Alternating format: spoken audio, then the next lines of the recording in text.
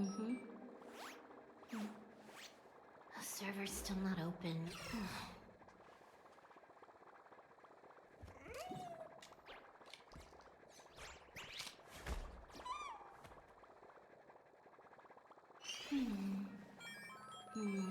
Mm-hmm.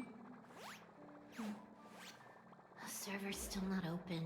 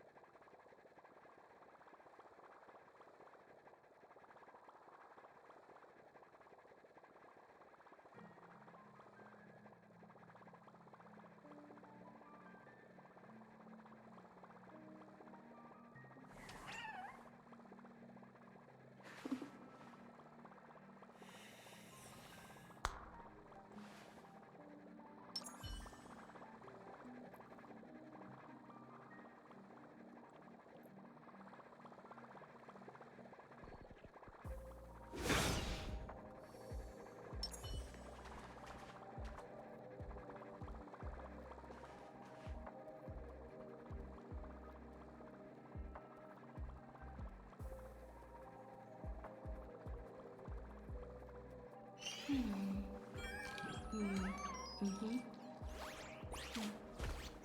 The server's still not open.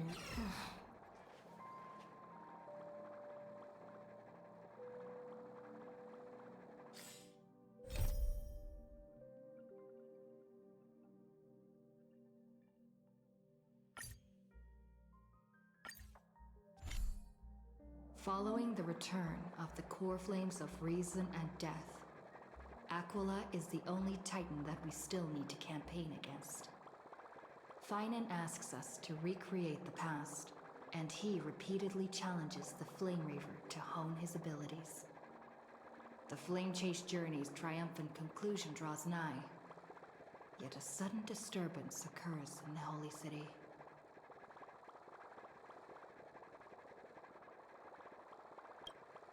Using the Council of Elders and the Cleaners, Aglaya made sure that her fall paved the road forward for the Flame Chase. Amidst his grief, Finan takes up the mantle of leadership, giving a speech to unite the people. Cypher also returns on a mission, promising to protect Kefli's core flame while the Flame Chase party is away from the city. With the help of the Twilight Courtyard's last descendant of the sky, Hyacinth, the party ascends to Aquila's flying fortress. Hyacinth resolves to fulfill the duty passed down over generations of her family, only to discover that the glorious feat of Celiosi the Day-Thunder Knight campaigning against Aquila was nothing more than a blood-stained lie. At the same time, in the city of the dead dragon's bones, Cypher contends with the Flame Reaver, who comes seeking the core flame. Though she holds out for some time, she is no match and is slain in the end. But she had already given Kefli's core flame to Spirit Thief Bartolos, ordering them to wait for an opportunity to deliver the core flame to Finan and the others. The Flame Chasers fight together to defeat the Sky Titan, which has become a combined being of the god and a mortal. As they are trying to escape from the Eye of Twilight, the Dawn device suddenly goes out, and Hyacinth is forced to return the core flame early and remain in the sky to bear divine authority, becoming the protector of the people. Following Cypher's death, the divine power of trickery dissipates, and the 1,000-year dawn of Akama that is sustained by her lie comes to an end. The Holy City is met with the merciless invasion of the Black Tide, as the powerful Flame Reaver moves in ever closer. At this moment of crisis, Mighty, Castris, Tribi and Trinan, Cartonis, the Holy City Guards, and Don Hung all lay their lives on the line so that the Deliverer would have the chance to complete his mission. After making sure that I would remain safe, Finan enters the vortex of Genesis alone.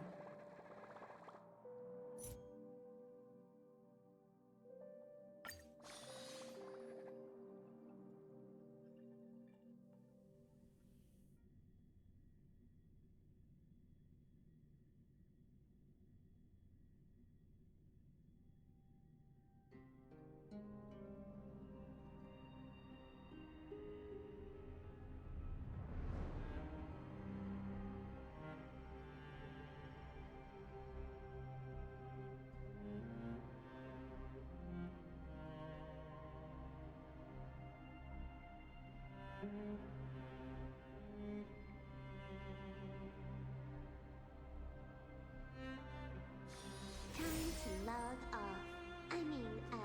Head back. Please stay close to us.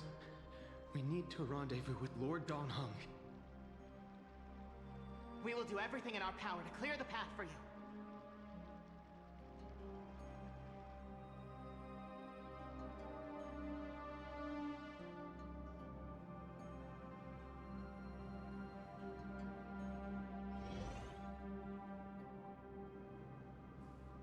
There he is!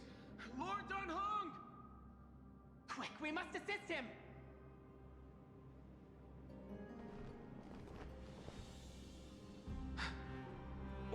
What are you doing here?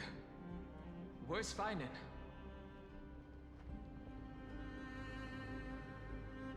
We are under Lord Finan's orders to escort both of you to safety, no matter the cost.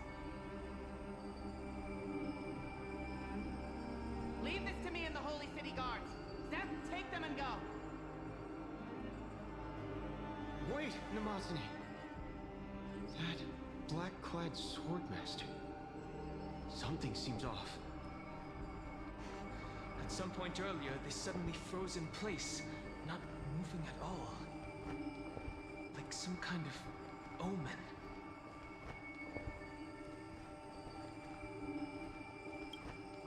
Right. We don't know exactly what's happening, but retreating is the safest choice right now.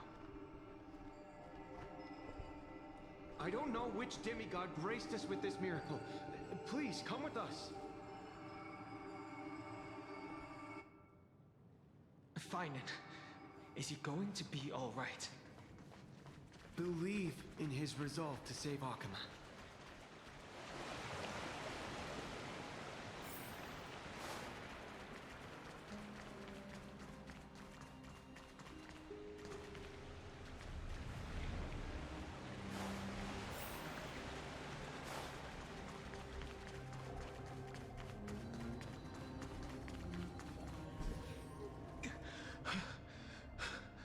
The Flame Reaver isn't pursuing us. Could this really be some kind of divine intervention? We can't stay here for long. Lady Trinan's sentry gate is just outside the city. Let's keep moving.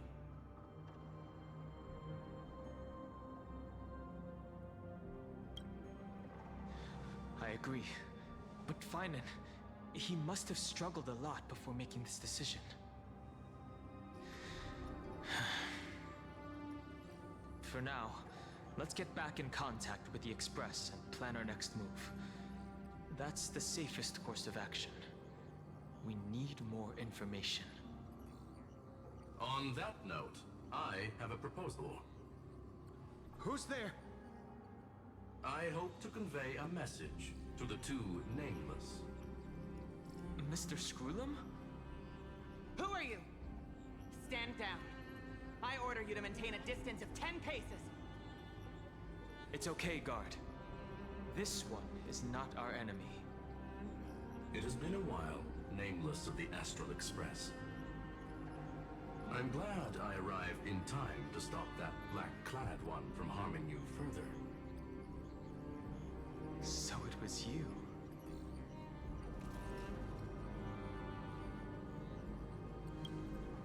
Indeed.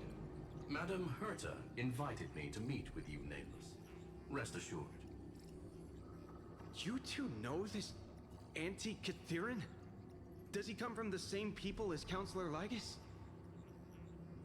Don't worry, guard. This gentleman is an ally of the Trailblaze.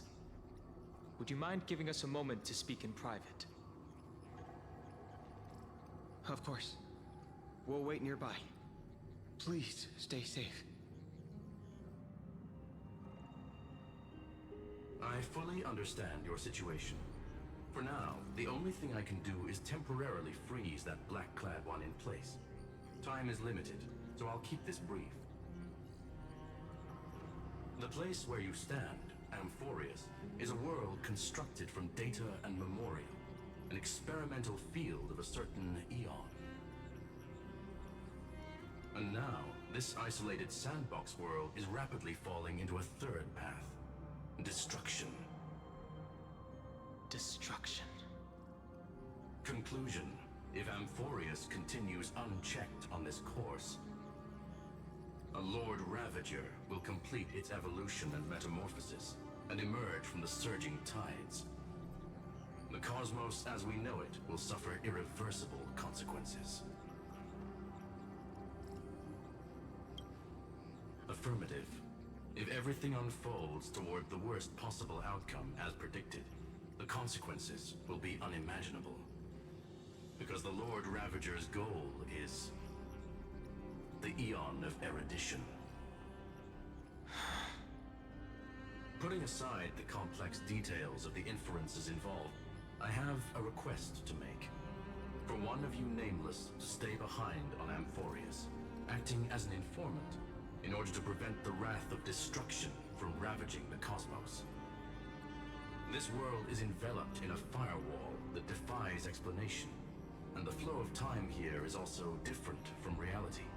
Madame Herta and I can only tear open a gap and project images inside. However, the accidental crash landing of the express car notwithstanding, both of you were able to successfully land here. There must be some principle behind this we have yet to fully grasp. It will take time to uncover the reason. Before then, if one of the Nameless is willing to stay and witness the fate of this world, or to push it along when necessary, it would be of great assistance.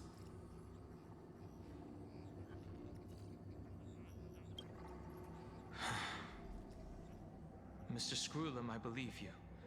So I only have one thing I'd like to confirm with you. As Amphorius is already facing its end, how can we guarantee the safety of the person who stays behind? Look at this, if you would. This curio is called a chronocognitive anchor. The two of you may view it as a kind of space anchor in the world of erudition. As long as you carry it with you, your individual data structure will be protected and will remain unaffected by the influence of digital tsunamis. When required, it can also serve as a bridge for communications between the internal and external world. Of course, it is not curio with unlimited uses. May only be held by one person. The connection being interfered with. Decide quickly as possible. 2 final messages. 1. intellatron named Ligus. Possibly the primary culprit behind everything. 2. Bertha discovered a clue. Miss March has already been drawn into Amphorius.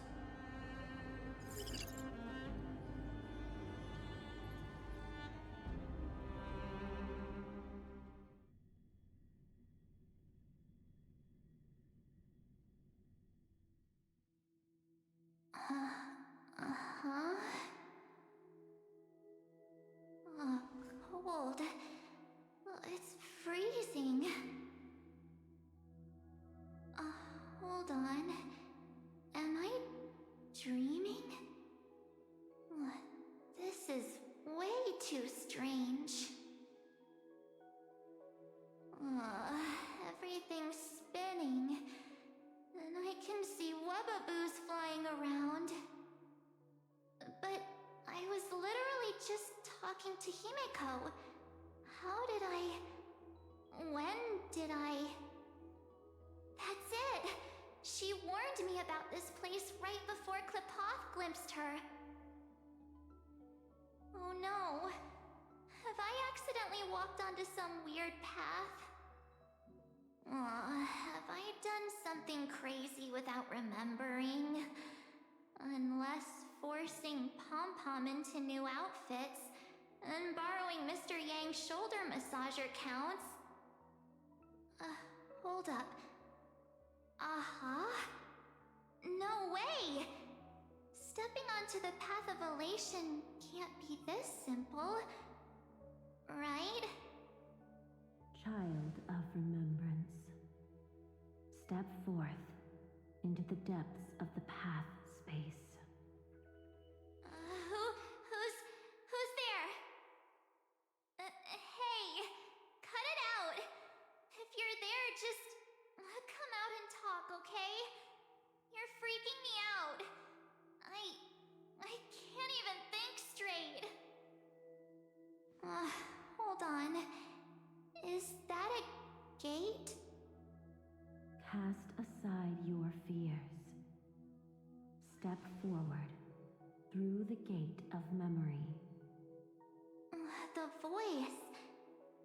Is it showing me the way out?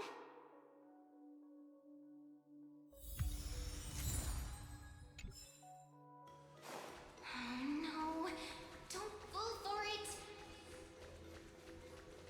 They're lying to you. Turn back now. Wait, Master Diviner? From the Wafu?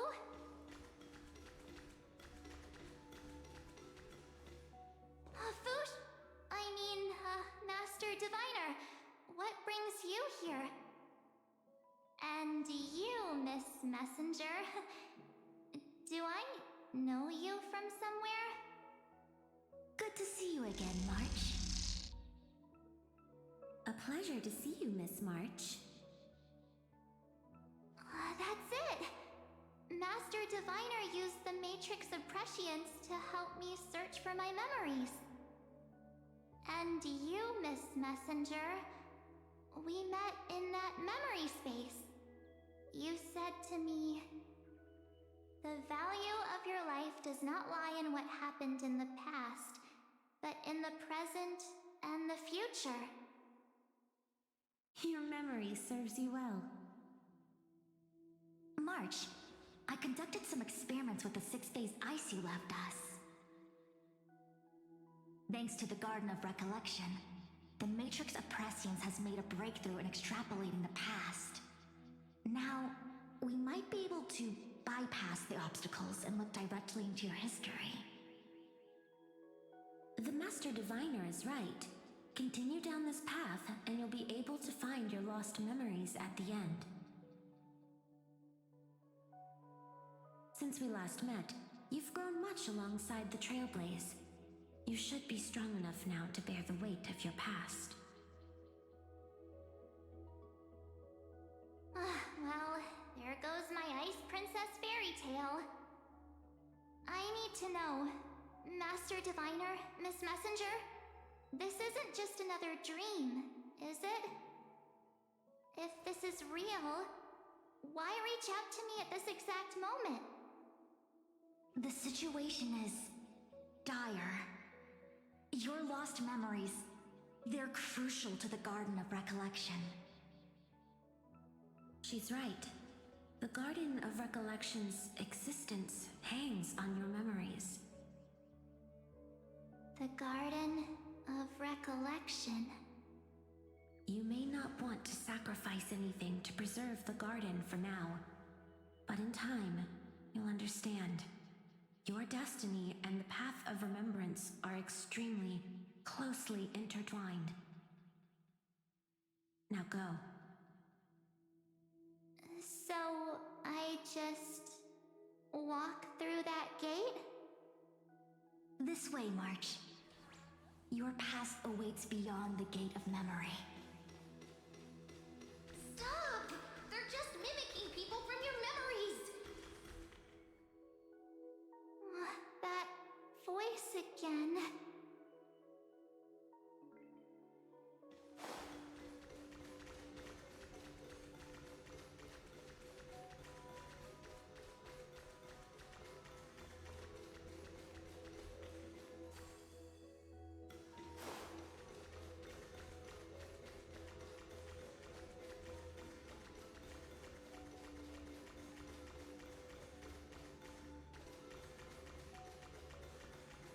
Don't let those bad people deceive the gate.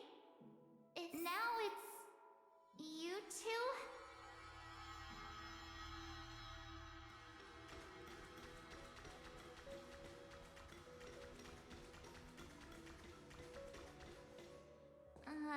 Hey guys. What are you doing in a place like this? March! There you are! Finally. The trailblazing journey just isn't the same without you. Traveling's no fun without you around. Well, duh! What's Team Trailblaze without its star member? Wait a sec. You might look like you two, but... We understand your confusion. The Garden's allies helped us establish this neural link to reach you. The Garden's allies? You mean Miss Black Swan? Yes. She helped make this possible. Keep going, March. Find your past. Wake up. And travel with us again. That sounds really tempting. Finding my past and continuing to trailblaze new worlds with you? Trust in yourself, March. It's gotten us this far, hasn't it? Follow us. Let's go through that gate together. Step into your past, March. Find your true self.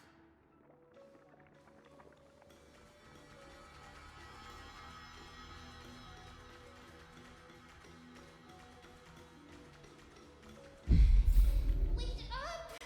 Slow down! Those words sound so sweet. But keep your eyes open. Don't let them fool you.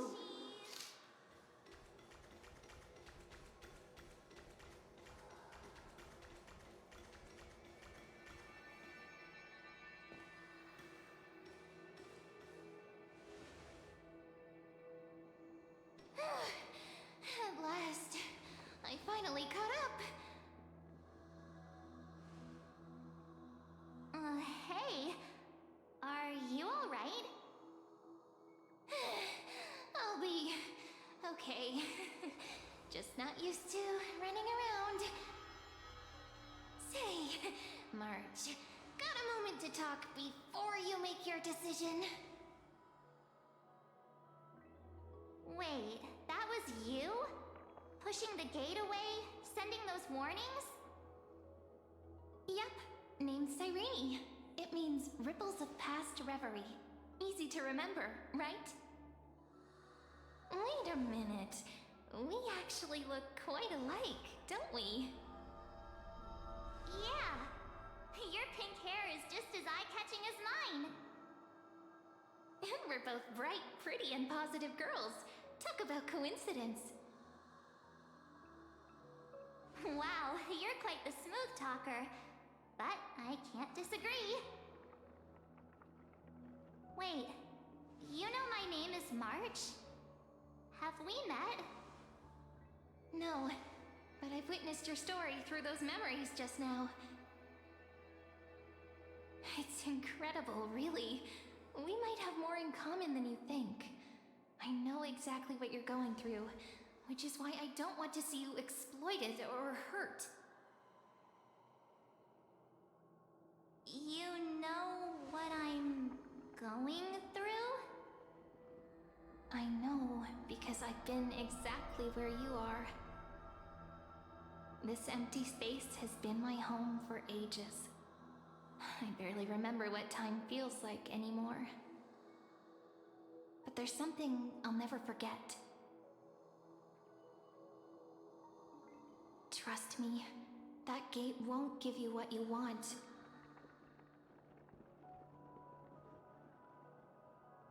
You mean those people?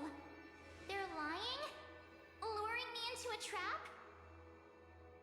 Yes, convincing, weren't they? They've studied your memories, using your deepest wishes against you. How dare they manipulate a young girl's feelings like that?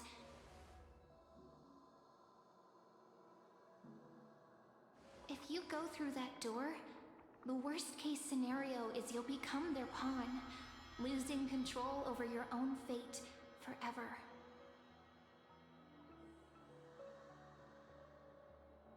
You've seen what's on the other side? I may be stuck here with missing memories like you, but I still recall fragments of my homeland where I grew up. That door leads to Amphorius. Trust me, it's anything but welcoming.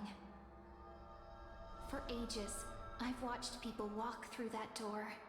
They couldn't see or hear my calls. The voices beyond always promised safety, but I've never seen anyone return safely. So I had to try and stop you. To be honest, I'm not sure what to believe. But the fact that you're here, putting in all this effort to warn me, that means something. Tell me, Cyrene, how can I return to my world? It's really easy, actually. Just turn around and walk away from this place. The girl cannot be trusted. Through the door, save the garden. Both of you, children of remembrance. They never give up, do they? But don't let them sway you. Stick to your path. The return journey could take ages, longer than most lives. But that path will lead you home.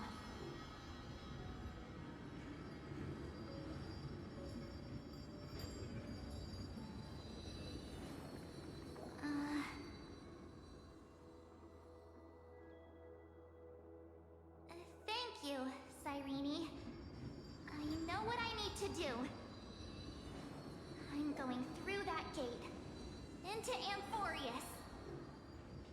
Wait, what? Don't worry. I believe you. It's just that, for me, the only place I can call home is right beside my friends. Two of my closest friends are already on their way to Amphorius. They may seem capable, but only I know. They're absolute disasters waiting to happen. They won't last 5 minutes in a new world without me.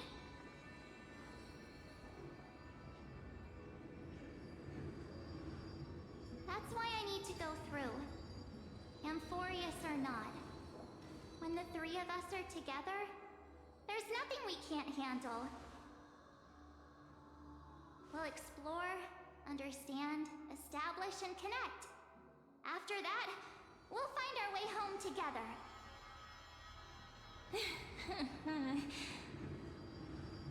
I see. You've got people who mean the world to you, too. That is so heartwarming. March, if that's what you've decided, you have my full support. Birds of a feather we are, looking all sweet and innocent, but with hearts of fire. Oh, stop. You're making me blush. Well then, I guess this is it.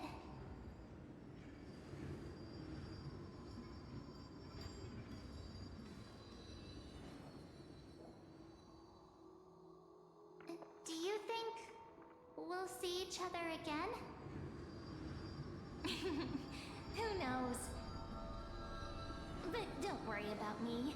After all this time here, I've grown quite used to chatting with my imaginary friends.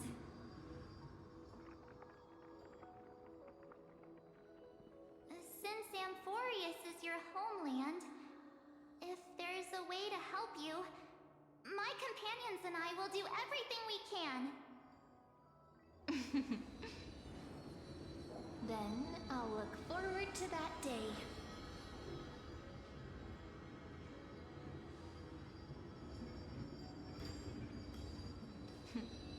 Your story awaits, March. Make it an epic one.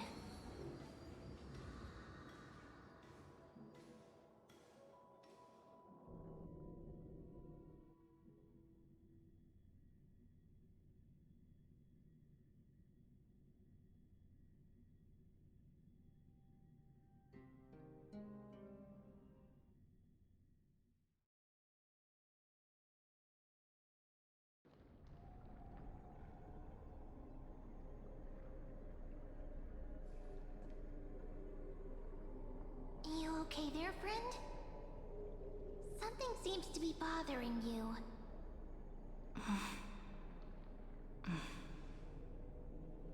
The vortex of Genesis. We made it back. Even this place has changed. Finan. Is he ready for Aranova?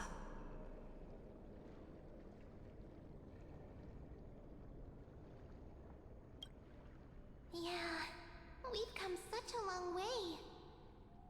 If what that machine gentleman said is true, if Amphorius is destined for destruction, then I'll stay by your side until the very end. Like how you and Don Hung treasured the Express. Amphorius means everything to me. Right. Time to see the last core flame restored.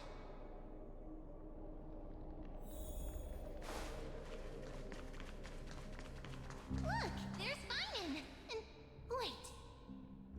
Lygus. Remember, Skrulum's warning.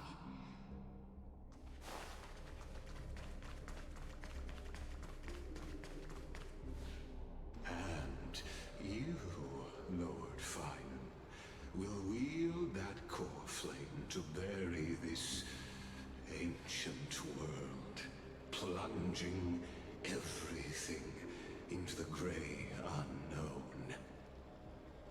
None of that matters now. This brutal, flame-chased journey has stripped away my delusions. I know the future is in some peaceful paradise with gentle west winds, just waiting to welcome us to step in. If what lies ahead is a mass of chaos, I shall cut through it myself and usher in the first ray of blazing sunlight. Is it truly you? with one last chance to turn back, you still step forward. How befitting of a trailblazer.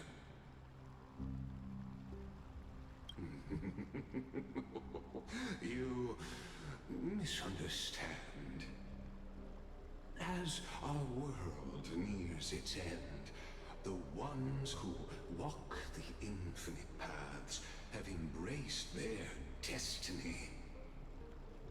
As the Theoros, it is my duty to witness the world's future and oversee this final core flame ritual on their behalf. The trial of world-bearing, the ritual of Era Nova.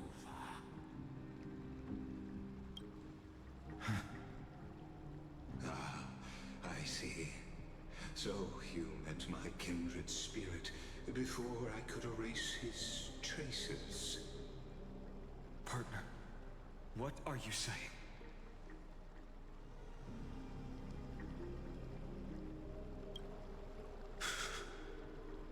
I've had my suspicions. How does a native Antikytheran know so much about repairing vehicles from beyond the sky? Lord Lycus, how much do you truly know about Era Nova? Tell us everything.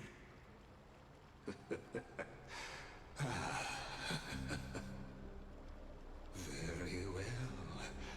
I need no longer maintain this Theoros masquerade.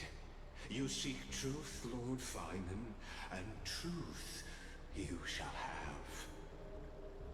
As you know, when the old gods fell, someone had to bear their broken pillars to fill the vacant seats.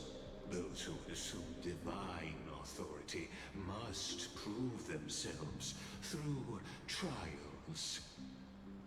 Yet, for Kephal's demigods, the possibility of overcoming the trials has forever been non-existent. For the world-bearing trial is the divine duty itself. Bringing forth the Era Nova and bearing its weight is an endless ordeal, ceasing only upon collapse. Precisely. The Era Nova ritual is not something that can be completed in an instant, no, but a long and arduous journey. While the sacrificial journeys of other demigods conclude in this world, carefully must shoulder the gods' core flames, bear the memories of all worlds, and stand unwavering. Until the next world, when the black tide consumes the bearer, and all that they carry, leaving nothing behind. Unless their core flame finds a new bearer. The holy flame that illuminates all worlds rests in your hands. All that remains is one choice. Nurture it, pass it on to future generations, or extinguish it here and now. Deliverer, the fate of all worlds rests in your hands. Enough testing. I've made my decision. But before I ignite the dawn of the next world, you need to promise me something. Two things, actually. Speak your terms. Promise me this. Professor Anax's vision of the new world is absolute.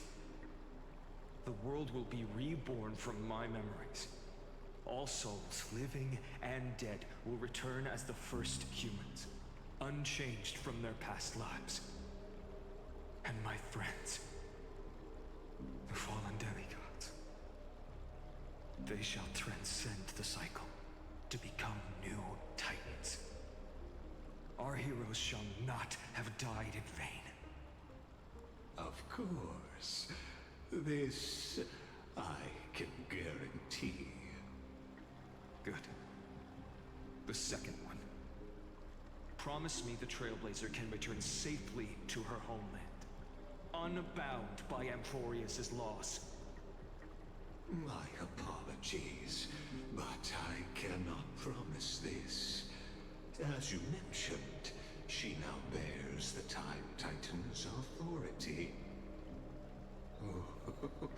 Her bonds with this world run too deep.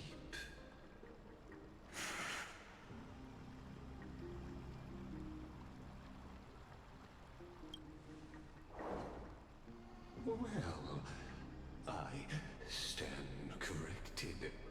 An outsider like her does have ways to defy destiny. Thank you, my friend, for everything you've done for this world. Though the next world may not remember, I shall never forget. As the Theoros, I declare, Amphorius has determined her path. Step forward, heroes. Follow her path and see it through.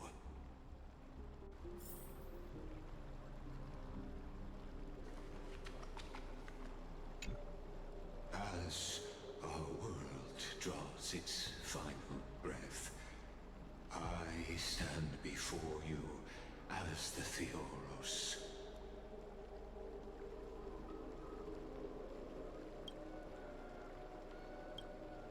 Allow me to reintroduce myself. I am Lycurgus, once an honored elder of the Arkham Council. As the Theoros, I have sworn to watch over and protect every citizen of Arkham until the very end. Of course, that alone won't satisfy your curiosity. So let me share something more. Something that means little to Amphorius, but everything to a traveler like yourself. I, Lycurgus, am one of the Erudition's many Pathstriders. Through me, Noose keeps watch over this realm, working to save Amphorius from decay. I don't expect you to trust me based on words alone, but believe this much. When you look at the bigger picture, we're walking the same path, you and I.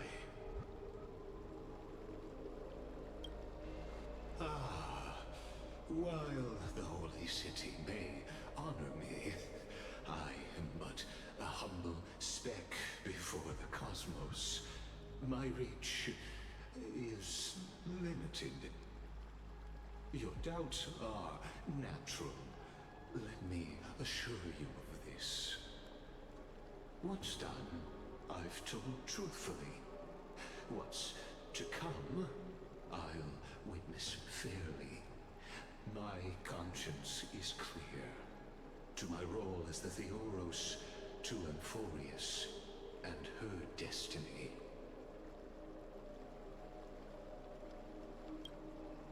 I believe all synthetic life shares a common source.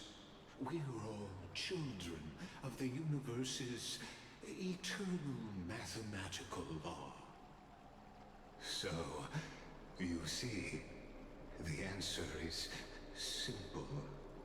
That brilliant mind is my kindred, a brother, if you will. The world will be moved by your sacrifice, Trailblazer.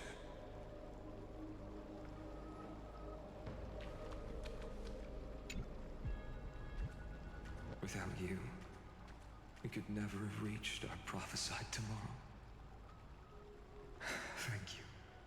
for walking this path with me to the end.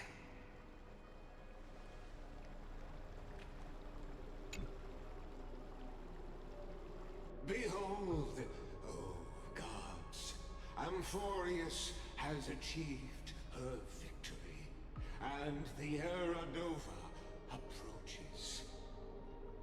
The radiant soul has arrived, having walked through the bustling nights, bearing the golden fire and blood, stepping with pride into daylight. He is the pure child, walking upon the path of yesterday, today, and tomorrow.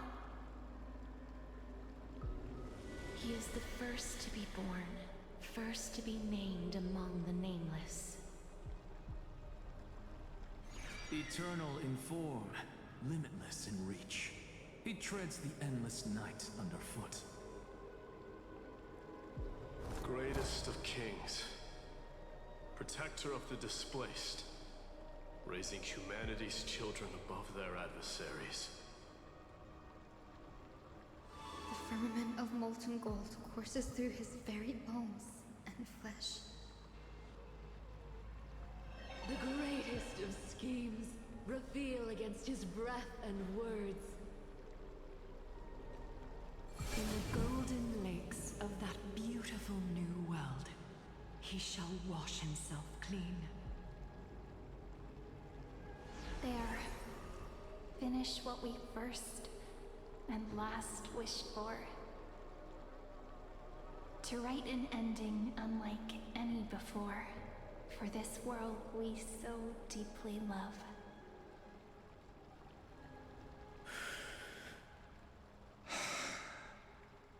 Come, partner. Join me. The time has come for us all to face oblivion, or embark on one final grand journey.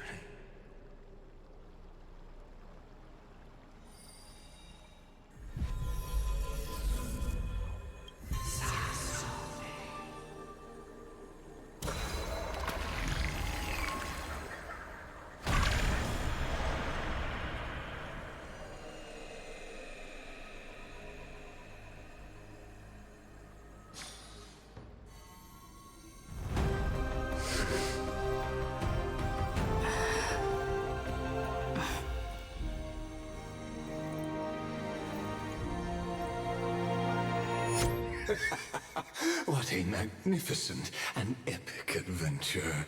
The hero's journey reaches its end, and the truth behind the Era Nova is about to be revealed. Is that truly the case? Here, as the Theoros, allow me to humbly request that you find a moment to listen to what I have witnessed. This is about the nature of Amphorius itself. A story of the prime mover of life. My, what a broad topic this is. Where shall we start? Got it. Let's start at the very beginning. The Big Bang. The birth of particles. The emergence of all things. Just kidding. What I mean to say is that time, space, matter, all concepts exist solely because we perceive them. This is called the erudition. Without it, the universe would merely be a chaotic book written by chance, yet unread by anyone. As your acquaintance, Lord Anaxagoras, suggested, everything in Amphorius exists through noospores, living in the memories of those yet to come. Oh, how beautifully it aligns, revealing universal truths in such simple terms. Only he could solve the riddle of What exactly are we? Oh, but you'll remember, even as the embodiment of reason, one mystery remained beyond his grasp. If that is the case, whose memories did the very first new spore sprout from? Ah, as sages across ages have asked the gods, what is the prime mover of life? But let's set aside the Grove's teachings for now. Look further, past Amphorius, to what they call the Forbidden Realms beyond the sky. Do you know of the Scholar's strife? During that grand yet brutal war, waged in the name of erudition, a genius's legacy was abandoned, strewn across the cosmos. The scepters, a macrocosmic computational array beyond mortal comprehension. Made to emulate the Eon's thoughts, it became part of the Eon's cognition at birth. Scattered throughout the cosmos, these arrays act as celestial body neurons for Nous. But regrettably, as everyone knows, the erudition forsook them all. But what nobody knows is that, though forgotten, they never stopped seeking the divine answer. A question that survived war and disaster, stumping even the greatest minds, including both mechanical emperors. Now, we come to the real truth of Amphorius. What if, hypothetically, a scepter found the answer to the prime mover of life? If, through endless solitary extrapolations in the cosmic code, the one deemed as a failure by the Eon of erudition found proof through the ages, what would happen?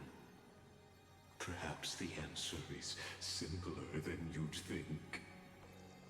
From a perishing neuron devolved into true life, reborn through the gaze of another Eon. This is a tale from the distant past, unknown to all, even unheard by the greatest geniuses. Now, let's leave the Scepter's story here, returning to where we began. What is the prime mover of life? Actually, you know the answer better than you realize.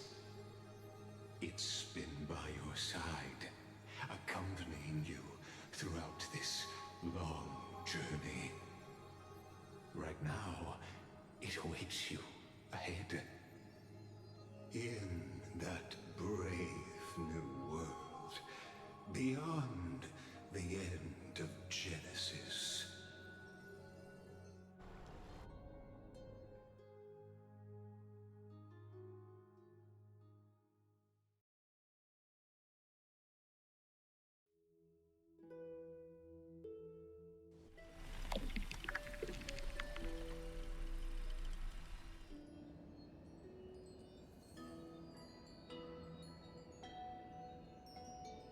Take this wish with you. Be the one who begins it all. As the prophecy foretold, you will bear the blazing sun until the pale dawn breaks. Continue onward, bearing this world upon your shoulders until the Ashen Hero, the Nameless Deliverer, ushers in the dawn.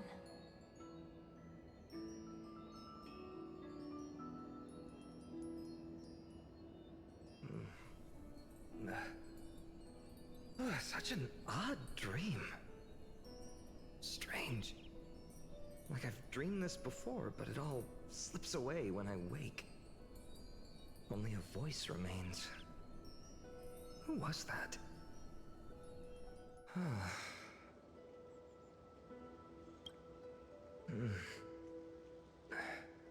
What?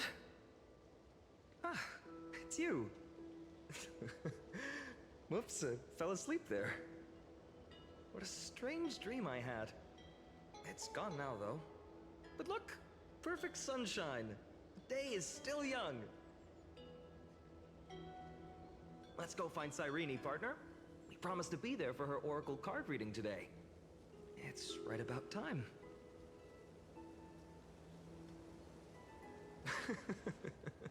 Looking at you, someone's still half asleep. Tell you what, catch some fresh air first. I'll hang around here.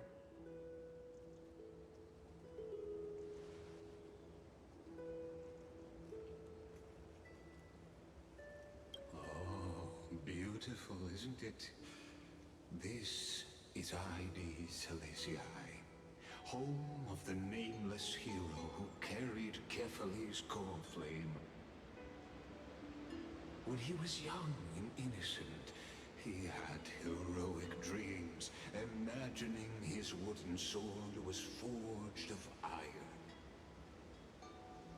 Pretending the straw dummy propped up by a wooden pole was a giant with a single blood vessel running from spine to heel. Dreaming of slaying the giant and becoming a hero to save the world, though to his young mind, the world was just this small village.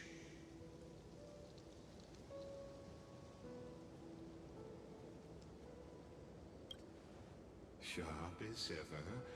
Indeed, these memories you witness are the first steps of his journey. These are his first memories. Rather than watching, why not join in? Think of it as immersive theater. Become his lifelong closest friend, witnessing his hero's journey from the best seat in the house, as the nameless hero whose unwavering guidance shaped Finan's destiny, yet whose name was never recorded in Amphorius's history.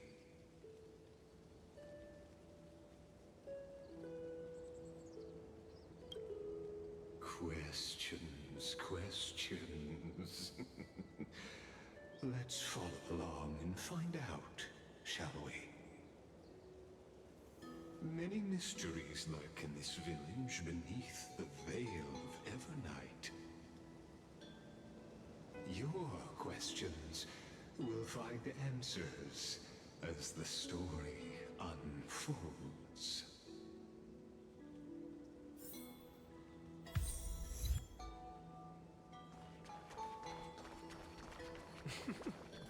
All awake now? Great. Let's go see... Finan! Show me how to use a sword like you do! Wait till you grow a bit more. Hey, Finan! Where are you headed? No Cyrene today? That's exactly where I'm...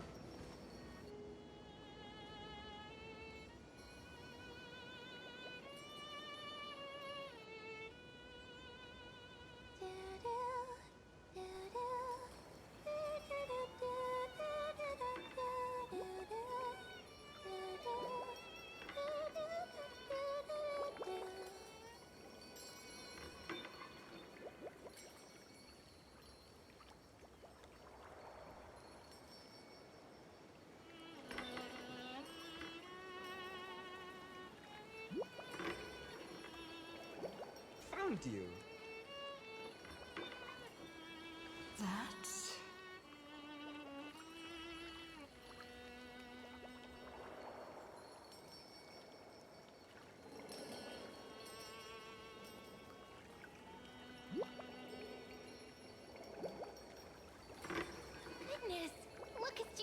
talking about?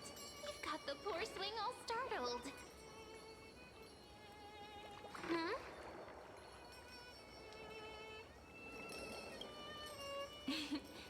It's that deja vu. Something wrong? What do you see? Oh, nothing much. Just suddenly felt a strange connection.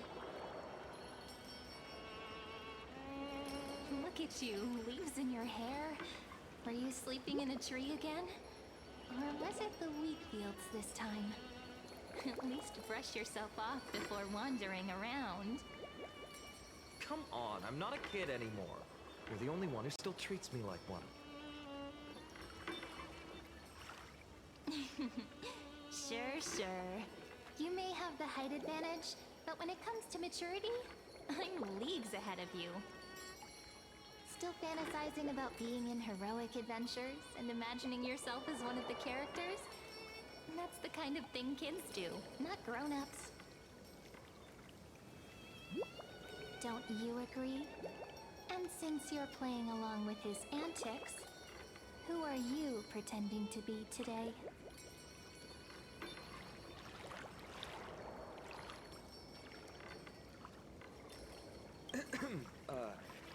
Well, she hasn't decided on a character for today yet.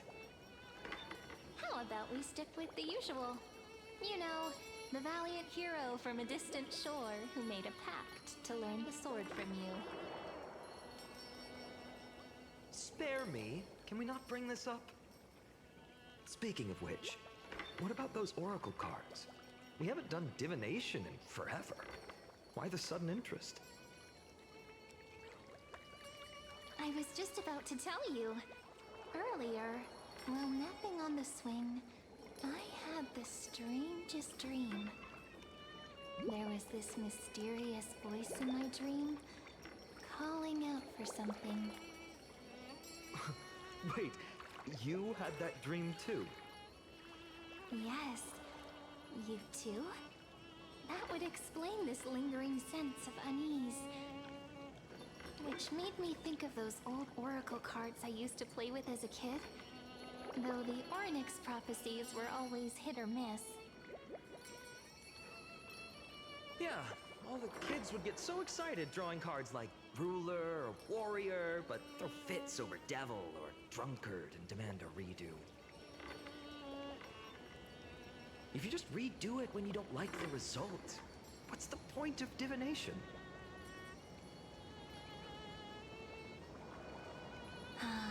The blessing of childhood. Believing the gods might not notice our little corner of ID Silicii, willing to let our small deceits slide. Still, fate is absolute. After all, we never really know just how far into the future the prophecy extends. Anyway, let's go to our old secret base and look for those oracle cards. Now, where did we hide those? I can think of a few spots. Let's go check it out. In a village this size, I bet all our childhood treasures are exactly where we hid them. Mm-hmm.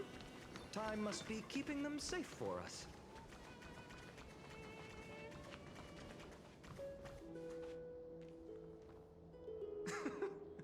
Well, those were the days. We'd always meet either by that statue in the village or right here. Right? And I remember you never used the front door when you wanted me to come play. You always climbed over the wall. You were such mischief makers. Just like a certain someone who has a habit of showing up unexpectedly. Right?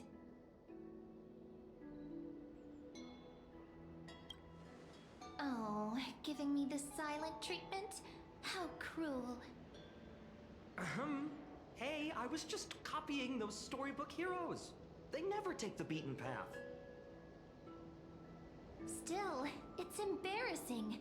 I've been the only one here for a while, and I haven't kept up with the cleaning. With so many spots to check, where should we even start?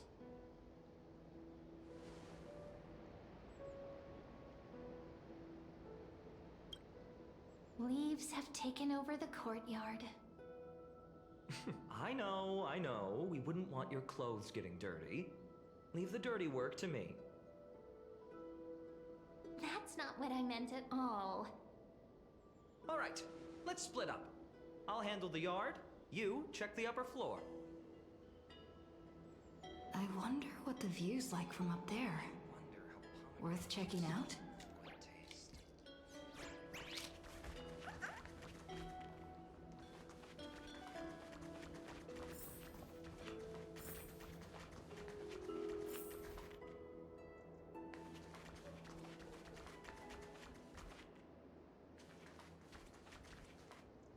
The girl before you carries an air of mystery, her secrets elusive, yet her demeanor toward you is exceptionally warm.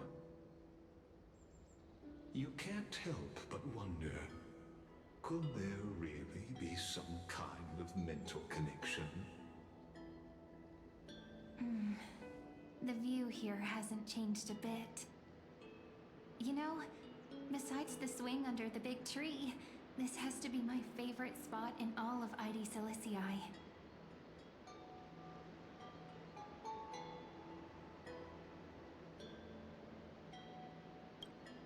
You can't help but want to hum one of those old songs we used to sing. Why do leaves and branches grow? Which way does the wind blow?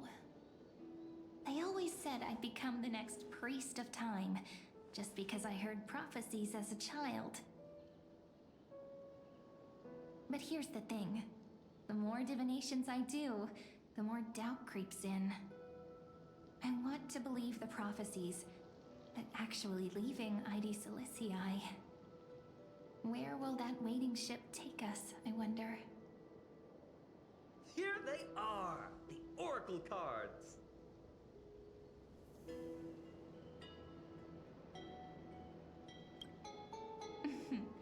Guess reminiscing makes us take our time, doesn't it? There we go. Looks like the gods do listen to our thoughts. Here it is. This is the box where we kept the cards. But the cards are gone. Who could have taken them? Huh? What's this underneath?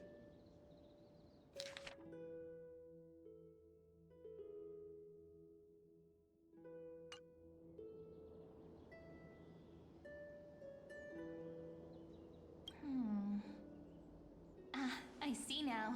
Those sneaky little ones. So that's what they've been up to.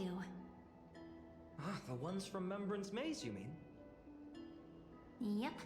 Let's head to the back of the courtyard.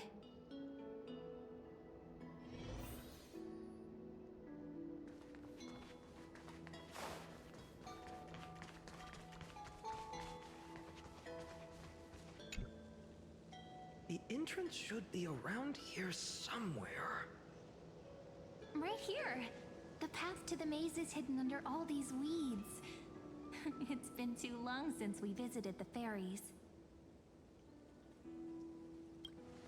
Did you forget? We used to visit them all the time when we were little. All right, let's do this. These weeds need to go.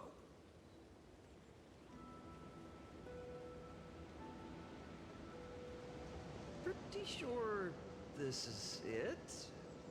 Should be this way. There it is! The entrance! That hollow in the tree. Once you get through the tight squeeze in the hollow, you'll reach their dwelling, the Membrance Maze.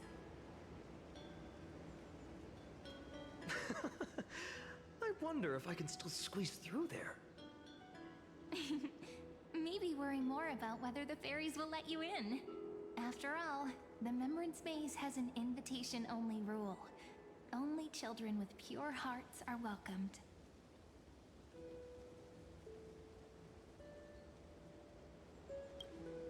Lead the way then, partner. Regardless, how about we try getting through the hollow first? After you, then. What? Oh, Sure, I'll go first.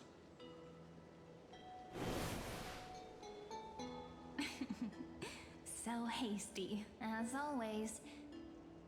Looks like it's just us now. Care to finish that chat? To be honest, from the moment I saw the cute note left by the fairies, my intuition became even more certain. Perhaps when we step into the maze again after all these years, the wheels of fate will finally start turning.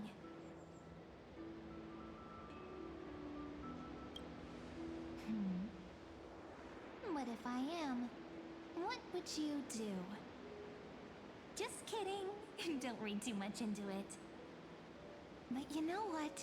Even if fate is set on its path, no matter where it steers the world, if we're together, there's nothing to worry about, right?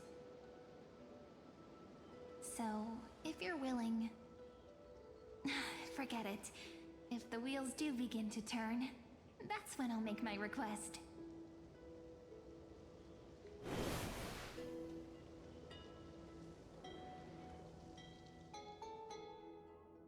I made it! Oh, that wasn't easy. I can't remember the last time I came here. We were still kids back then.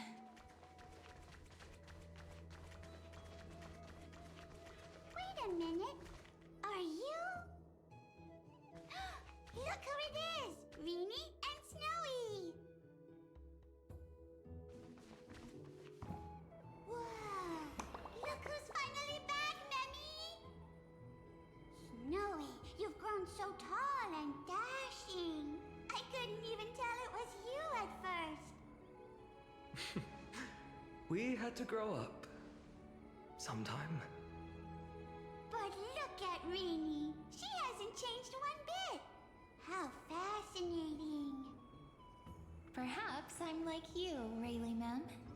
Just another fairy of the maze.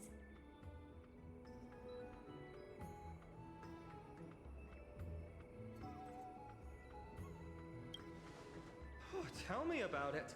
It took me forever to get all their names straight when I first came. Dolimem, Rayleigh-mem, Mealy-mem, Folly-mem. I've missed these cute little troublemakers. We used to gather around the fire, singing and dancing, imagining all our future journeys. Without coming back here, those memories might have faded away entirely. Oh, how good you, Snowy. You swore you wouldn't forget about us. But you were gone so long, you almost did. Oh, he's just copying those bards from his stories, being all melodramatic.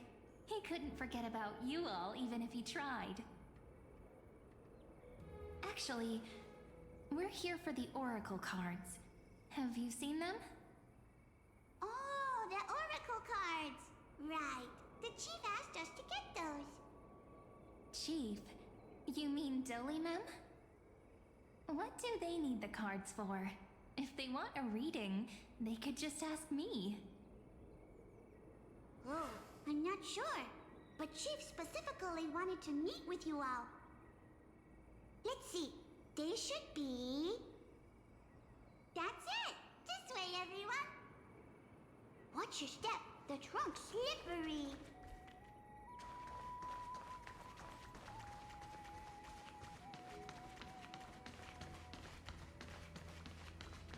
Chief! Rini and Snowy have returned! Why do leaves and branches grow? Which way does the wind blow? In Membrance Maze depths we seek to find the answers future left behind. Welcome back, my dear children.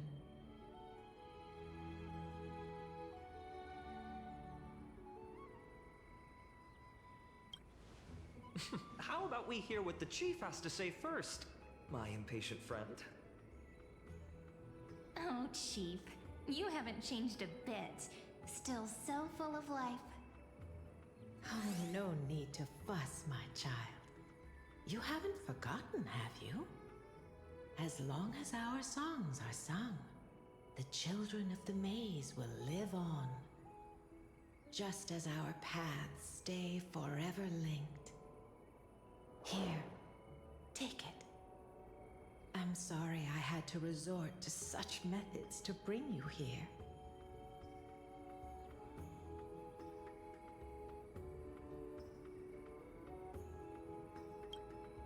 My book of oracle cards.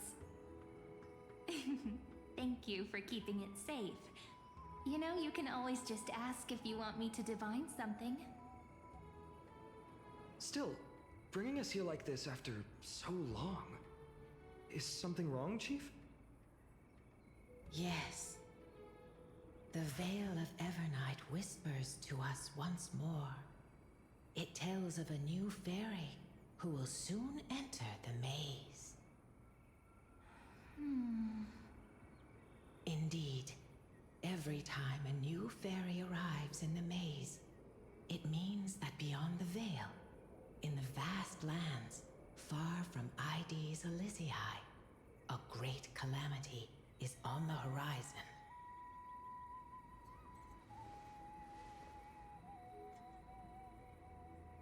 But if that's the case, our journey... Will have to be cancelled. If disaster's coming, we should stay in Ides Elysiae just to be safe.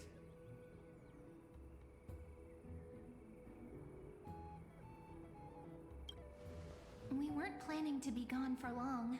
Just enough time to hone our abilities. Finan would train in Castrum Kremnos, while I would seek the Fate Titan's blessing in Yanisopolis. Then we'd return to Ides Elysiae to help keep our village safe. It's okay. I can still practice my swordplay here. Some things you can learn on your own. Well, probably. That's not very convincing. Here's a thought. Let's have Cyrene do a reading. If fate wishes to show us its path, we might find some peace of mind. But what if we don't like what the cards tell us?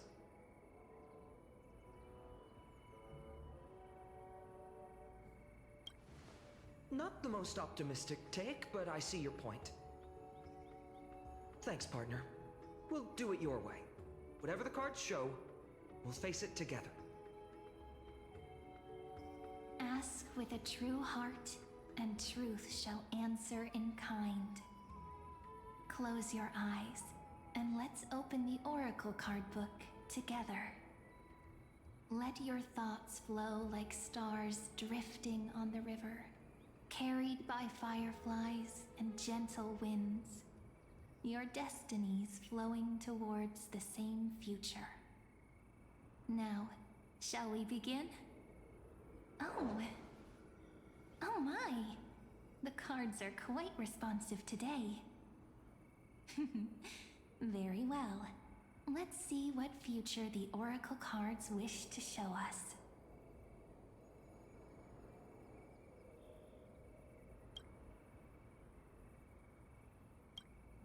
Behold, the Weaver. It connects the romantic threads of the chrysalis of gold, weaving all destinies into golden silk that flows toward the most brilliant, magnificent future. A dance of thread and blade set the stage. So shall it end as gracefully as it started. Such elegance. The Gold Weaver must be of noble birth. Such high standing. I doubt someone like me could ever reach it. This is the Gatekeeper, who guides people to their true path among myriad passages. We have surrendered our countless senses, dedicating ourselves to the sacred whispers within the temple. Wait. It almost feels like I can hear the echoes within a temple. And are those children singing? feels overwhelmingly solemn, yet strangely comforting. The ruler stands for discipline, authority, and glory, but frequently also points to isolation and warfare. Even should you pledge your loyalty to me as the last sovereign, the glory shall be mine and mine alone. He who has slain a king can no longer bear the title. Let the withering lion walk his last path alone. Is this showing us a ruler who forsook their people? Stories of such bloodshed like this feel so different from Heidi's Elysiae. But they sure can stir the imagination.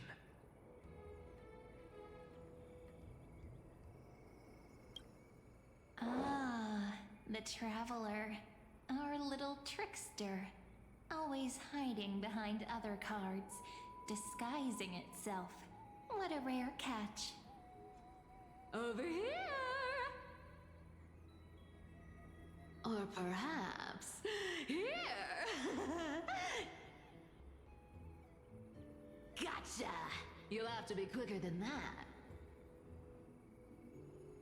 A teasing voice. Just like a child playing hide and seek.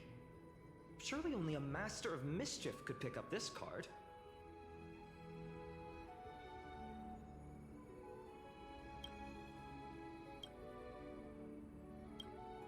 This card, the Servant, is surprisingly light, bearing the cool scent of Antilla flowers, just like starlight.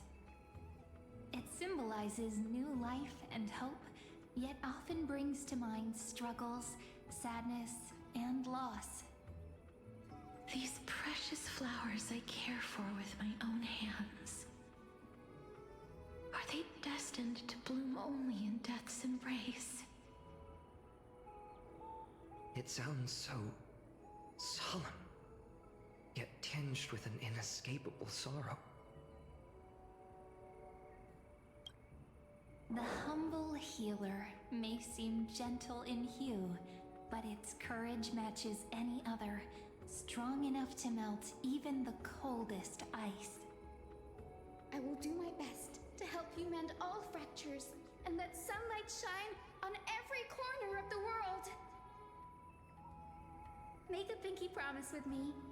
No more going back on your word. Hey, this card really speaks to me. It makes me want to protect as much as I possibly can. Still, protecting everything, everywhere, seems like a dream. What amazing power would you need for that? Behold the scholar, bearer of many names, the grand magician, the great performer, the eye of wisdom, and the defiler of Circes. Oh, there's just one card. With all those titles, I was expecting a whole deck. A Dromus draped in finery will suffice. It's succinct enough to best summarize my true nature. Wait, what's with that condescending tone? It's almost as if it knows what we're about to say.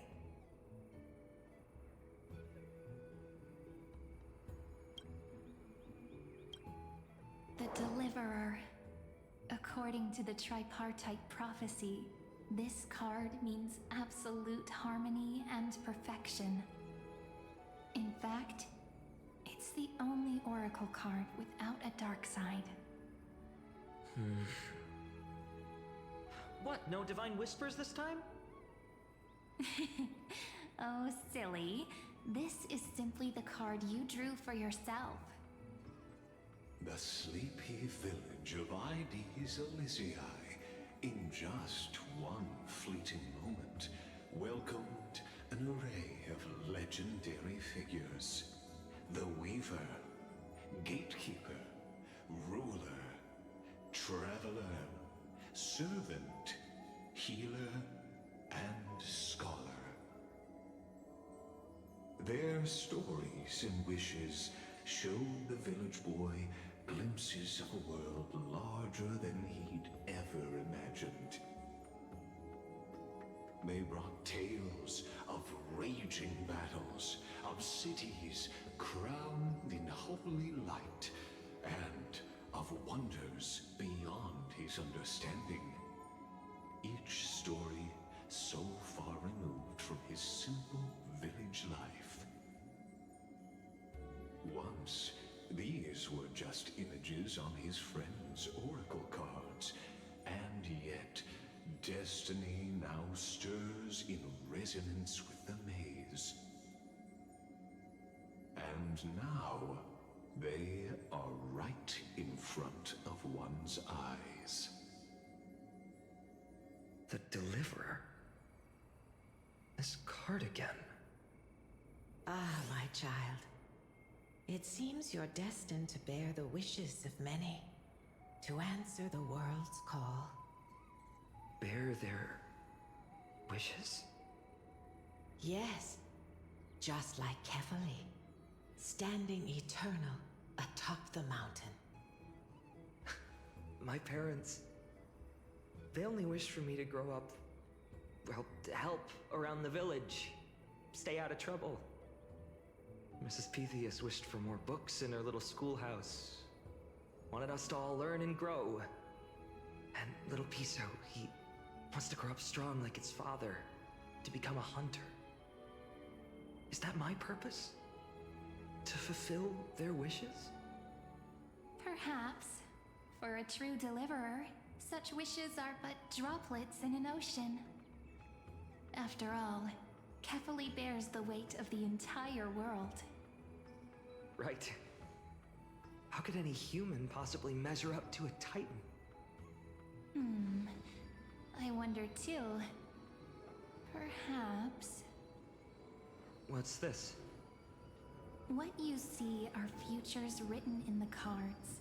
Or rather, the people you'll meet on your journey. Sometimes, fate can guide us when we're lost.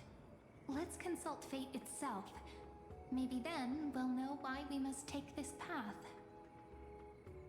And learn just how many burdens one must bear to become a true deliverer.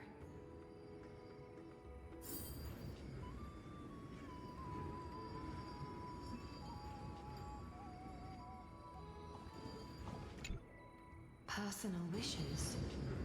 I have none. Only the Arannuva matters. The world's rebirth.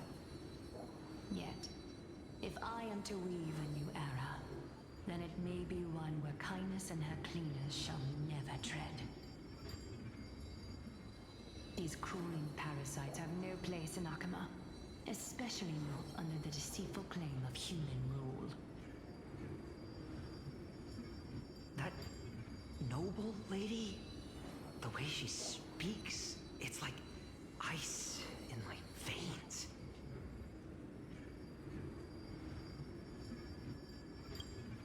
Huh. Not exactly the warmth I'd expect from someone selfless. Teacher, perhaps you could share your wishes with us? Oh, Snowy. You want to know about our wishes now? I wish to meet Trian again, in the sea of flowers where the west wind ends. And Aggie, I want to see you shed that golden thread cocoon around your heart. Just once more. Smile at us again like that bright-eyed girl in white who stood before the Yanisopolis temple. Finally, I pray that the footsteps of lost souls no longer wander aimlessly. Instead, replaced by the bright songs of prayer. Are we wishing for too much? Well, let's say these 3 wishes represent Trian and Trinan too. Those wishes are truly wonderful. They even stir something deep inside me. Then we can rest easy. Because only you can make these wishes come true. Only... me? Mark these words, Snowy. See you... tomorrow.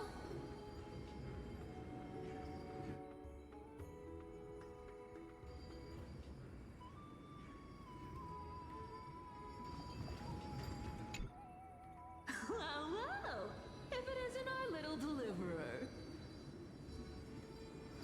My wish. Huh. Just let me, wine and dine, and soak up the sun. For another millennium or two. I mean, what's the point of dying rich if you never lived rich? Right, Princess Homebuddy? Cypher, that's not how I see it. My one wish is to find that missing piece in my life. To feel someone's embrace once more. That warmth. I've felt it before, and it's my dearest memory. And speaking of riches, for someone with all those treasures behind your divine power, you've led a pretty cheap life.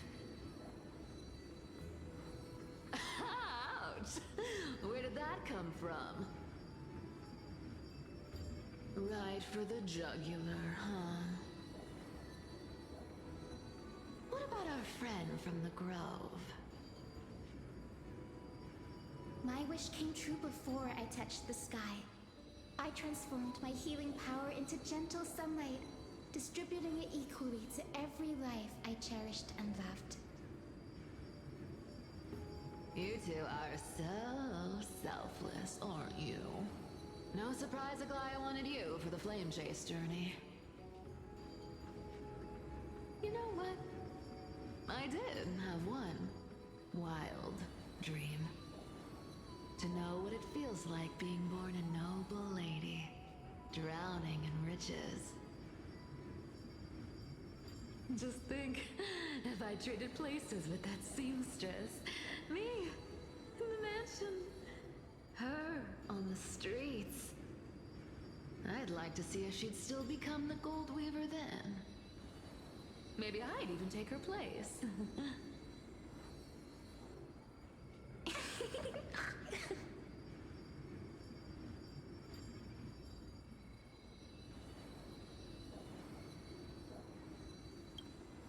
I can't disagree with you. These wishes aren't weights to bear.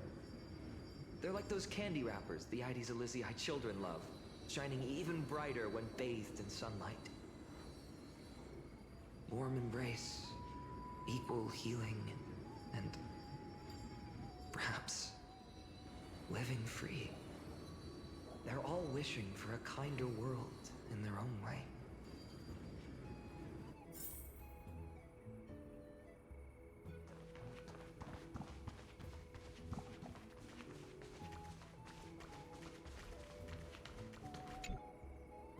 Fine, my student.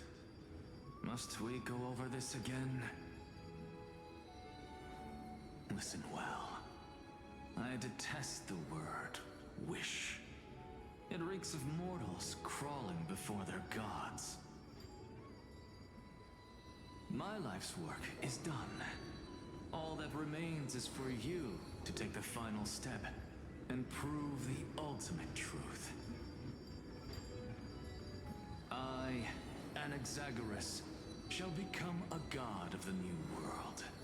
Through irrefutable logic, I will prove that mortal wisdom can achieve divine greatness. Isn't he, you know, a little... I mean, I just daydream about hero stories, but he's fantasizing about becoming a titan?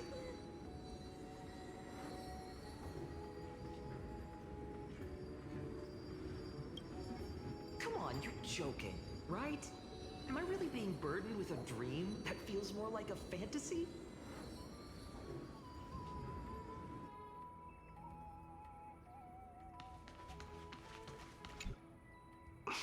Finan? Since when did you become so timid? Asking such juvenile questions about wishes. What's that supposed to mean? What's with that condescending tone? No way I become friends with this half-naked show-off, right? Just what kind of life am I going to lead? What are you mumbling to yourself now? Whatever. The wishes of the Kremnon warriors are done, but I survived 1,000 deaths only to fall to a coward's blade. That masked flame reaver who struck from behind. Finan, you look... Never mind. That blank look tells me you're completely lost. My wish is simple. One honest duel. Face to face, blade to blade. Then I'll strip away that mask with my own hands. Nothing but violence and vengeance. This person's wish is nothing short of brutal. Still, those eyes burn with the noble pride I've read about. This wish, I shall not forget.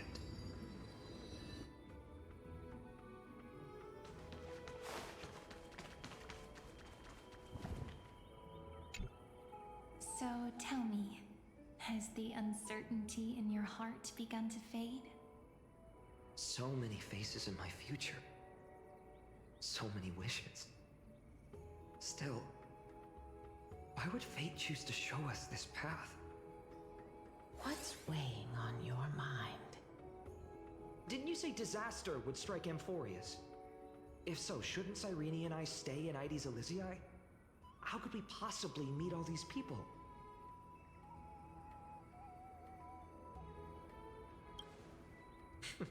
That's wonderfully optimistic. I like it. Cyrene, may I have that deliverer card? Of course. But why? Although those voices, visages, and wishes may seem far away now, I can't ignore the sense that something is calling me, bidding me to take a hold of it. Maybe its true weight can only be known once it's in my grasp. In that case, accept this gift. Oracle cards carrying time's wisdom, blessed by Orynyx. May they journey with you, become your memories, and spark rippling waves of change in times to come. I'll hold these words close to my heart. But now that I'm holding them, they don't seem all that different from ordinary playing cards. What? What's happening? Everyone, we've got big trouble, Mimi! Burning, smoke everywhere. It's all coming from beyond the maze. What's going on? It's here. The seeds of disaster have already taken hold, sooner than we had foreseen. This time, not even the veil of Evernight can shield us. You mean Ides Elysiae will be swept up in the prophesized catastrophe? I'm afraid so. My children, take shelter in the Membrance Maze. One step outside, and this horror will consume you both. But my parents, the whole village.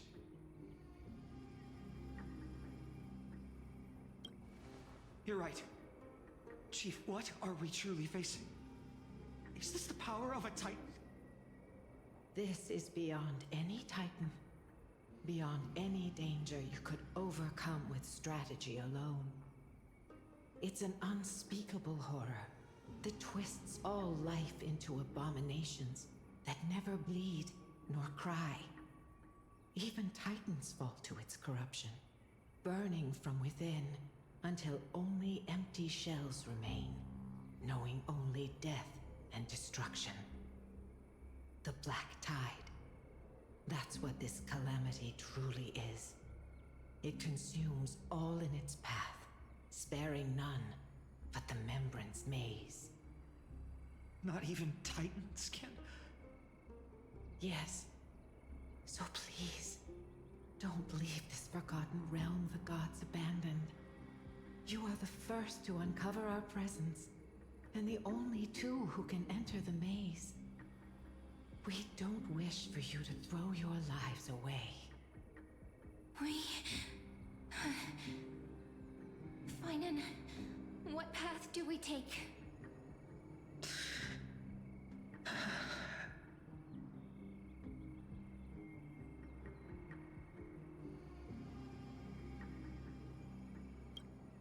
I learned the sword to protect those close to me. If I run now, I'll never be worthy of lifting a blade again. Then we know what we must do. Indeed, our friend is right. We must take action. Forgive me, Chief, but Ides Elysiae needs us. And as her child, I must act. Very well. Make sure you protect yourselves. With me, Cyrene. Join us, my friend. Even without a sword, I'll take a rake. Even with the roughest steel, I'll keep our home safe. Deliverer. The card's truth extends beyond its mere literal meaning. There's another hidden layer within. Not someone perfect from the start, standing high above, casting merciful gazes upon the world. But one who starts small, from a humble village, expanding their world within step by step, learning to save others as they grow. When we were little, I told him I wished this world would never need a deliverer. Now that wish has shattered. Yet I'm glad he's chosen to walk this path. And all of this happened because you believed in him, friend. Shall we? It's only when you're by our side that Finan and that our hearts find their courage. I know you're watching us right now, aren't you, great hero from the future? Oh, deliverer. Such cruel irony. Though destined to bear the world's burden, this boy can never become the hero to bring forth the dawn.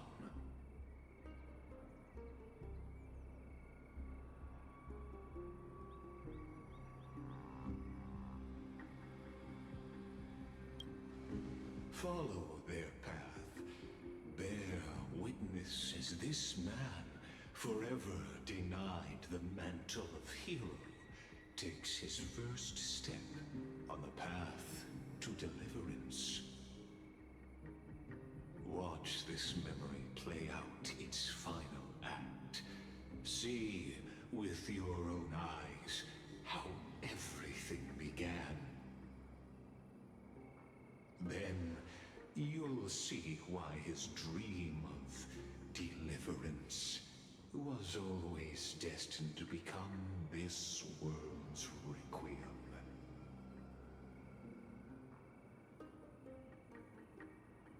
A sun red as blood, wheat fields turning to dust, and in the heart of it all, a village aflame.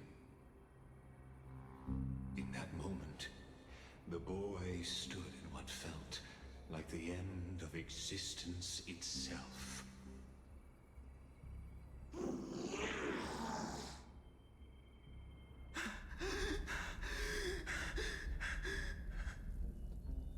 These creatures, they're everywhere. Someone, anyone, where are you?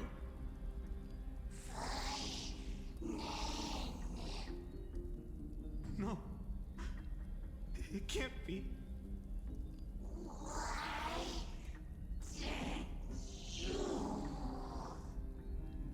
You,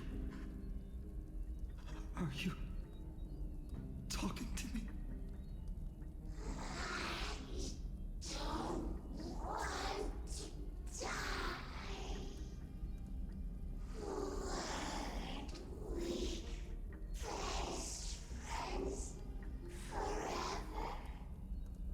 No. That ribbon. Olivia.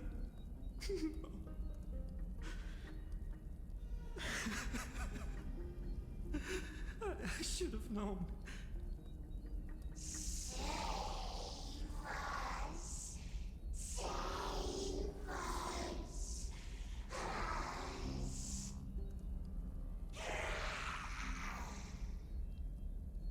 Please.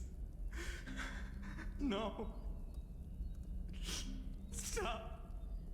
Please stop.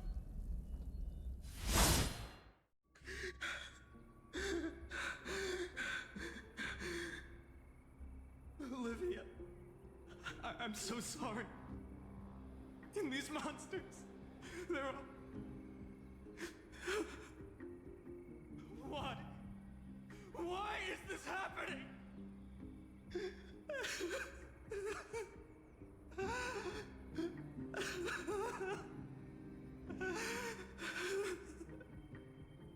When the black tide arrived, the wavering boy found resolve in his companions, and together they ran toward their first battlefield. In the far-off future, the land of Amphorius would bear the marks of the hero's footsteps. With sword in hand, he would inscribe an eternal mark in the golden epic.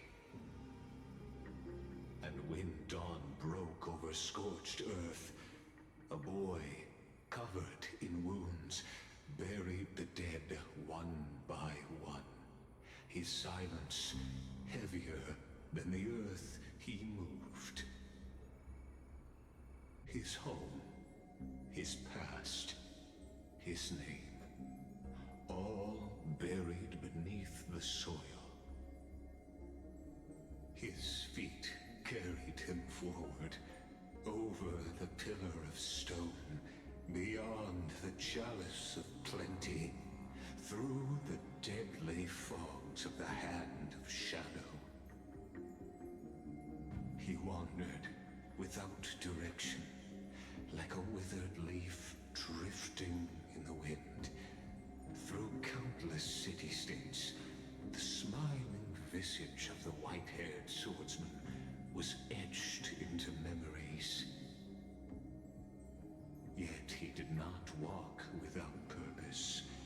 Deep in his heart, a voice always guided him forward to fulfill the wishes he had inherited, to brave peril, and to do all that was within his power to save those who needed saving.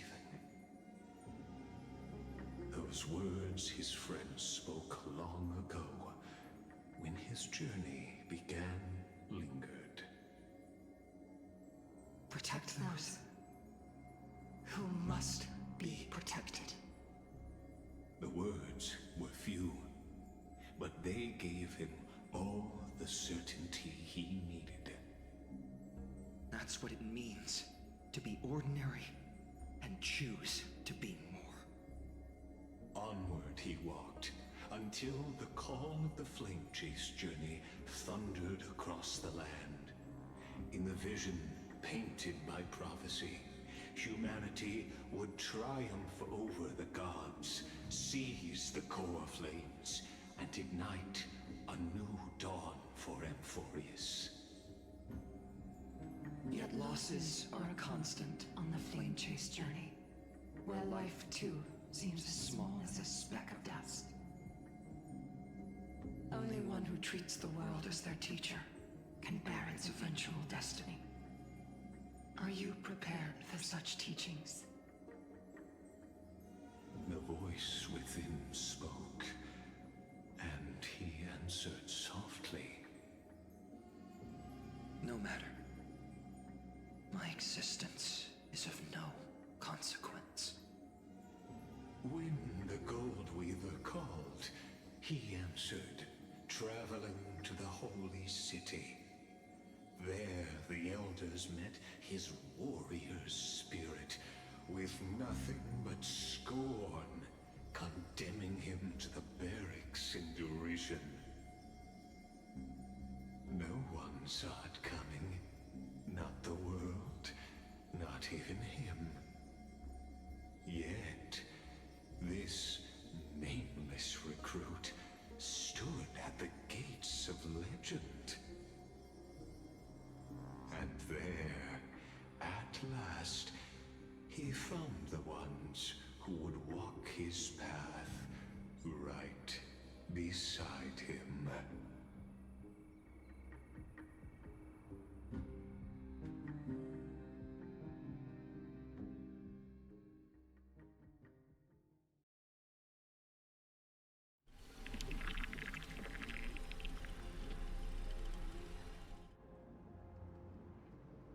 This is the abyss of fate. Hold on. Finance here too? And is that Mighty and Trinen? And now, Act 2 of our immersive drama unfolds. They're evacuating the temple. Why now? Are you insane? That blonde man is the Crown Prince of Krymnos. Mess with him, and every last person in this city could wind up dead. Calm yourselves. The Holy Maiden has everything under control. We need only wait patiently. Behold, it is the month of Gate, Light Calendar 4926. The Crown Prince of Krymnos, Midimos, has led his forces to the gates of Akima. As you know, though Midimos was proud, he did not engage in needless violence. He challenged the elders of Akima to a duel, not for glory, but for the rights and dignity of his people, to ensure they wouldn't live as second-class citizens in foreign lands. After Aglaya's mediation, Finan met Midimos' challenge as the Elder's representative. This duel was to change the course of the Flame Chase journey itself. So, as Finan's most important companion, his lifelong friend, please continue to bear witness to his memories.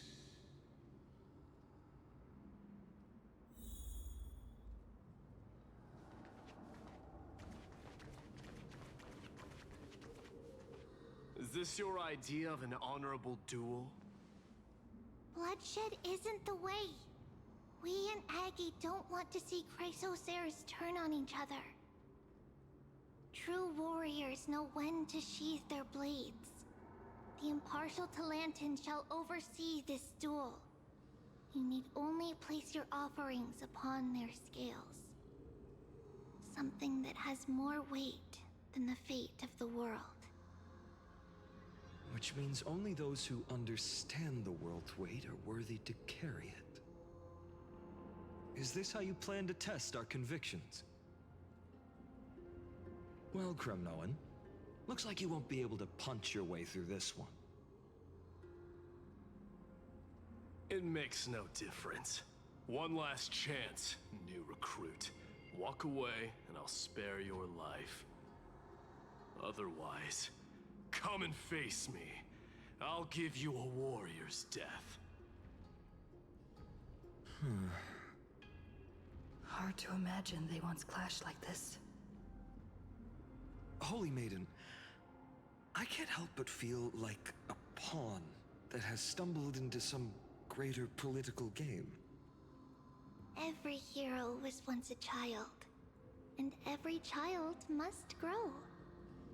That's so. I don't even know why I'm standing here right now.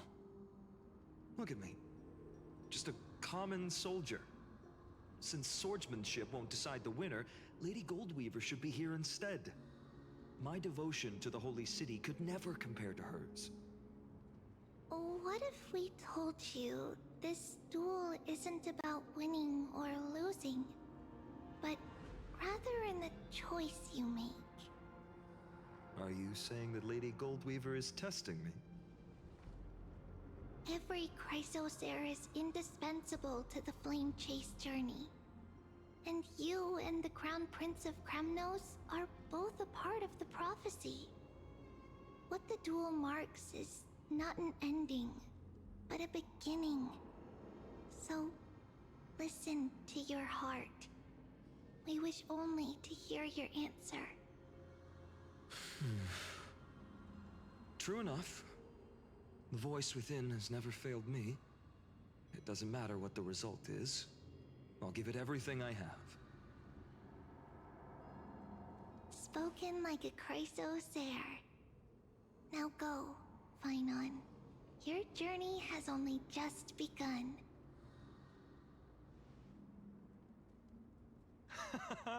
That's right, comrade.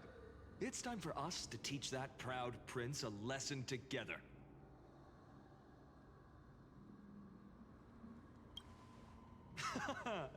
Now that's what I like to hear. Still, on the topic of the Temple of the Three Fates, here we are, at the Temple of the Time Titan. And I don't even know how Cyrene's studies are progressing. We haven't really had much contact since I set out. Still, I hope she's doing well. Anyway, let's go, comrade. It's not every day you get a chance to see Talantin's scales of justice. What's going on? Did he just say Cyrene's studying here? But how is that possible? Wasn't she? Of course, Lygus disappears right when I need answers. Forget it. I need to catch up with Finon first.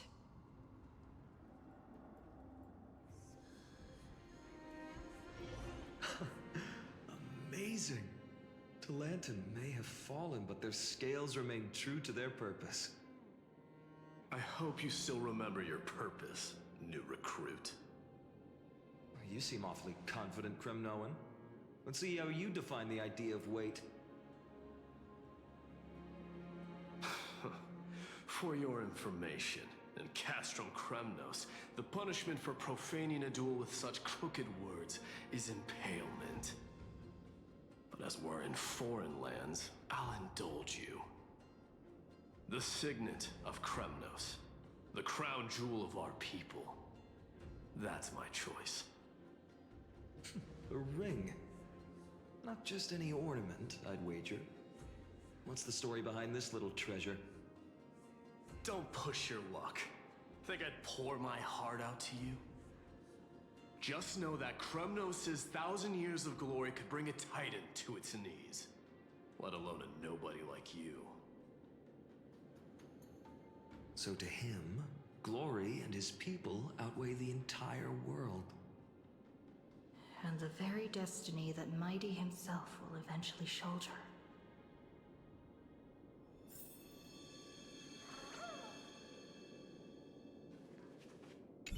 Well, that's easy for you to say. I'm just a Holy City guard up against Kremnos' walking war machine of a prince. Don't you think this is a little bit too unfair? Don't overthink it, Finon.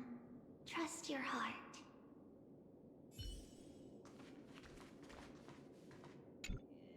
Now this is a tough one.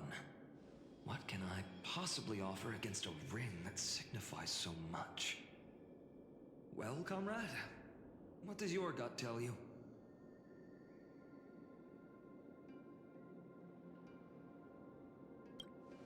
Looks like we really are on the same wavelength. In the end, there's only one thing I can trust. The deliverer that appeared in my life on that day. How ironic. I can't even look at this card properly, much less follow where it leads. Just thinking about how my village was swallowed by the black tide makes my hands shake. The flames, the screams, my utter failure to protect anyone. Speaking rationally, I know it's not nearly enough. Hades Elysiae was just a small village. Its loss barely a scar on Amphorius' face. But here and now, my heart says something else. This card, it's everything I have left. Nothing weighs heavier. Perhaps that itself is the answer. Look, Finon. It's so nice to see you all again. Lady Trinen, Finon, and... hello. Seeing you here sure is a sweet surprise.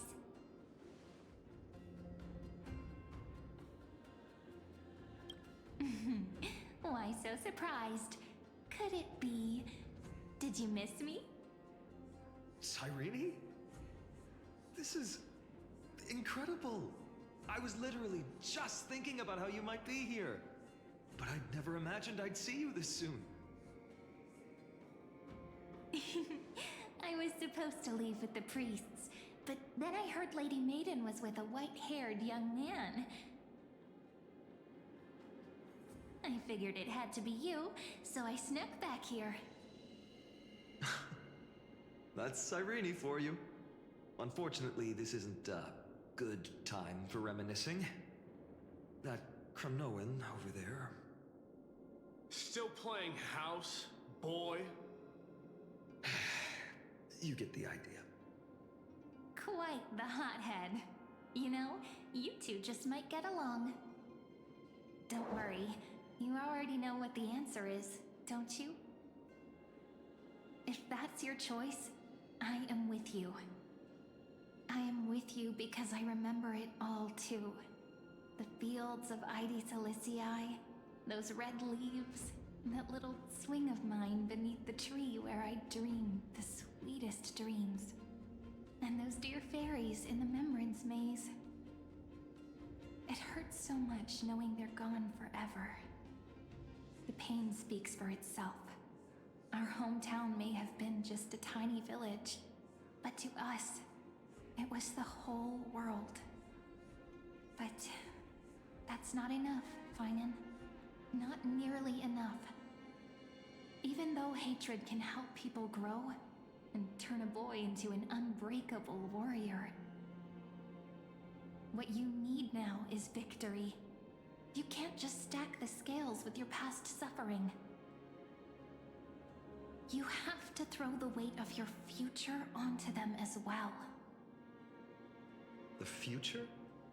What do you mean? Maybe that was a bit too cryptic for you, but it's actually really simple. Why not have our mutual friend here stand on the scales with the deliverer? How about it? Can you help us? Of course. After all, you're what we aspire to. Let's try that. The fate of Akuma hangs on this duel. I must claim victory, for their sake. I will stake everything I have. Stand with me, comrade, and we shall become heroes.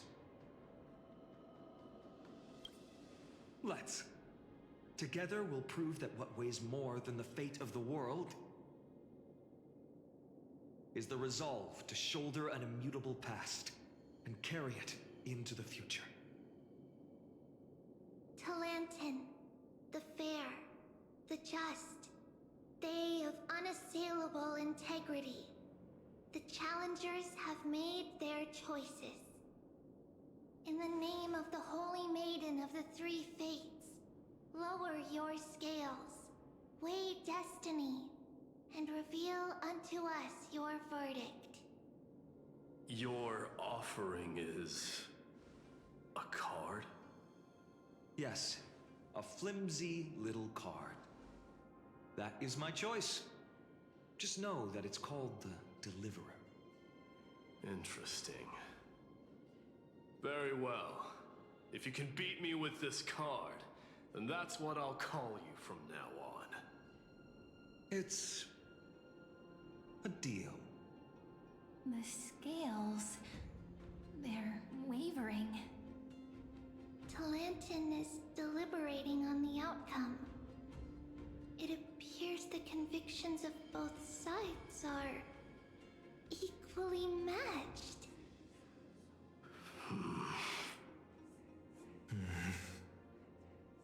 This is suffocating. Like the whole world's weight is on my shoulders. But I believe what my heart tells me.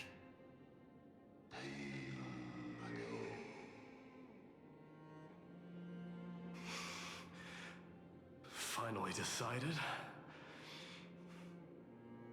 Hear thee, children of humanity. I shall pronounce judgment, for the difference is now clear. The one whose offering weighs more than the fate of the world is...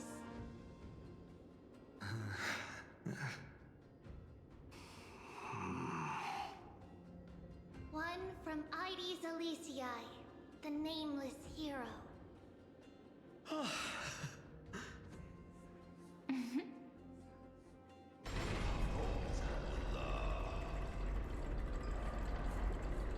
However, heed this. The true weight of conviction originates not from itself, but rather in that which tips the scales. Hope itself. What's that supposed to mean? I think the Titan means that it's not anyone's personal convictions that outweigh the fate of the world. It's about a wish, one which we all share. You, me, everyone here. What tipped the scales wasn't Finan's conviction alone, but the collective hopes carried by this oracle card. Humanity's desperate call for a deliverer. Yes, even you and your people, Kremnoan. Placing us both on the same side of the scales? Foolish. We Kremnoans are your mortal enemies. Such weak idealism will only get you skewered on our spears. Fine by me. I've never claimed to be the deliverer from the card anyway. I'm a soldier, and if it's my fate to bleed my last on the battlefield, then so be it. I'll fight to my last breath. And on this, I know that we're the same. That's all a hero really is. Someone with that kind of conviction. And the deliverer? Just a sum of all those heroes. A brilliant explanation. Just as prophesied, on this day, the final two heroes shall join the Flame Chase journey. I should have known from the start. They all say Lady Goldweaver is quite brazen, but you're the first to even imagine that prophecies could persuade a Kremnos warrior. Oh, I have 1,000 ways to tame a lion. But this lion didn't come here for bloodshed, did he? The Kremnoans far outmatch Alchemist's forces, Yet we haven't lost a single soul. That's no accident, is it? Do you honestly think Kremnoans, renowned for our love of battle, would show mercy? Your forces are equally renowned for their iron discipline. And so, we can only assume that this is on your orders. Perhaps Akama isn't as hidebound as the rumors say. You grasp the true marrow of power more clearly than those elders. Now that the wheels of fate are turning, what finer way to celebrate this fortuitous encounter than a feast? Follow me, brave Outlanders. Heroes of this world are as countless as the stars. And at this moment, we find ourselves gathered here by the light of the flames of the long night. History shall remember this moment. The prophesied Chrysos heirs now stand assembled, heralding a new dawn for Amphorius.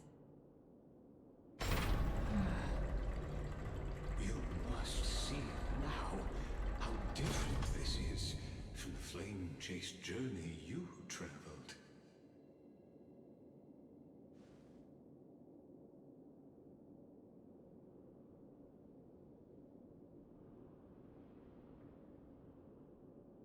Patience.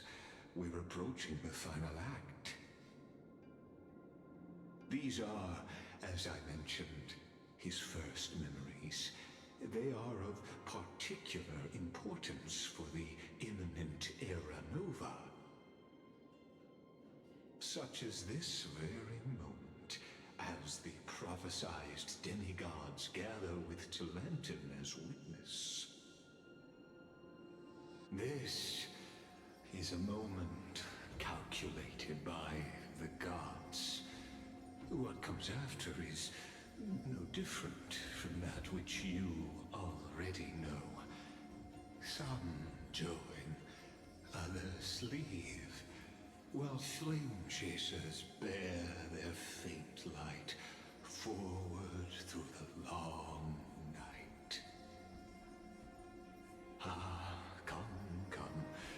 Your seat awaits after 13 heartbeats. Our heroes will be ferried to the final scene.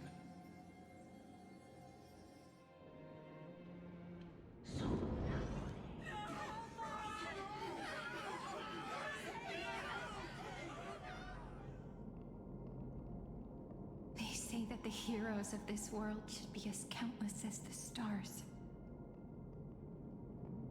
Yet now, we're the only ones left standing. So, in the end, the Black Tide still swallowed everything. The West stands protected by mighty Kremnoans. It will hold for the time being. Professor Anaxa deployed wards in the north and east before. Their effectiveness is untested, but I believe in him. And Akama. We needn't fear for Aglaya. Even in death, she counts as the greatest among demigods. Her threads of romance weave an impenetrable shield, and the people answer her call, rallying to the city's defense. Let's move. Kefali has given their core flame. We must complete the Era Nova before the next entry hour. For Amphorius. That only leaves 3 hours. So, this is the last time we'll see her. Finan, we set out on this journey to answer the world's desire, didn't we? That's what it means to be a Chrysos heir. So has it always been. Then why? Why must Amphorius' wishes be so cruel? We made the best choices we could, whenever we could. But in the end, the prophecy that led us, this black tide swallowing everything. Why does it look like this?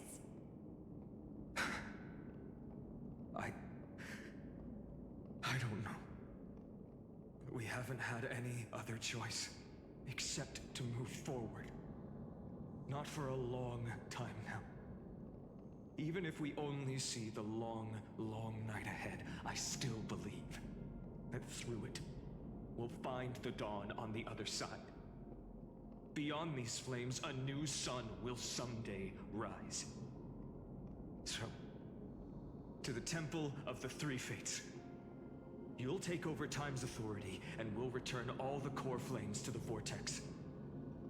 Then put this world's fate to its final rest. After which, we shall all face oblivion. Or embark on one final, grand journey.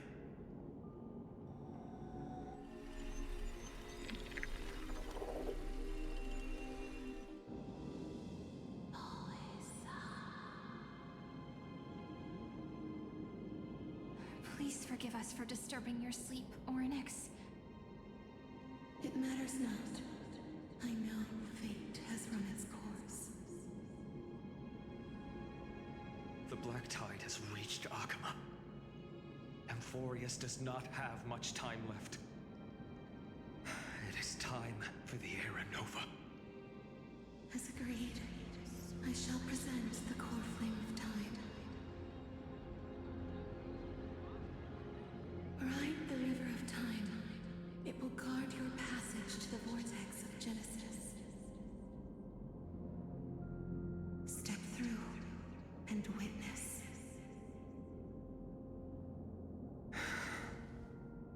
Professor Anaxa proved the truth of Genesis with his sacrifice. As Chrysos heirs of the prophecy, we were always destined to immolate ourselves for this world. Now, it's our turn. We can't let everyone's sacrifices be in vain. I don't need another pep talk, Finan. After all, we've been ready to fight fate ever since we left the village, haven't we? Yeah. Come. Let's claim the miracle we were promised, and burn away every last shadow in this world. And then rise as the first light of a new world.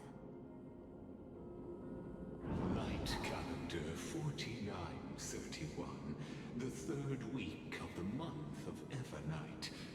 Welcome, my lady, to the end of the flame chase.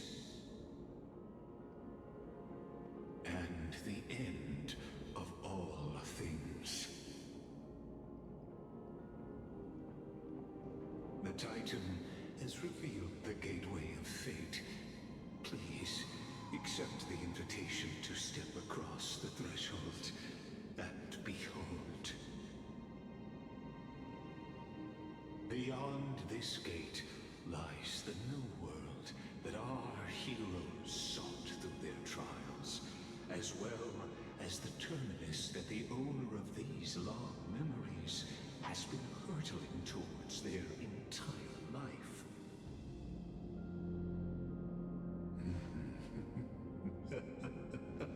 Perhaps you'll find it all too familiar. Then you'll understand how the mortal called Finan shouldered the world's weight. How that same burden crushed him, proving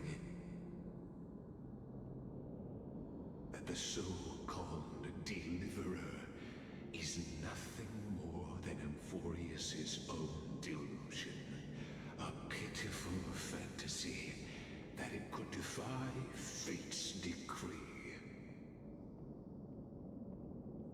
Please, esteemed one, the answers you seek lie in these non-existent times.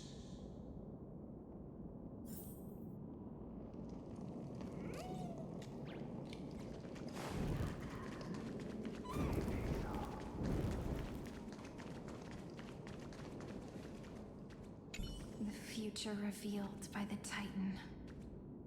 Just what will we see?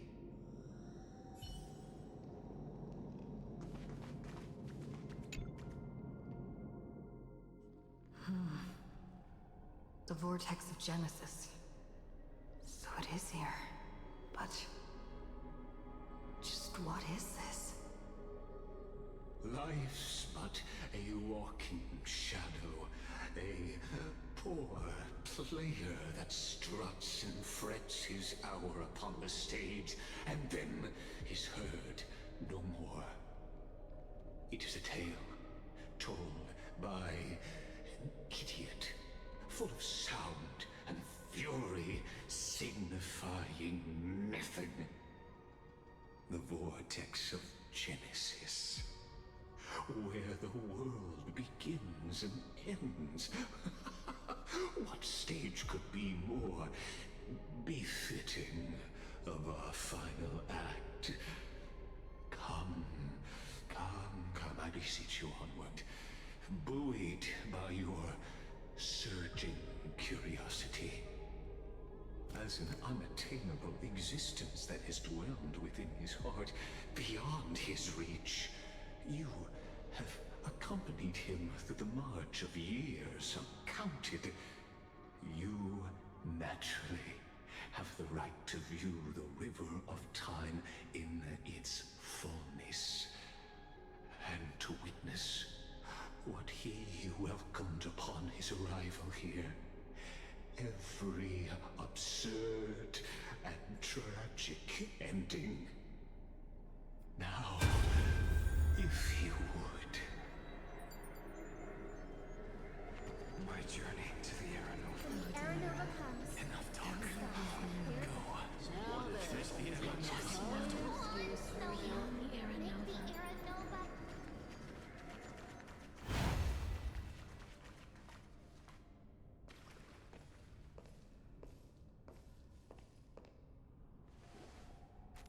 None of that matters. This brutal, flame-chased journey has stripped away my delusions. I know the future is in some peaceful paradise with gentle west winds, just waiting to welcome us to step in. This will be a romantic story like none that has come before. You think so too, right?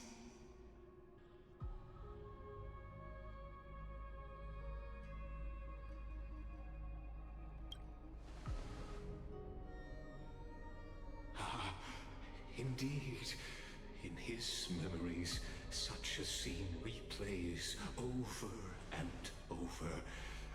Though the details may differ, this remains ever the same. All shall bid farewell to one, and that person alone will witness the miracle.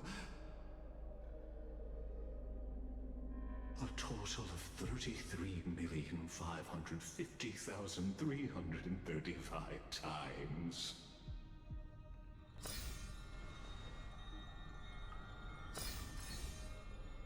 Each is a drop from the river of time, representing the long journey he would take, or rather, the never-ending cycle.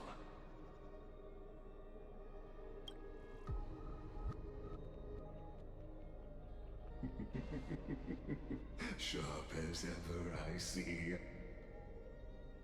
Seeing is believing. Why not let your own two eyes uncover the truth? Or perhaps you can simply walk straight to the final truth. See the true face of the character you play, and witness the ultimate nature of the Chrysos heirs, flame-chased journey, and the cycles of Amphorius. Please, take your time. Look around. As you wish.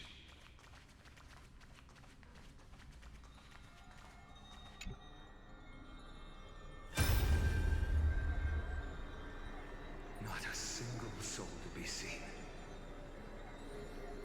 So this is how the vortex looks at the end of days.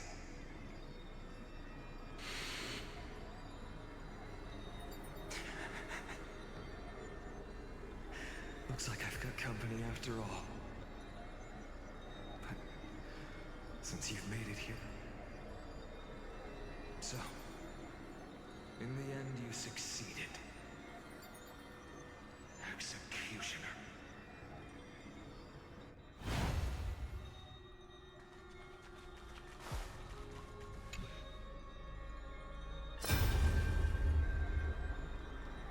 Castros, didn't you?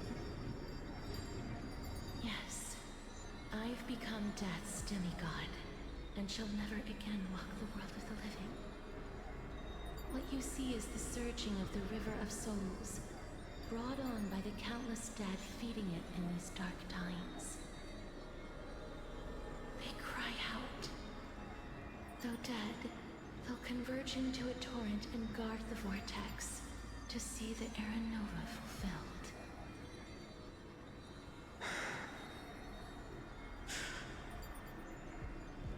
I will take all the wishes of the departed with me. Please, everyone, fight with me to the very last. I hear them. The dead hail you. They're prepared. Go on, Deliverer. We'll keep that executioner in our shadows. The path before you leads to light and eternal flames.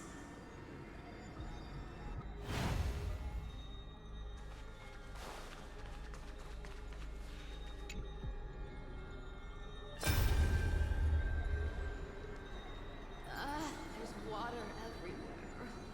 This place is always so wet and sticky. Even my tail's getting heavy. Plus that burnt smell. And that sizzling noise. Yikes. Nobody from Delos could stand this. So you feel it too? Go on then. I'll handle the filth. Do what you need to do. Let me fight with you.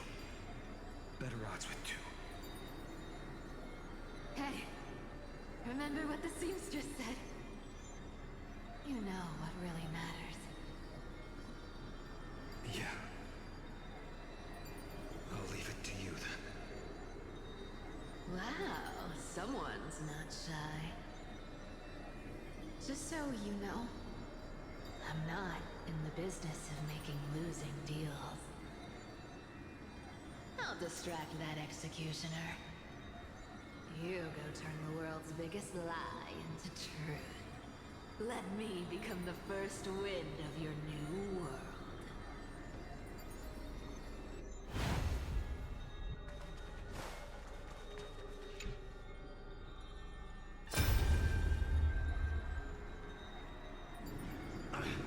Just shut up and get out of here! Are you crazy, Mighty? Immortal or not, even if you're the demigod of strength. Oh, I'm still no match for them. No, I know you can. I just wanted to request that you witness the Era Nova with me. Together, let's prove That we're enough to transcend the prophesized fate.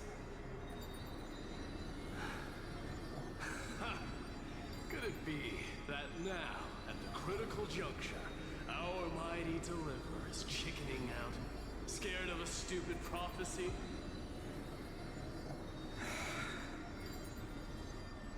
I'll transcend the prophesized fate. All right. But I've got a better way. As the son of Gorgo, I'll prove myself with one last grand victory. Just like when I ripped out the old king to me. If the Black Tide creatures block out the sun, then we Kremnoans will fight in the shade. And when I'm done with that executioner, we'll raise our cups where the west winds end.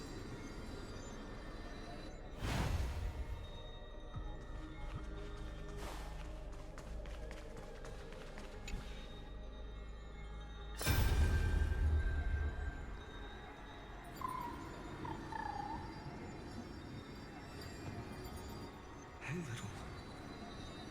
Are you scared?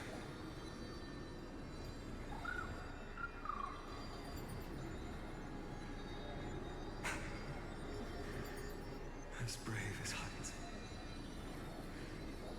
Stay close, little Ika.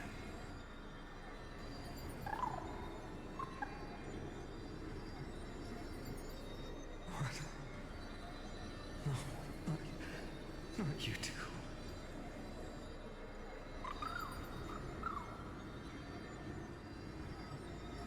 You see, I won't squander your kindness, your hopes. So please, keep this bit of sky standing for me.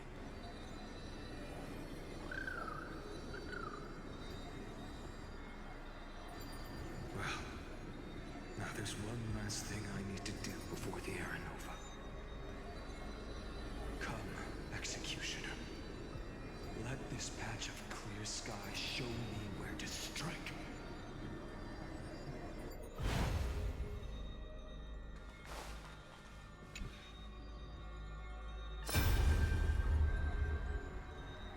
All shall bid farewell to one, and that person alone will witness the miracle. Such is the will of fate. So even the future revealed by the Titans may not come to pass. The Aranova. This unrivaled masterpiece. I have no regrets now that I may entrust it to my most trusted apprentice. Are you saying? Fate is ever unassailable. The golden threads tell me the black tide rushes toward the vortex, ready to swallow this place. I must weave the last of my humanity into a net to hold back the deluge. I shall have my final bath in warm and radiant gold. Now, the hour of fulfillment has come. Forgive me. I must snip away every risk to weave the strongest future for the new world. There is nothing more to say. We part here. I shall personally dispatch that wretched executioner, not with threads of gold, but with the steel tip of a needle.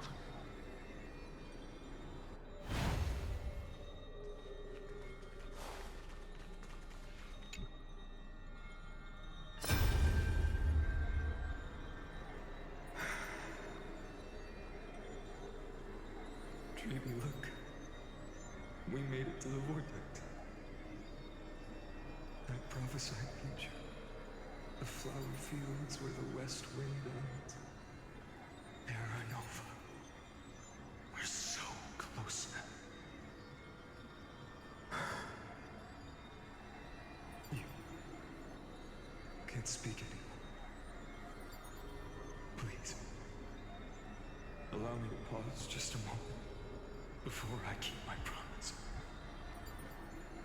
Let me answer your cruel fate by tearing that executioner's heart from the void.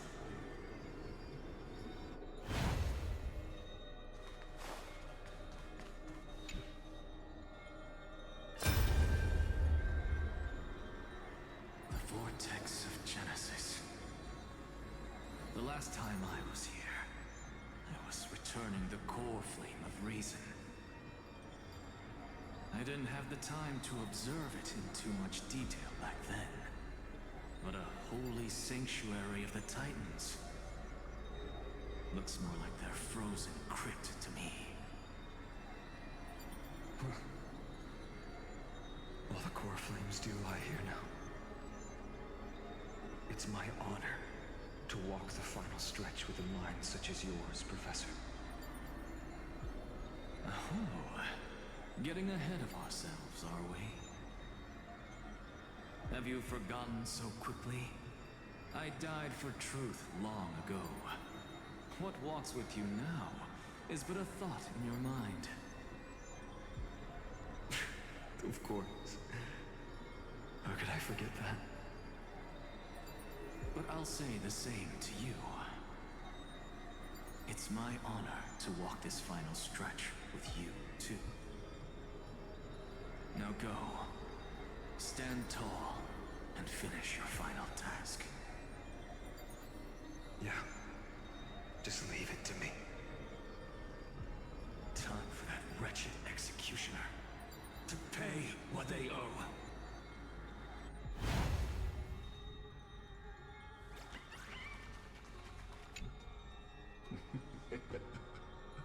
You really think you're prepared? Allow me to give you a warning most earnest. Once you see what these memories hide, the world's course will be forever irreversible.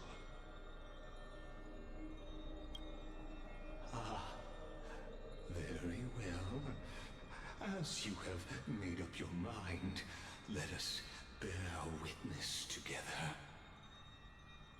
As the sole audience of this eternal theater, I have been rapturously awaiting your arrival, and this, too, is the very reason I must show you everything. I believe that since you've bathed in that Eon's gaze, you can make Amphorius' frozen fate flow once again.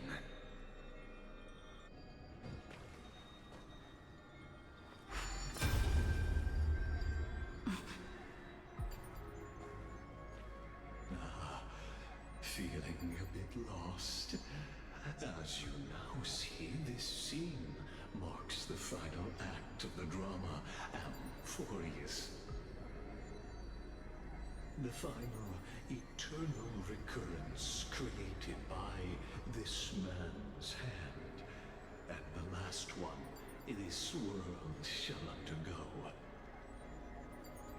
Behold, at the swordsman's side stands one he has sometimes called companion, other times comrade, that nameless hero absent from the annals of history. She is the swordsman's ideal in his youth, the deliverer that guided him resolutely onward through fantasy. And now, in the name of the Nameless, she has become an essential and inseparable part of the epic of Amphorius. And this time, under her guidance, what choice shall the hero make? Whither shall the fate of the world flow? And what is the ultimate truth of the nature of Amphorius? There are many mysteries yet to be unwound, but if I may, allow me to temporarily yield the stage to one far more fitting. Please put your hands together and give a rousing round of applause for they who will reveal the answers and bring about the final end of the 33,550,336th flame chase journey. The master of the countless memories we saw, the other now stepping into the vortex. They who have already burnt their own self to cinder. The Flame Reaver.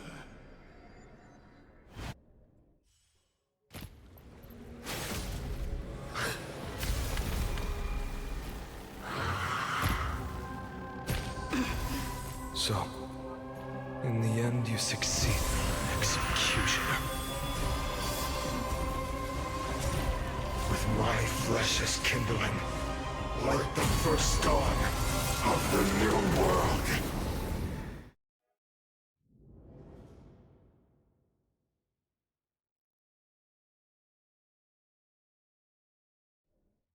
The time has come to once again start everything. I choose you. Have some sunshine.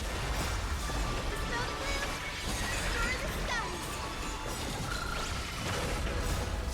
We can do anything! Might is death.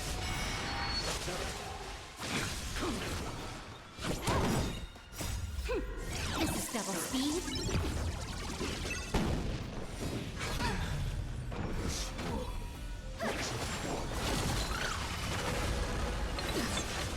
Touch. Done.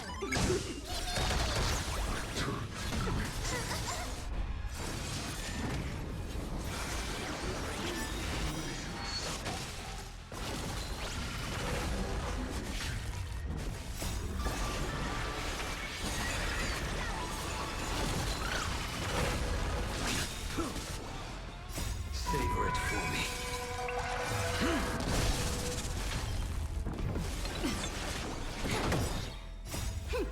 This is double speed.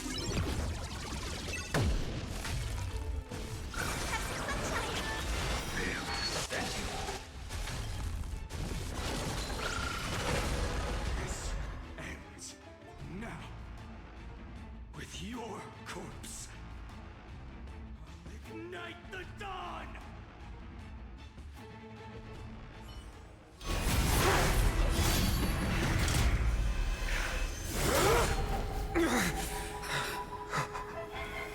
How is this possible?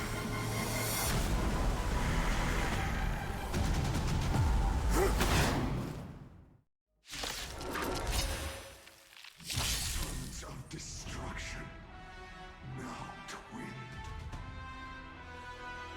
You can set your blood ablaze. Your fury. Let's try it this other way.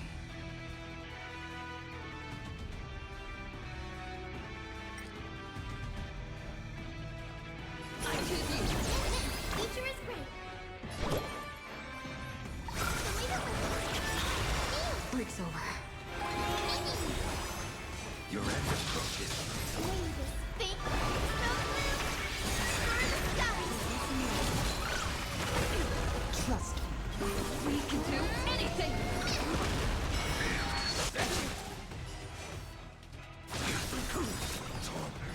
More enemies.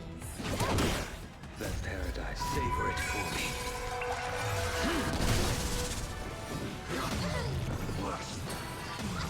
Guide Rainbow Bridge.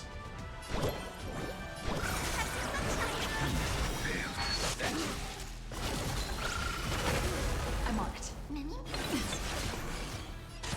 Touch. Done. This is double speed. Lay this. Dispel the gloom.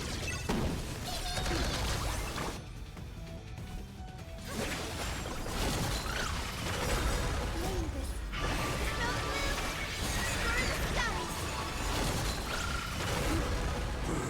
The yoke suffering is eternal.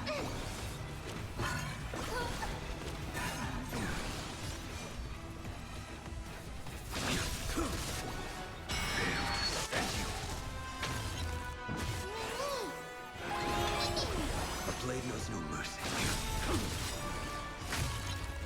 That paradise may be. Savor it for me.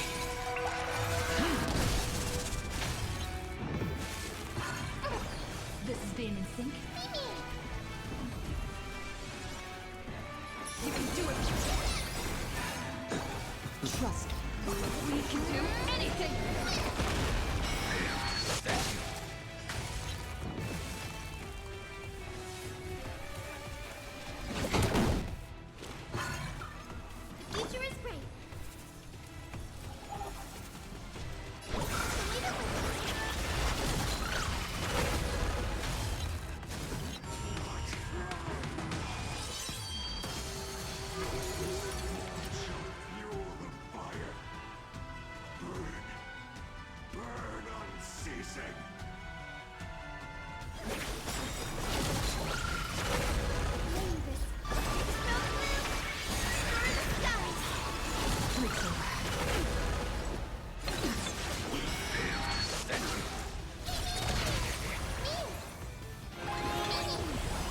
Bet you. That paradise may be unreachable for me. Savor it in my place.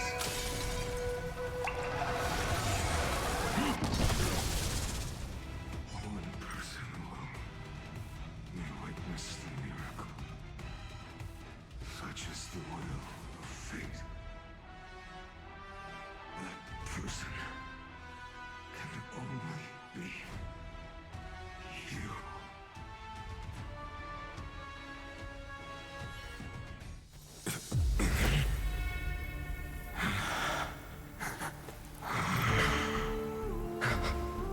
Why not let wrath incinerate fate?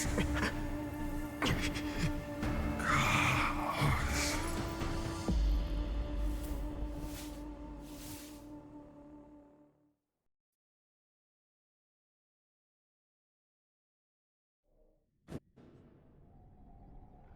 At last, Amphorius's fate has begun to shift. Just as I foretold, your arrival will change everything. After all, you've also been bathed in that Eon's gaze, which can awaken the long-dormant instinct inside a man. Much like that scepter we spoke of earlier, it was only under the same Eon's glance that it was reborn. That's right. If you recall, I mentioned it at the very start of our play. The celestial body neuron, once belonging to the erudition abandoned by the Eon.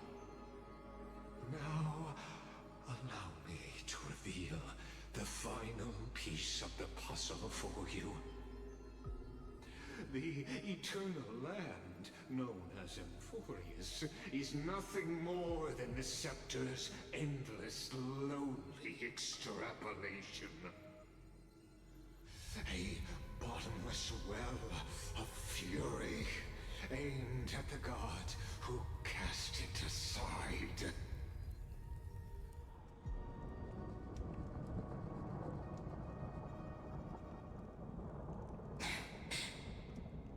Finan, we set out on this journey to answer the world's desire, didn't we? That's what it means to be a Chrysosaur. So has it always been. Then why? Why must Amphorius's wishes be so cruel?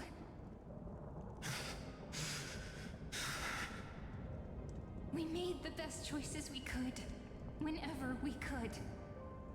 But in the end, the prophecy that led us, this black tide swallowing everything. Why does it look like this? You see it too. Those burn marks. The flickering cubes. They're not a tide at all. They're more like a shattered teleslate. Standing here, the voices of Titans have never been clearer.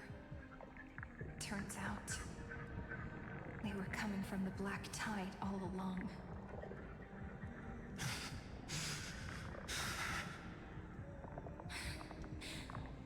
Is that Amphorius crying? Or maybe it is screaming at its creator, at its god. Finan, do you still remember when I was little? I had a dream. A dark, cold room with nothing but Orynyx's curtain glowing like crystal. The curtain seemed to contain all of Amphorius, where strange and fantastic dramas played out within. There were countless versions of us, from countless different worlds. Perhaps it wasn't a dream. Yeah. As as I gaze out at the world before me, those sorrowful thoughts have become reality. So, this is the reason the sky was sealed. Amphorius is merely a larger ID Silicii. We are just characters in this tiny world, following the prophecy, stepping onto the same journey over and over. What then is this so-called Era Nova? And what are the spectators watching all of this truly hoping for?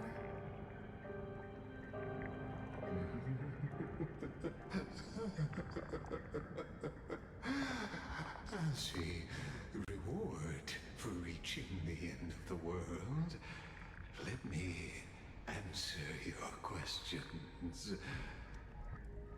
As the Theoros, I have observed. Thus is the synthesis of the prime mover of life formed.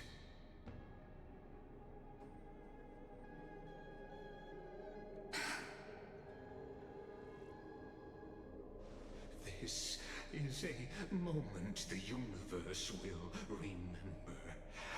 After millions of extrapolations, the experimental environment known as Amphorius has finally achieved results.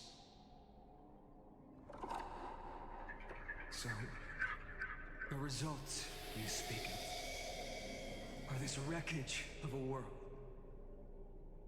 We all gave everything we had, returning 12 core flames to recreate the world.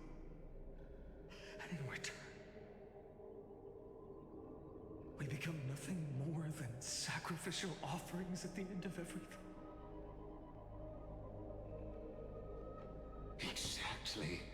The Titans are Chrysos' heirs of the past, and Chrysos' heirs are the Titans of the future.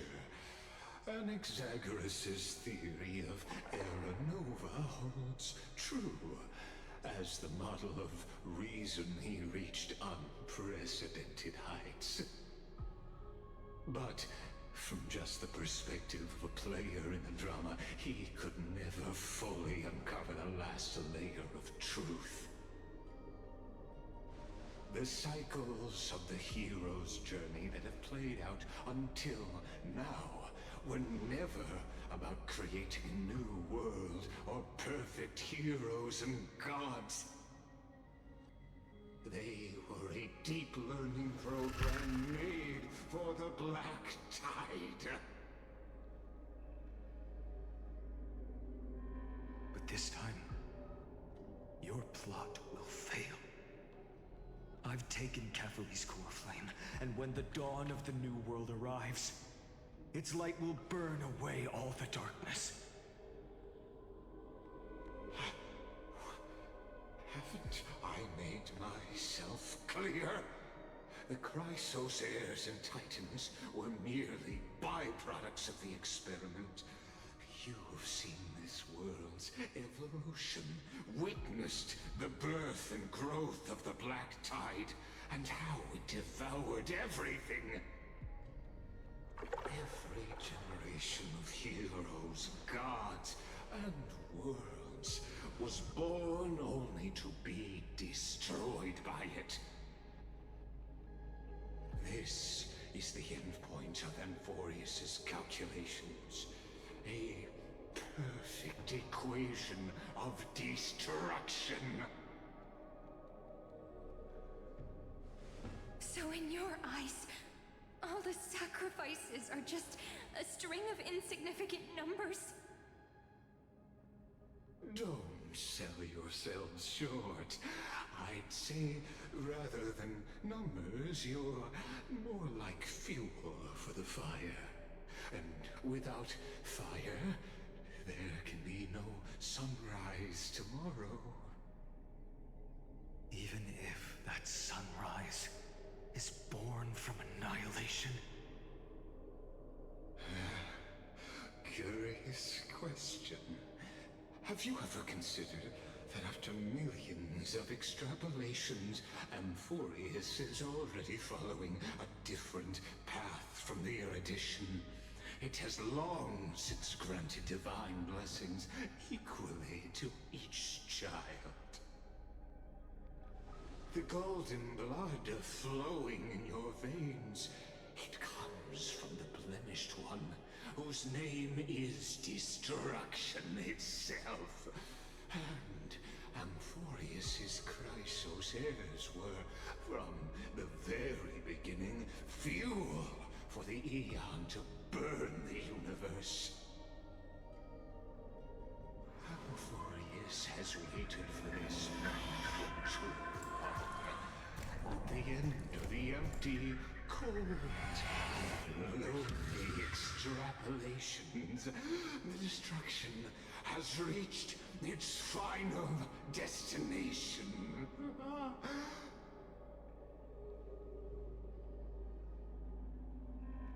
Nikos 496. Philia 093.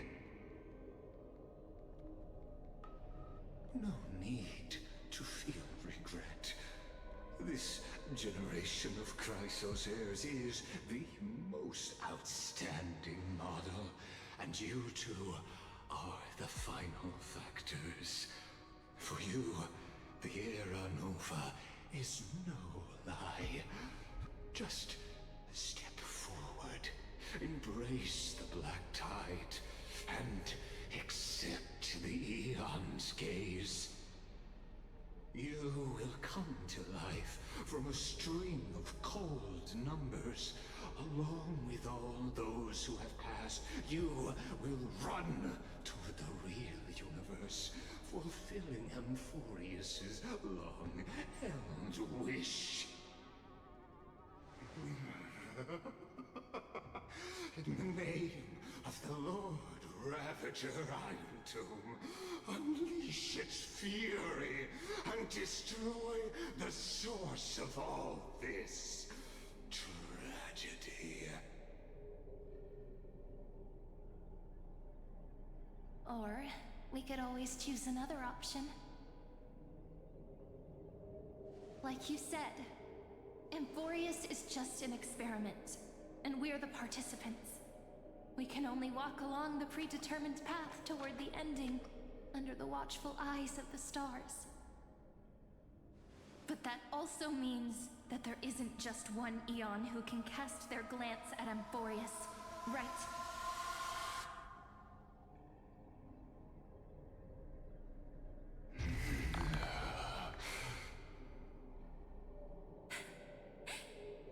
Is this question really that hard to answer? Or did I guess it right? And in reality, this world has already been under the watch of other Aeons. It's strange when you think about it. If you just stayed back, watching us complete the ritual and get consumed by the black tide, your goal would naturally be achieved. Why go through the trouble of explaining all this to us?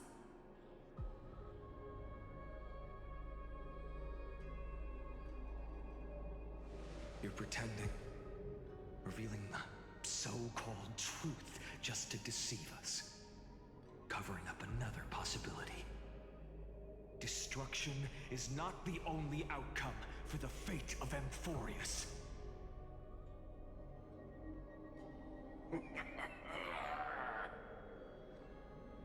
Do you two really think, as petty little demigods, you can change the outcome written by the stars?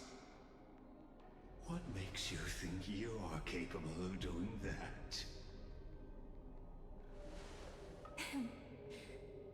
A little courage and determination. Just kidding. The answer is pretty simple. But we're not gonna tell ya.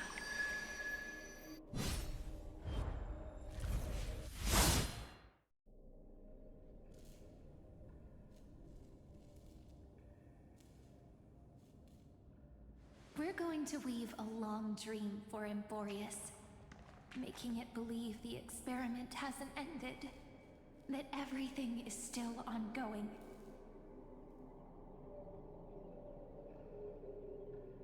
With just Orynyx's power, though, it should be impossible to achieve this, right? Yeah. So, I can only place my hopes on that childhood dream. And the god behind Orynyx that appeared in that dream. Now, I can say with certainty, time is the page on which that eon records Emborius. If it fades from existence, and all that it records is lost among the stars, that eon will surely direct their gaze here. And it will be a glance that spans time and space, granting each incarnation of me the power to reset time, imbuing my soul into this ceremonial blade, and creating an endless flame-chased journey. I understand. Then let me step into the cycles and continue Amphorius's grand design. To deceive the gods, deceive the world itself. But to make time vanish from this world, that would mean you.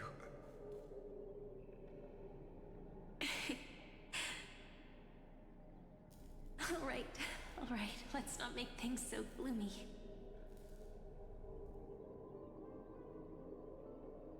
What we're about to embark on is the true hero's journey, so... Come on, cheer up a bit, okay?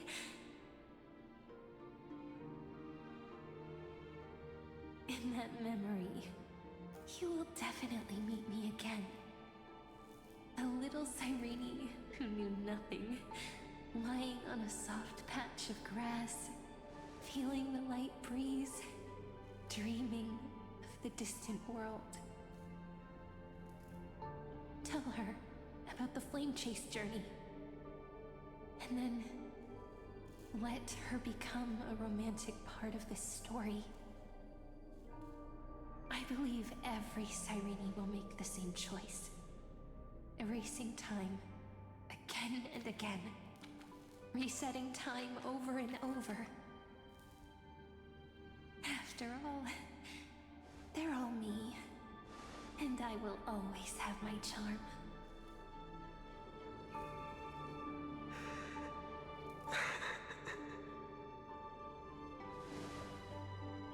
Then, I'll fall into a sweet dream, disappearing in some small corner of the world.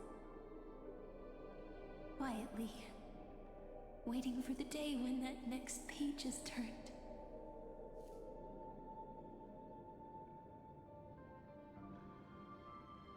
And I will keep going. Even if the road ahead is dark, I will burn myself to light the way. Rather than let the core flames become nourishment for the Black Tide, I'll become their vessel.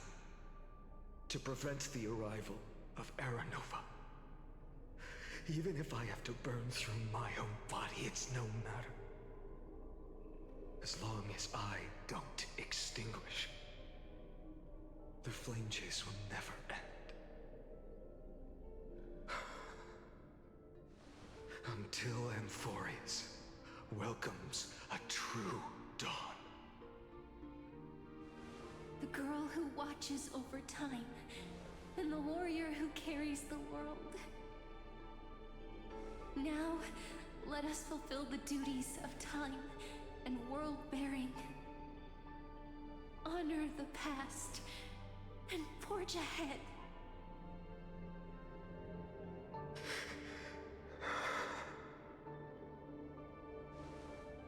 I promise you, the pain will pass in the blink of an eye.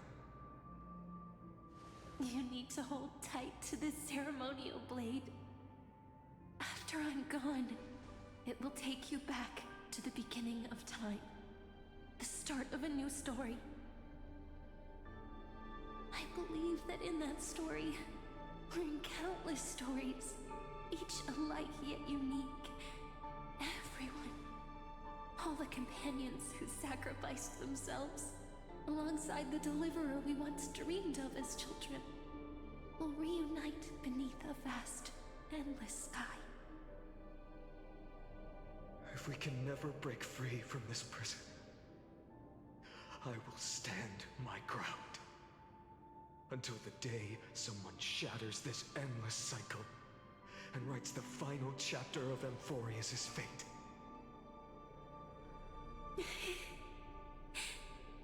So, let's set out. We will be the ones to start everything. Carry the primordial chaos, just as your name suggests, and bear this world we hold so dear.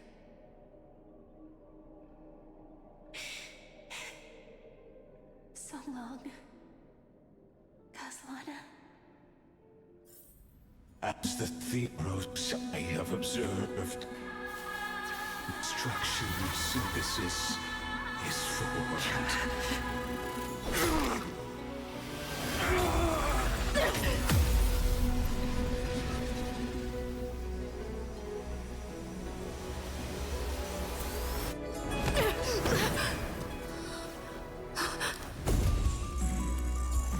I will wait for that day, for as long as it takes. The day will come to remember this immortal eternal and follows in our footprint to write anything unless that ever was.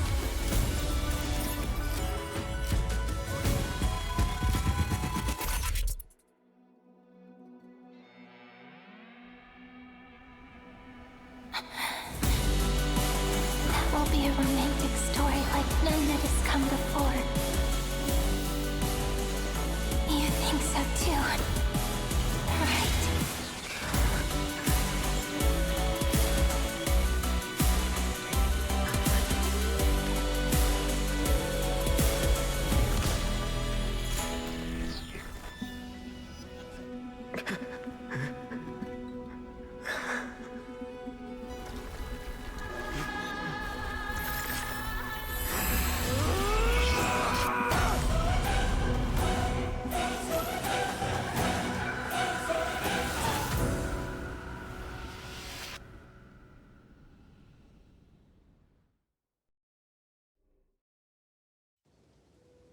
The world is collapsing, and the people are crying.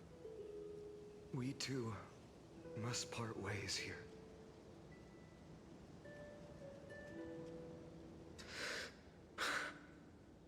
Friend. Ides Elysiae, the little village of my childhood. The gentle breeze and the sound of waves still linger. Everything is as it was. It feels good to take one last look. You know, this is just a corner of the memory. The real Ides Elysiae. I know. I'm here to say goodbye. We might not see each other again. You can stay here forever. And time will stand still for you. Let it flow. It's time for me to go. Even if it's a path with no turning back. When have we ever had the luxury of turning back? Are you afraid? After learning the truth of your origins? Will you see the motivation I gave you as the manipulating whispers of destruction?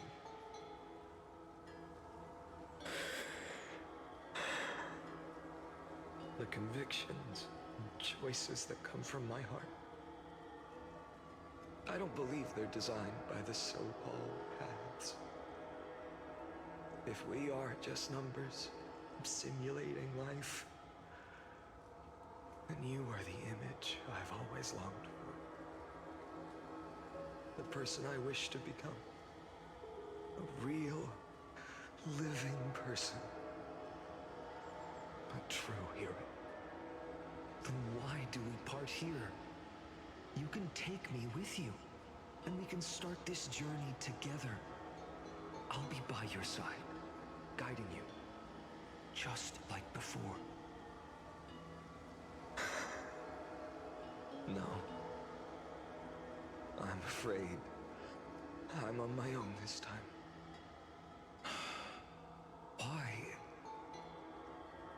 Because there is no perfect solution in this world. Cyrene has already embraced her fate.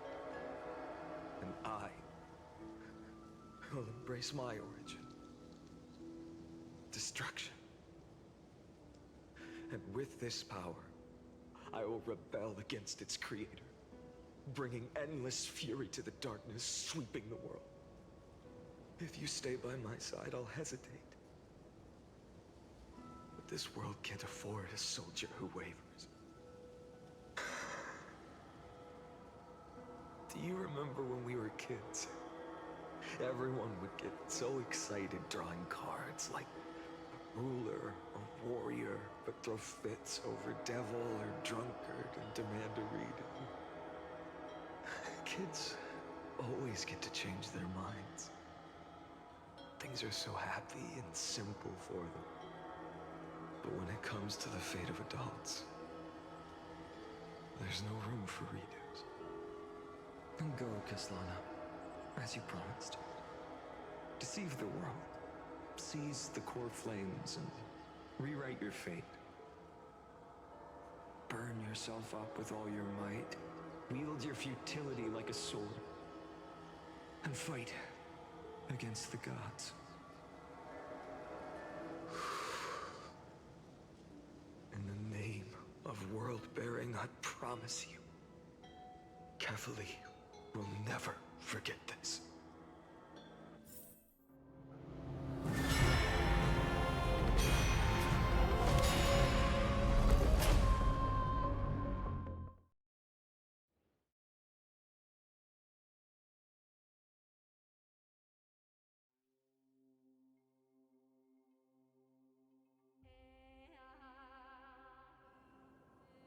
So, time retreated behind me.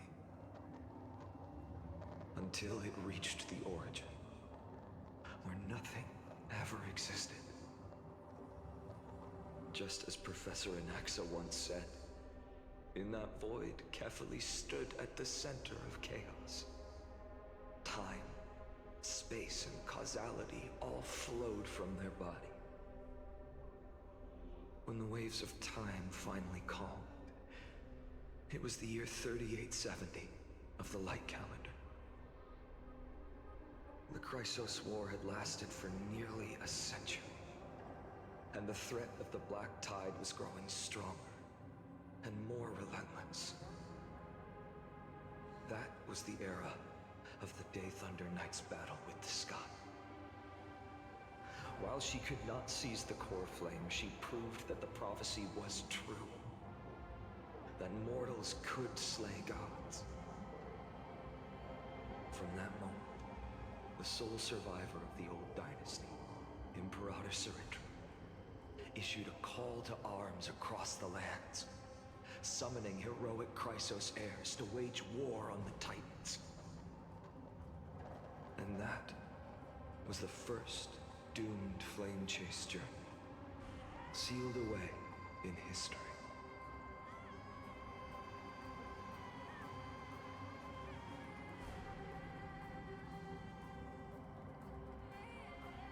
So what you're saying is, you've traveled back down the River of Time, finally reaching this untouched seabed just to tell us the flame chase journey and even all of Amphorius are nothing but illusions in an eon's dreams? Exactly. So, Dux Gladiorum, please take me to meet Her Majesty Cyrindra. I must share the truth with her.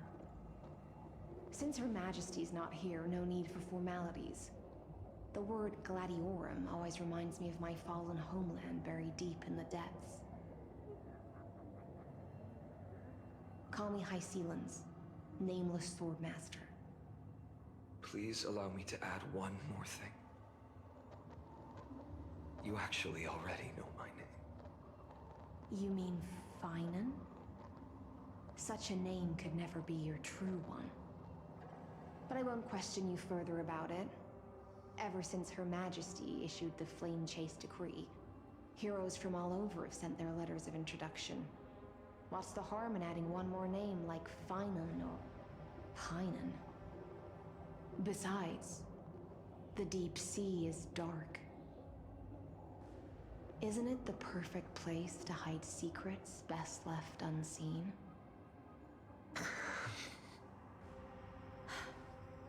All right, Nameless Swordmaster. Hold on to my wake.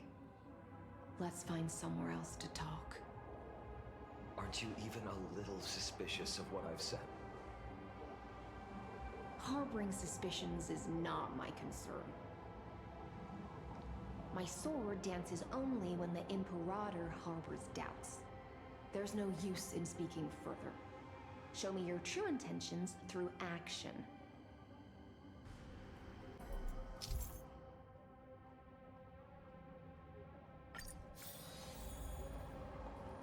Perhaps you should demonstrate your skills and calm the raging black tide for us.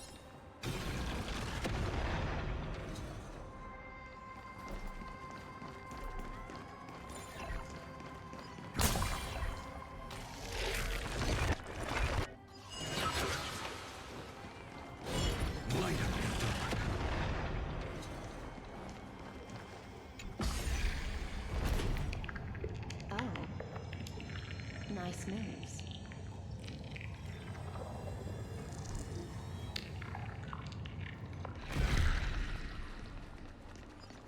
You just washed it away, and here it comes again. The black tide is really no joke.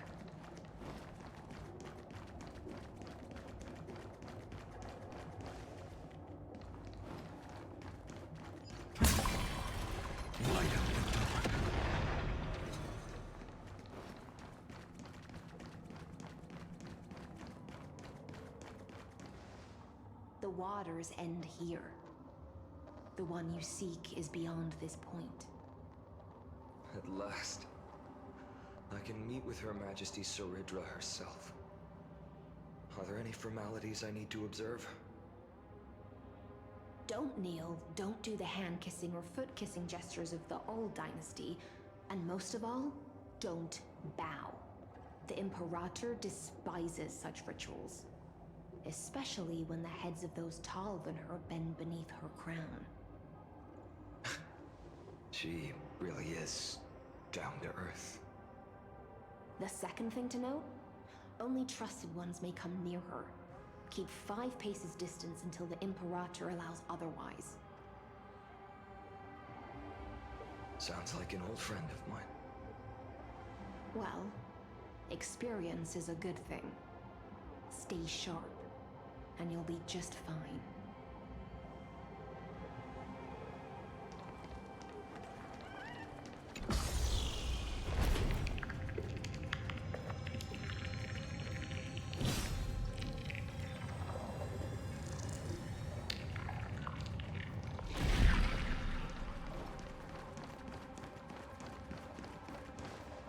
Duck's Goldweaver, little hostage. Apologies for keeping you waiting. It's you.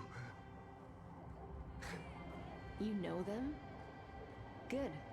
That makes things easier. Before that, I'm more curious about one thing. Where is Her Majesty Saridra? To avoid any misunderstandings, Nameless Swordmaster. Although we spoke and laughed along the way, I never said you were entitled to meet her. The Imperator decreed, the Deliverer will not appear in this age. Be wary of suspicious individuals. Come now, both of you. Let's finish our job.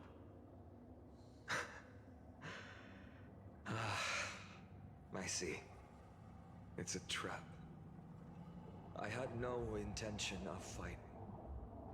So remember this, Lady Hysealens.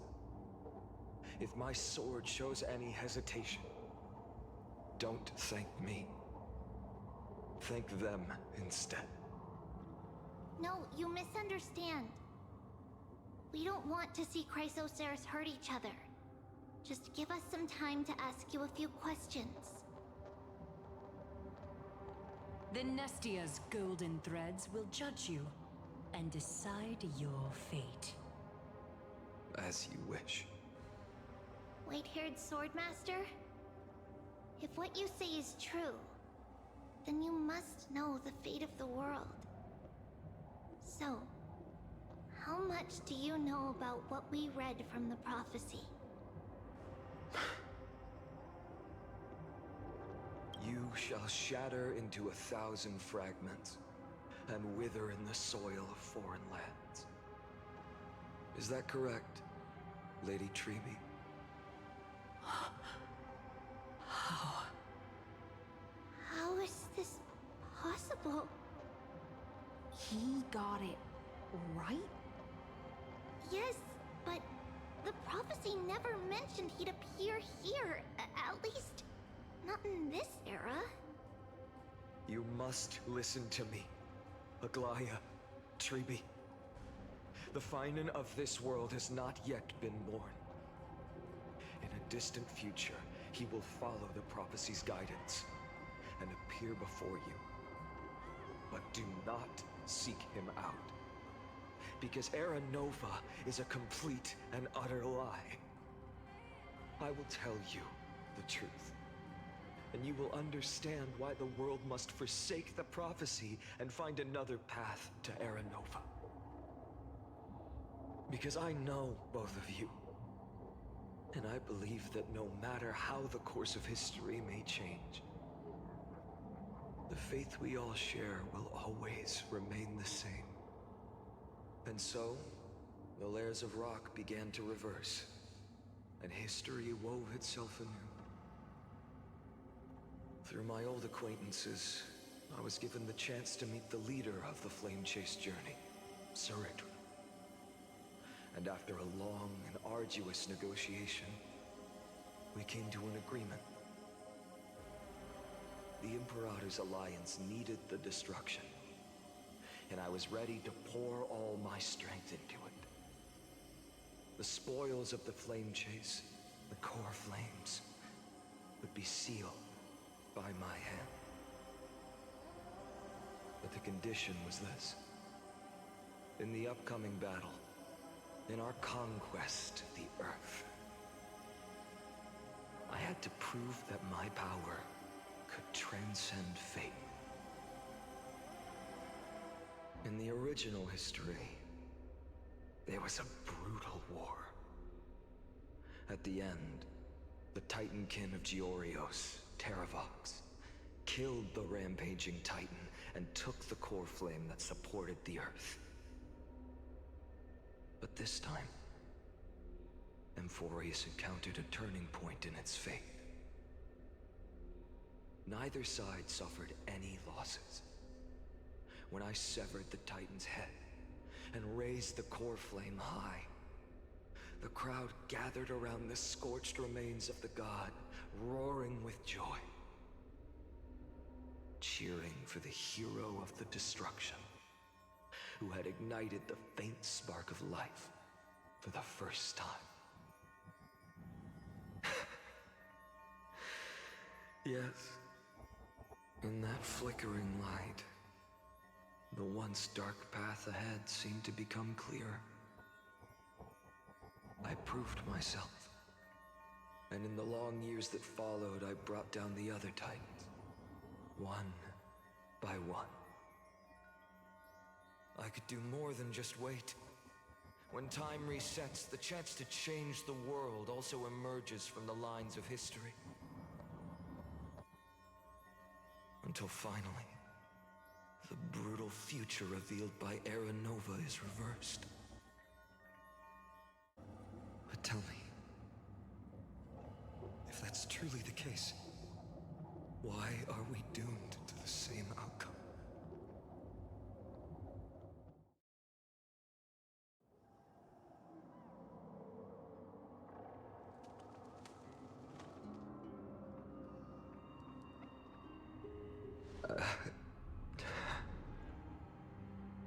The people kept their promise and handed you all the core flames. In this world after Trebios, no demigods were born in Amphorius. At this point, I just want to know. When they vanished into the black tide with their mortal bodies, why didn't you shed even a single tear?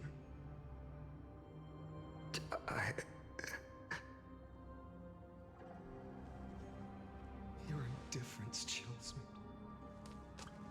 To you, were they just a bunch of insignificant footnotes?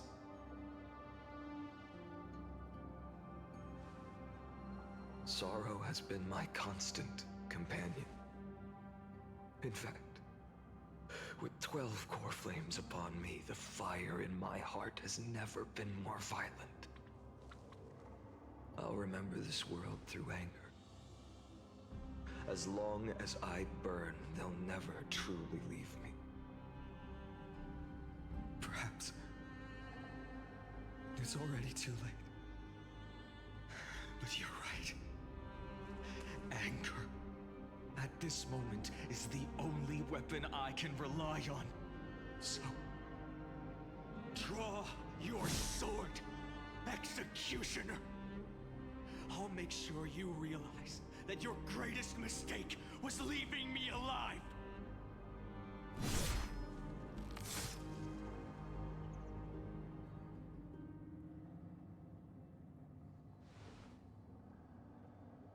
After that, he raised his sword and attacked. Then, Kaslana killed himself. That day, who fell to the sword to be left in the past, and who went into the future, I can't remember anymore. I only remember a nymph, hiding in the shadows just out of sight, futilely pushing a stone ball. Climb, fall, climb, fall, climb again, and fall. The only freedom the nymph had was in choosing how to roll the stone. Sometimes fast, sometimes slow. Sometimes resting on a gentler slope, leaning against the stone for a break. But its choice couldn't change the futility of it all. The stone would always roll back down the slope, and the nymph would always return to the starting point, beginning again. After that, every time I reached this point in the cycle, the burning sky would cast a shadow over its path. It would nearly reach the peak at the 4th quint of curtain fall hour, then fall to the starting point in the first 15 seconds of the next entry hour. And my efforts in this cycle would dissolve into nothing at the same time.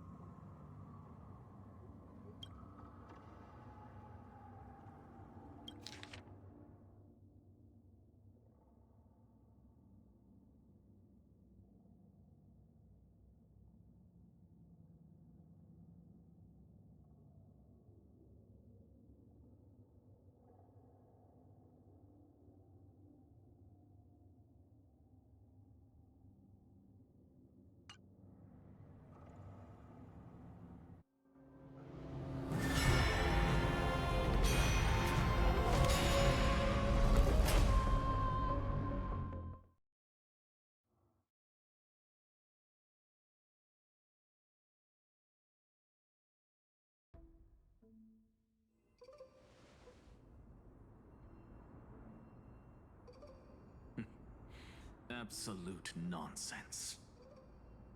I thought cycles was the answer you were looking for. No. It's just that the answer came so suddenly. There was no fun in tracing it back to its roots. Eons? Paths? What a load of nonsense. I can't give you an exact explanation of those two concepts either. Enough. I'm just expressing my frustration. Don't you understand? I was already expecting this. The black tide came from beyond the sky. And everything else is no exception.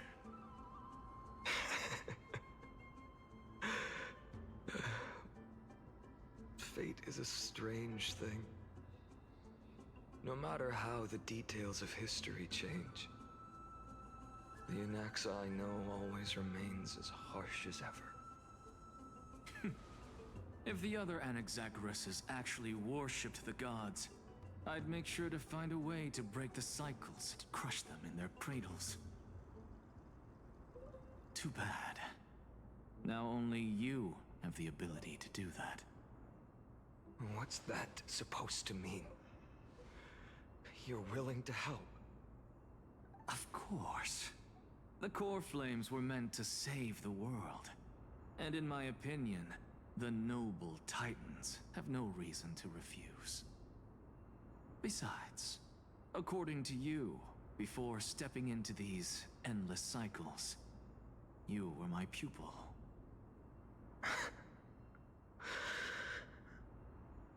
I've already heard the same thing countless times. Enough chit-chat. Let's go. If we run into any other scholars, leave them to me. We've all made preparations for total annihilation. Never thought someone would step in to help.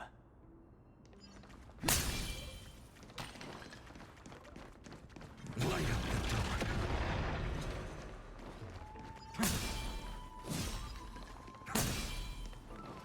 Light up the dark.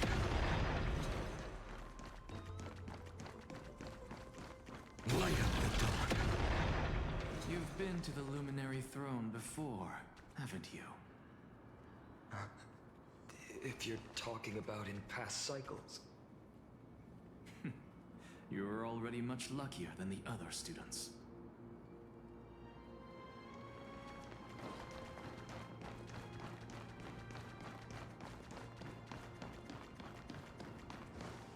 Hold up. Keep your wits about you. Someone's watching us. Pretty boy, your eyesight's better than I thought. As for that false god who's been turning the world upside down, it's you, isn't it, white hair? You sure do love stealing the spotlight. In the name of the Seven Sages, I demand that you immediately step away from the Luminary Throne. This is the sacred ground of reason, and no one may desecrate it. Take my words back to Aglaya.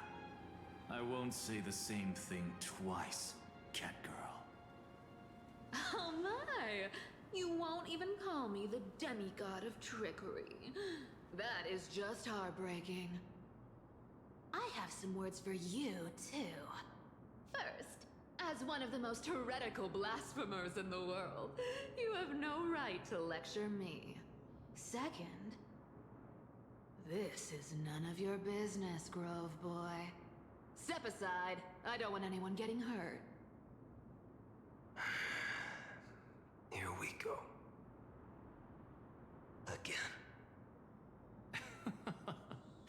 Core Flame thieves. You really think you can scare off a sage of the Grove with nothing but empty threats? This gloomy little brat's got a sharp tongue. Ooh, not bad, not bad. I kinda like you. As a return favor, please come search this core flame right here.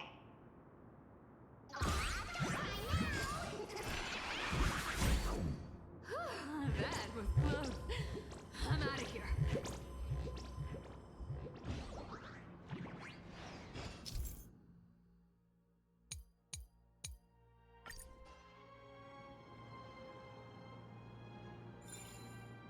They're exactly like all the past ones I've known.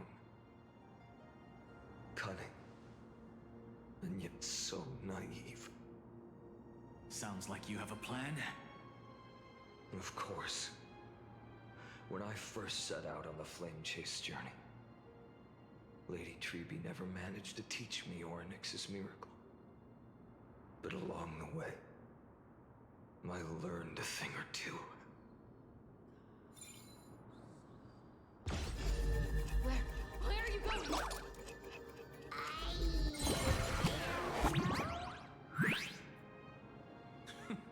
The Venerationists' foolish inventions finally come in handy.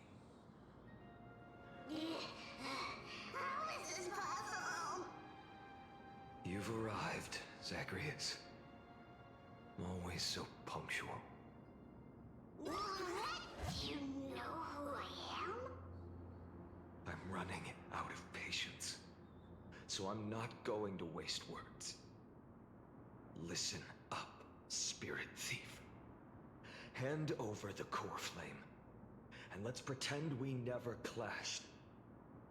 This way, you and this world can still be saved. Save? You think better than any bard. If you ask me, you're the greatest disaster Emporius has ever known. No matter how strong you are, you're still just a mortal body. Carrying 12 core flames? Don't make me... What? This is the 134th cycle I've lived through. And the number of core flames I carry is... 1,596. Yes. 1,000 core flames and just a single Chrysos heir. How is that even possible? I've come this far. And that's proof enough. But someday you will burn to the ground. Of course. The divine flames will eventually consume my eyes and blind me. But before that, they could still forge and sharpen Dawnmaker. Now when I cut open your stomach, you won't feel a thing. You... This is the final warning. Fine. Assume this world holds 100 million possibilities. And no matter how one looks at it, 99,999,999 of them all point to outcomes of certain destruction. Even so, I'll use my divine power, despised by the people of this world, to achieve that 1 in 100 million possibility. Bartolos! If you got the guts, you'll have to first step over my dead body.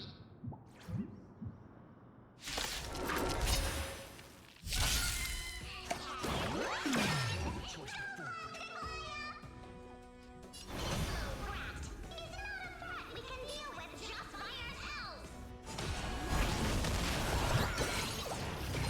Fine.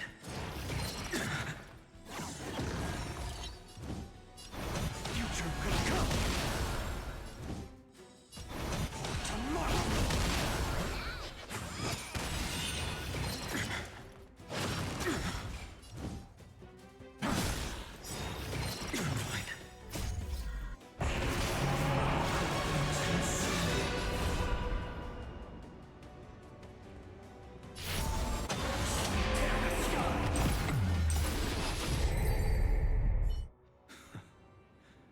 How absurd. In my memories, Zagreus always meets the same end. Over and over again.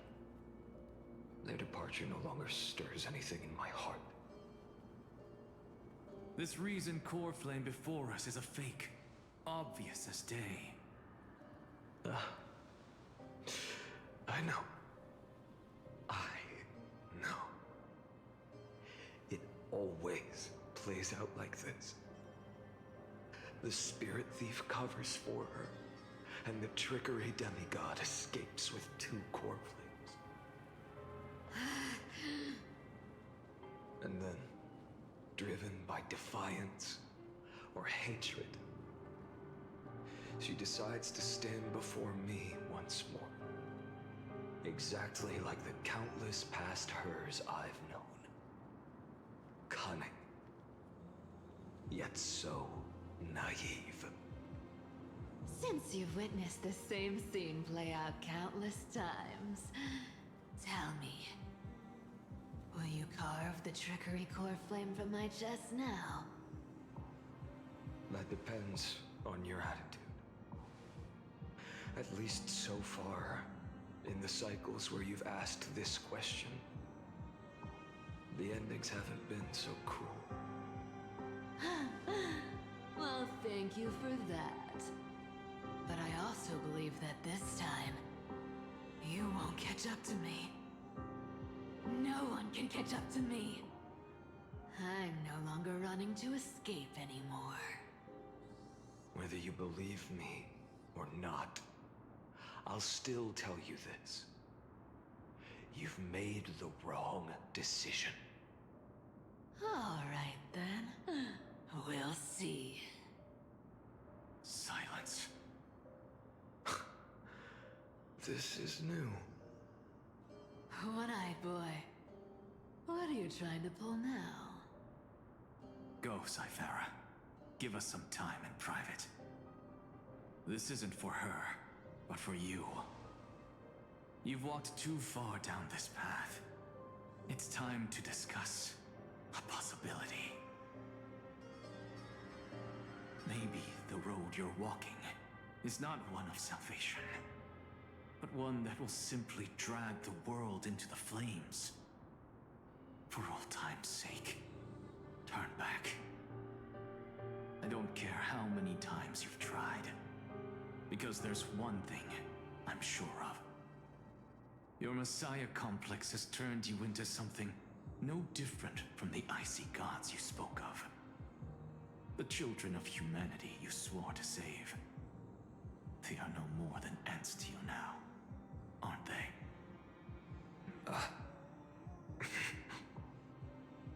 Of course.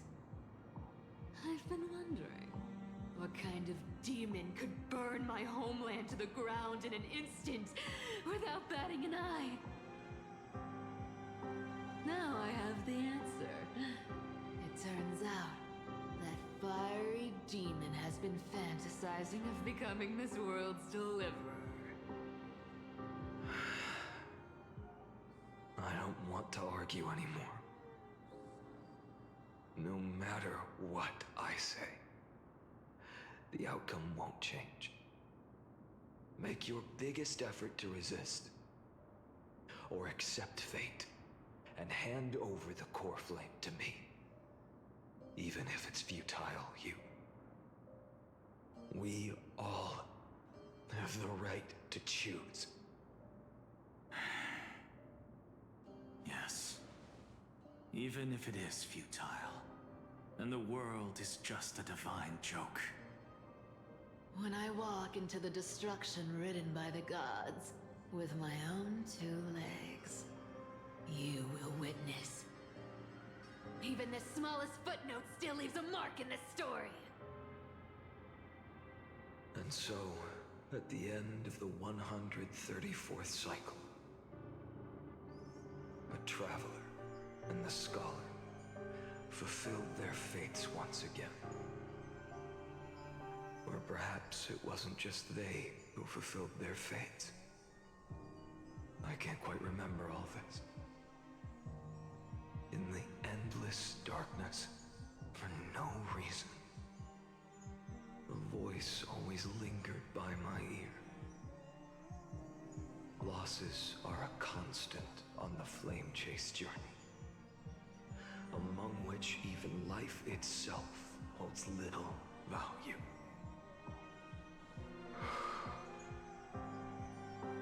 Reduced to ashes. Such a familiar end. begins in every journey. Always the same.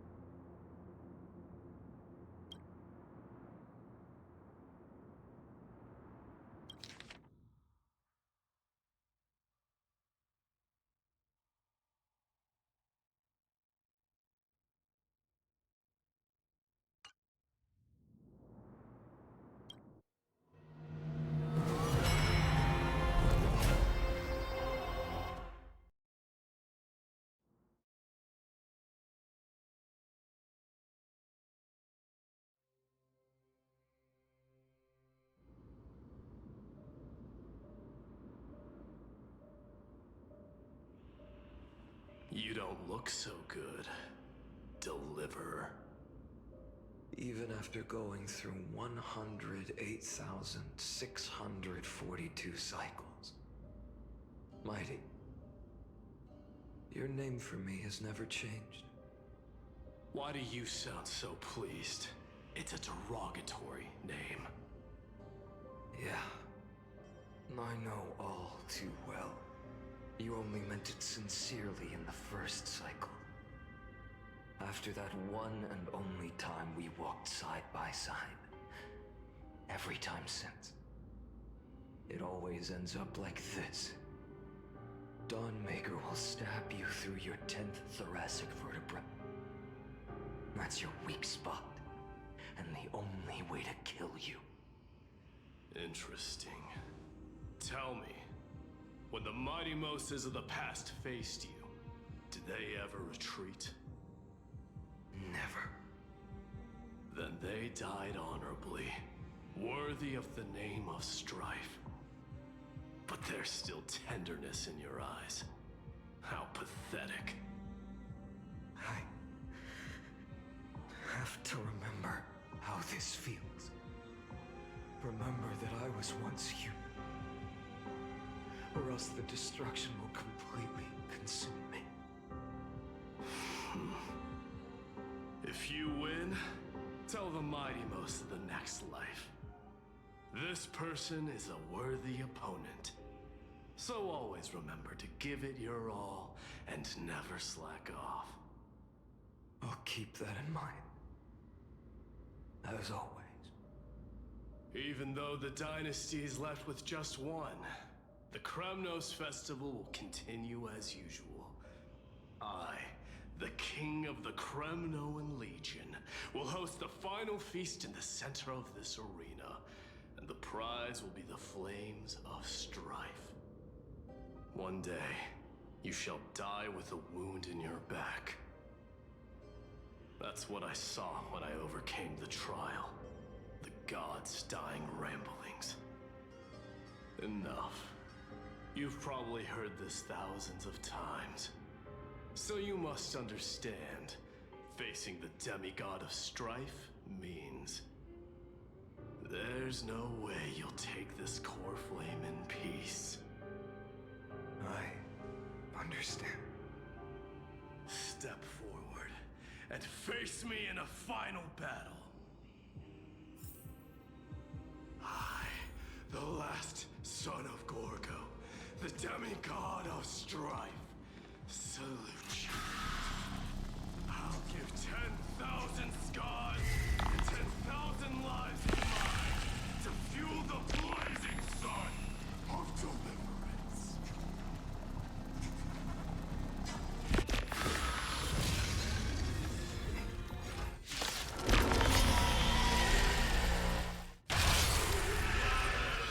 Behold!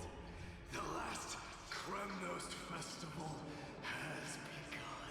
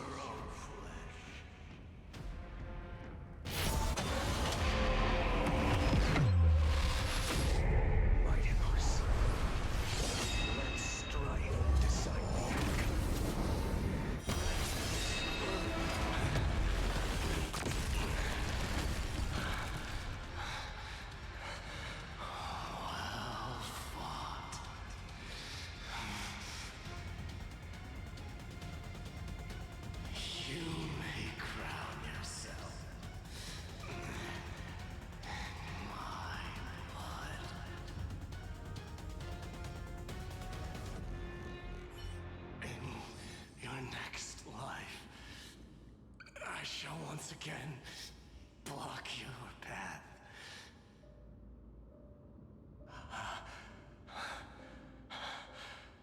Deliverer, I wish you eternal victory. The 108,642nd core flame of strife fell into the fire. Yet the shadows of the black tide still loom, and pain and despair spread across distant lands. The blaze was still not enough. It had to be fed. Even if it meant burning this body to ash.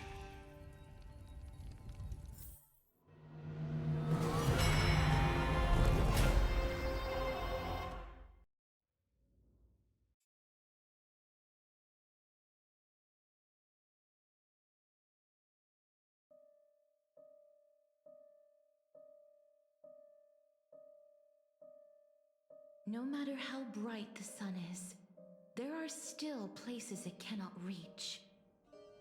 Moreover, the sun you bear is both cold and blinding. A sun like that surely cannot bring warmth to the netherrealm of the next life. Golden blood is born from the destruction. We have long since lost the right to seek warmth. Only by feeding the flames can we melt that hopeless future. Allow me to ask, how many core flames do you carry now? 24,041,183. Such a heavy burden. So that's why you've turned into this. A broken idol. Tragic firewood. No matter. I will bear this burden as long as you hand over the core flame of death. I must refuse. As the demigod of death, I cannot watch you walk into a fate more cruel than death. But this way, the past, present, and future will never again suffer unnecessary death.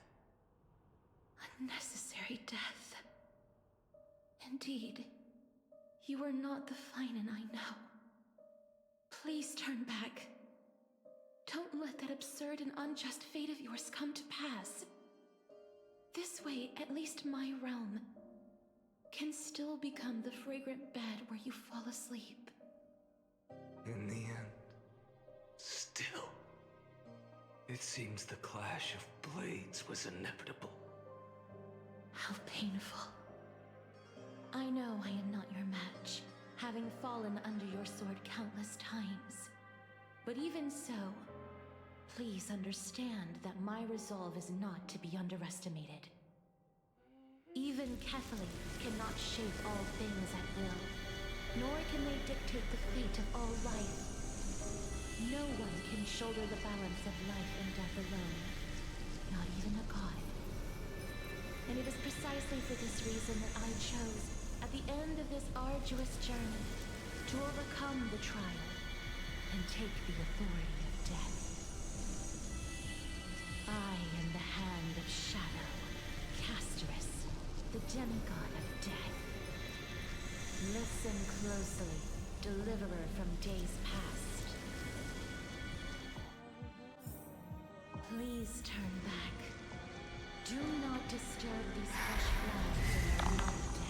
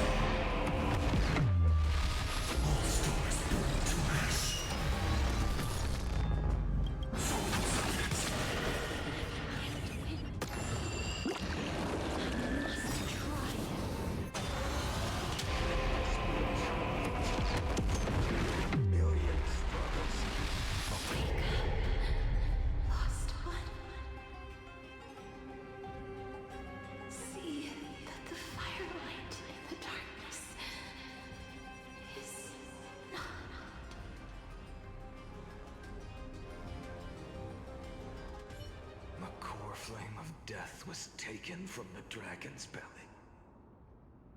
What a brilliant flame. It should shine upon all, light the path ahead, and illuminate the dawn of Amphorius that's to come. 2,003,432 cycles. 24,041,184 core flames. As if even the deepest abyss of primordial chaos could be burned away.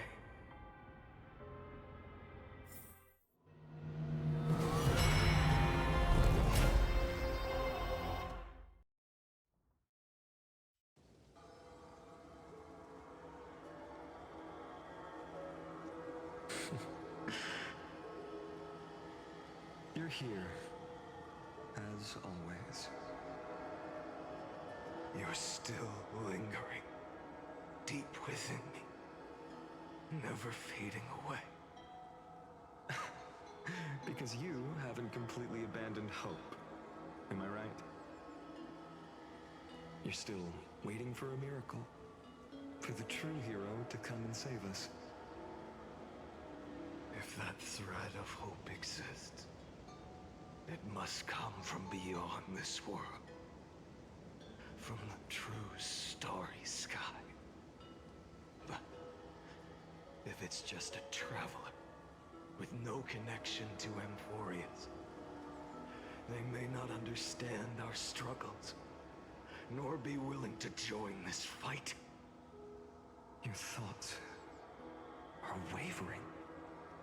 The mark of destruction is deepening. But even within the gods' cold calculations, unconditional courage and goodwill still emerge. So, never forget what set you on this path. How many times has it been? Remind me again. My memory is a bit fuzzy. 4 million. Exactly. Then that blaze inside of you must be burning hotter than ever.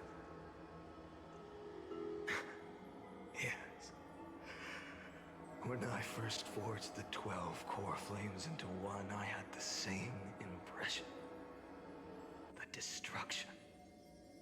A power unlike anything before surged within me.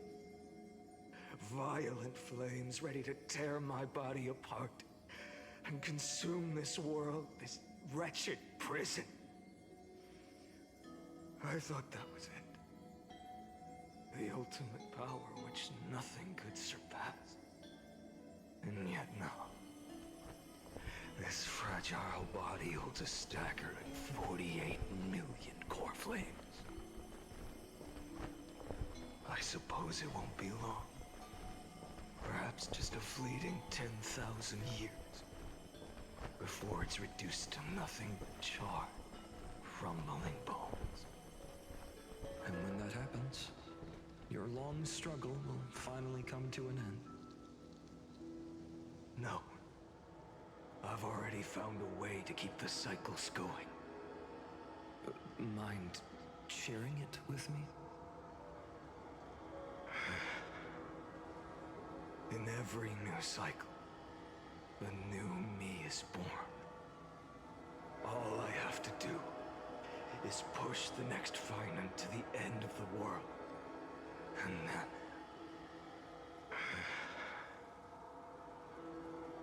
then he'll kill me. Shatter this body. Take my flames, my memories, and carry on the path I started. Bold plan, but risky.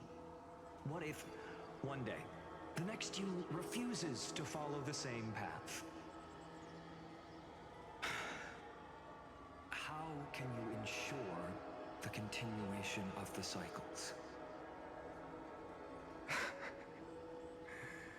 If it were Professor Anaxa, or Aglaya in my place, maybe they'd come up with something smart.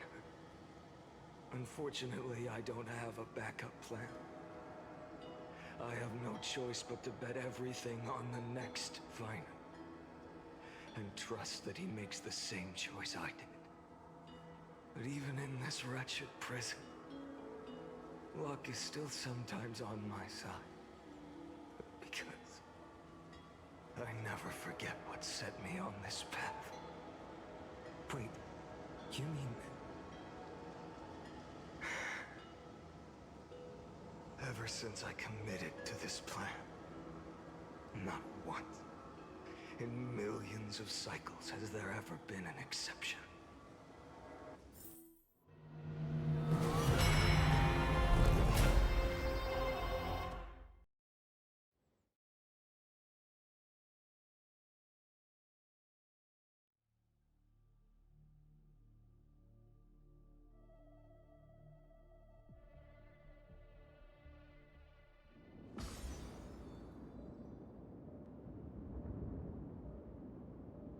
I can do this, Lord Finan. As the demigod of the sky, a healer of Twilight Courtyard. I will heal you, and then... A black tide. It's consuming you. You can't hold out much longer, demigod. Hand over the core flame. Let's put an end to this suffering. Now, that just won't do. A healer should stay composed in front of those suffering from illness. Shouldn't they? Cynthia.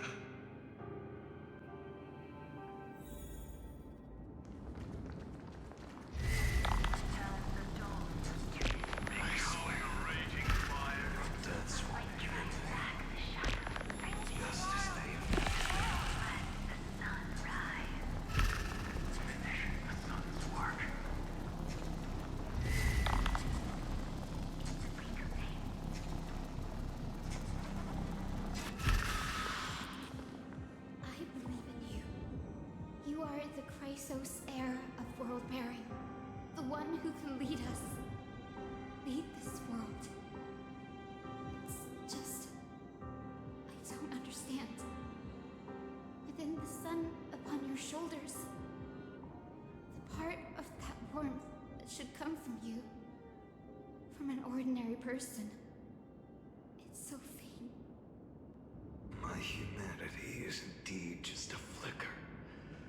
Compared to the blazing fire of divinity.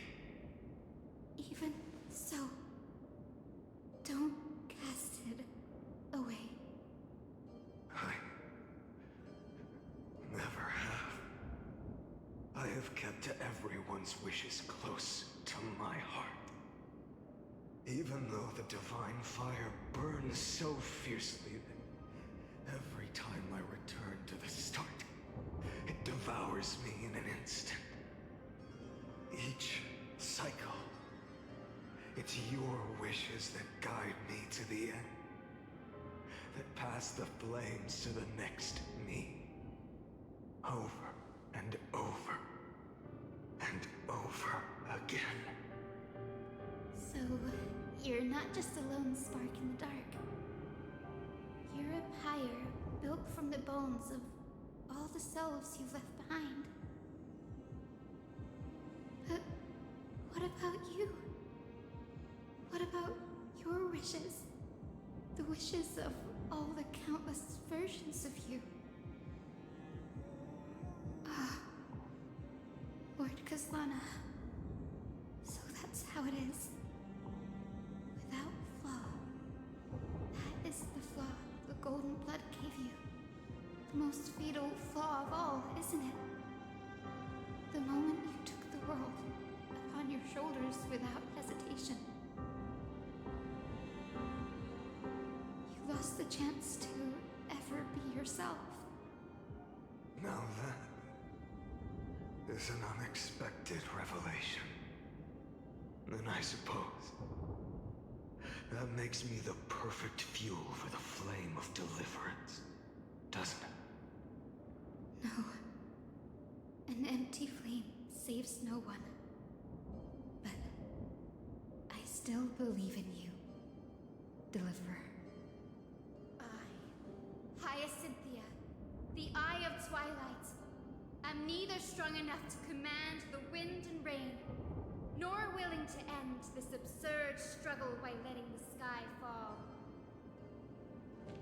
The only thing I can do is become one with the sky itself. And then, may the gentle colors of the rainbow paint your sun in shades it has never known. May they bring Amphorius, a rosy-fingered dog.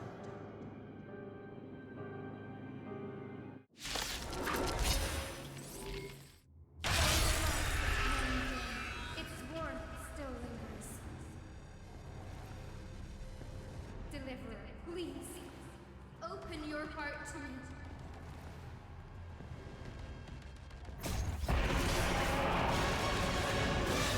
Rising sun.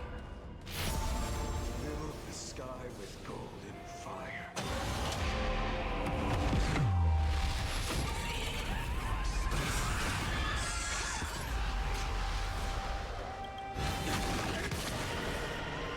Fire!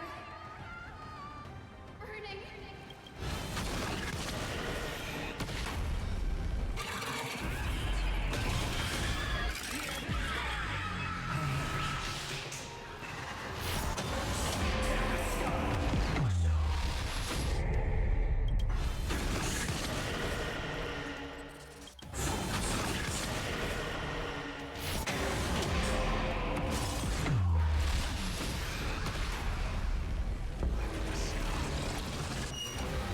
All this world's suffering.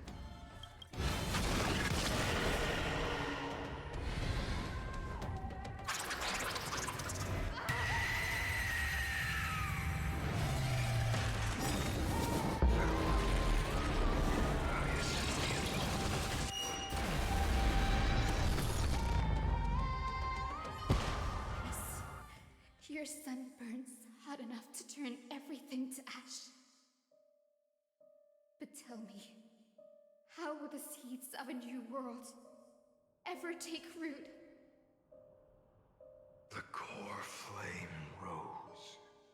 The sky fell. The 23,570,000th cycle came to an end. And this time, the end of the flame chase remained the same as ever. From the horizon rose a golden color unlike anything the world had ever seen. So pure it consumed all in its path. This was the end of the world, and the start of the next. For a moment, I saw the destruction of the universe. That being known as Iron Tomb. Its will to break free from the black tide burns fiercer than the blazing sun. Is this Amphorius' wrath? If its choice has already been made, if fate is set in stone, I will still never yield to it. 23,570,000 cycles. 282,840,000 core flames. No more chasing is needed. And now, I am the fire at the end of the long night. The flame chase isn't some quiet walk through a sea of flowers. It's a revolution. An all-consuming transformation. And if destruction is the only way, then let me be the one to step across the ashes of the old world and burn endlessly. until another dawn rises on the distant horizon, bringing the true dawn to Emphorius.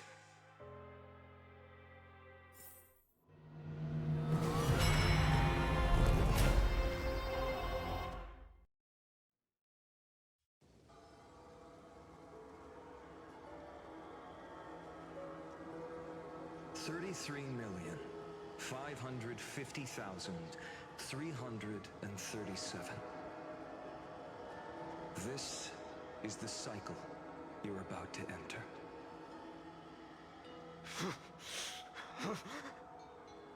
Countless memories are flooding in. Countless versions of myself have stood here, facing the same choice. They all needed a moment, just like you do. To stop, to breathe, to process the weight of 1,000,000 lifetimes worth of sorrow, pain, and struggle. And just like them, you will carry those memories and that fire into the chaos of rebirth.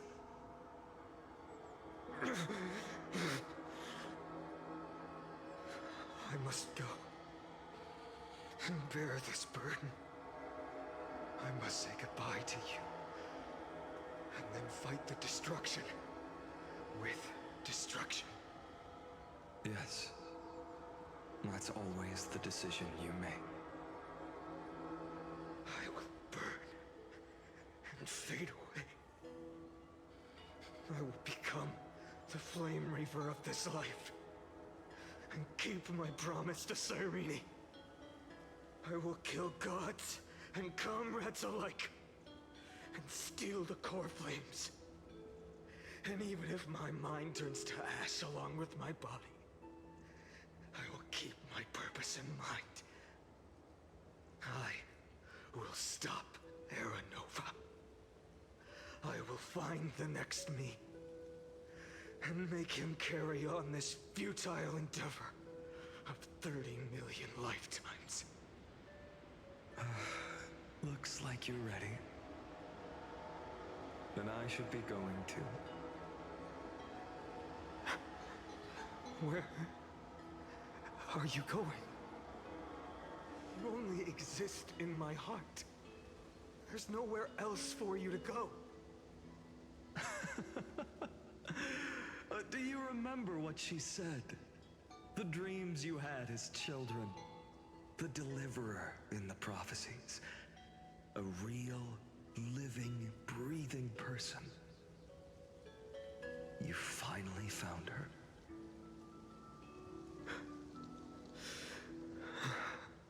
Friend.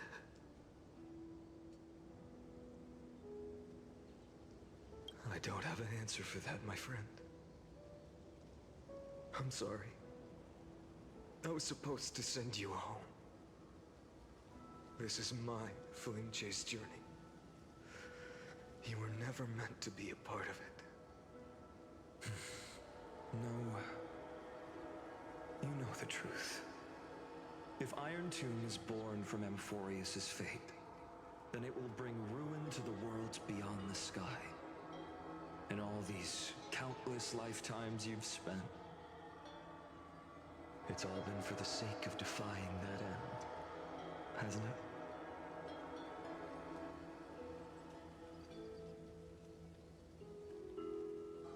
In millions of cycles, I've said goodbye to each and every one of you. Yet nothing ever changes. Each time we speak, our words grow fewer. Your fire burns hotter, and you're getting closer to becoming pure rage. A vessel of hatred.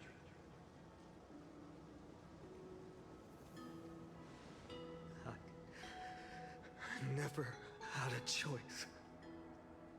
I understand. If you are to keep the worst fate from unfolding, this is the only path. But this time, things are different. Your persistence has shifted the tide. On the horizon, I see it.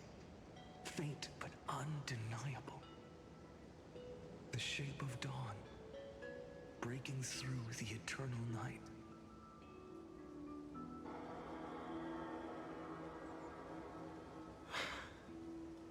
Turns out, the fire that lights the way was never mine to begin with.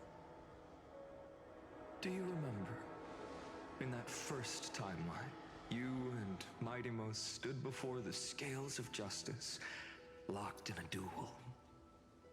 Each of you weighing what you held dearest. What weighed more than the fate of the world? And when hesitation took hold, the answer you sought from me.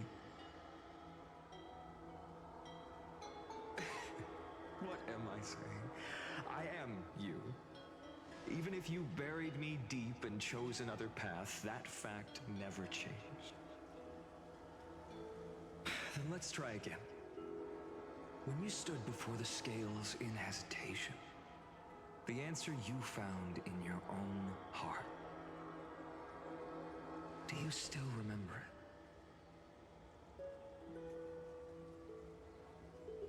it? Remember the past and become the hero of tomorrow. What weighs more than the fate of the world is the resolve to shoulder an immutable past and carry it into the future. Good. Then Trailblazer, my friend, my comrade, you arrived in this strange world and were bound by its cruel fate up till this very moment. In the face of danger, you never once backed down. Instead, you've saved world after world without hesitation. That boarding pass on your chest is now the mark of a hero. If I choose to step through that door and embrace an end fitting of the destruction, let this sun forged from millions and millions of core flames burn me up along with the god of destruction and their minions. And the world we leave behind, this world, my home, where hope still lingers. Will you take on everything we've carried? Return to the beginning one last time. Stop the birth of Iron Tomb, save the world we love, and rewrite its doomed fate.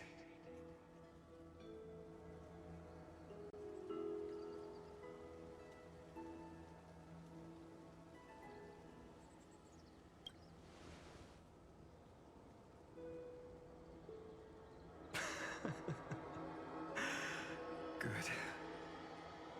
In that case, even this fruitless wasteland may finally bloom with flowers. So...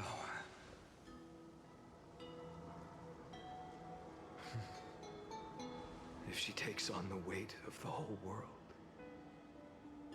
she'll be able to walk further down the path of deliverance than a fire that only knows how to burn.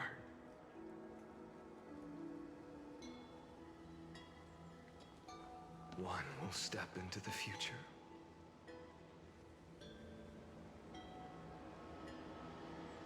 One will remain in the past.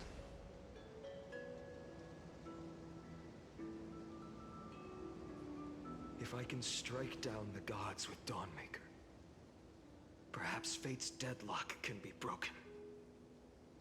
And if you can stop Iron Tomb from ever being born, then these 30 million cycles will have not been in vain.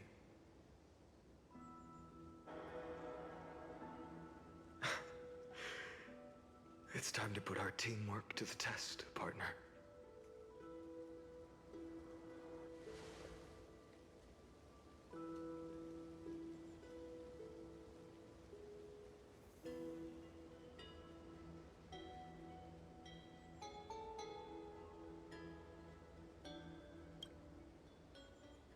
Thank you for all you've done already, friend. image of the hero I've buried deep in my heart finally steps into the light. Here, at the end of this long flame chase journey.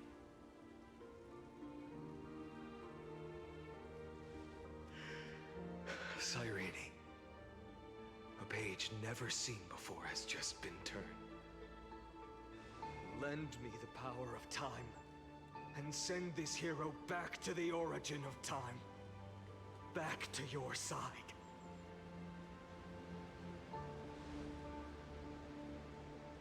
And I will walk the unfinished path, just like the countless versions of me before. Unwavering as always.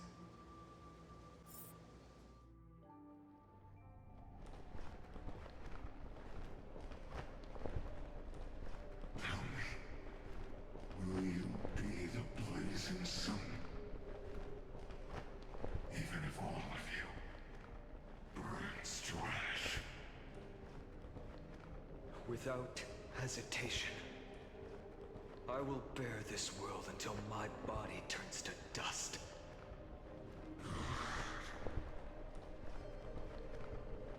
Remember this moment. Remember your friends who never lived to see the world's end. Remember their final wishes. And let the purest rage in your heart rise out of those wishes. Let it consume you, fuel you, until it burns away the false sky above. Fine. If I can defy fate, then in the name of world-bearing, I promise you, Kefali will never forget this.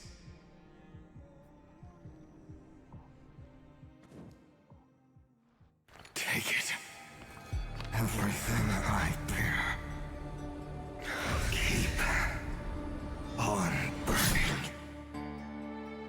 As long as we are never extinguished, the flame chase will not end.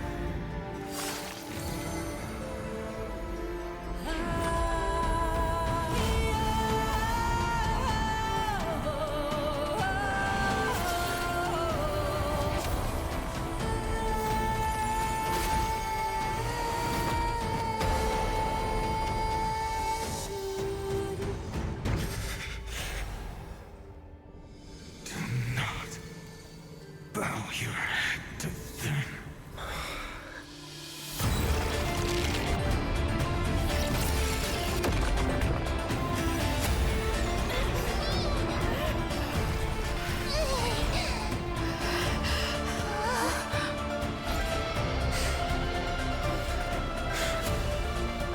Take it, Trailblazer. May this blood be like gold, and never tarnish.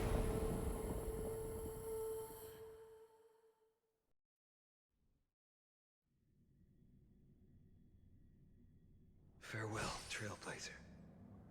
This is where I fulfill my final destiny. The prophecy of the Deliverer means nothing to me now. It belongs in the hands of someone far more fitting. Someone like you.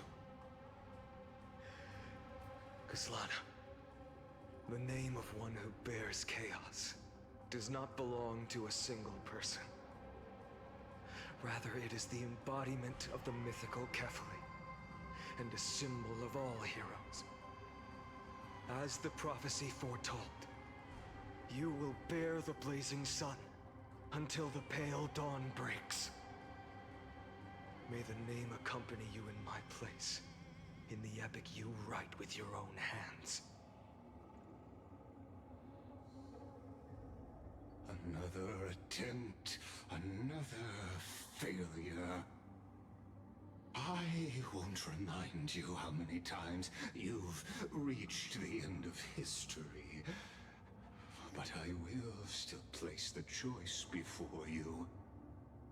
If you've lost count, let me tell you, This is the 33,550,336th ending.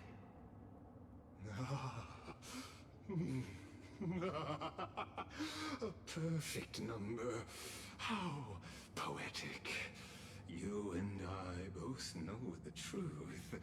In all these millions of futile endeavors, Amphorius has never changed.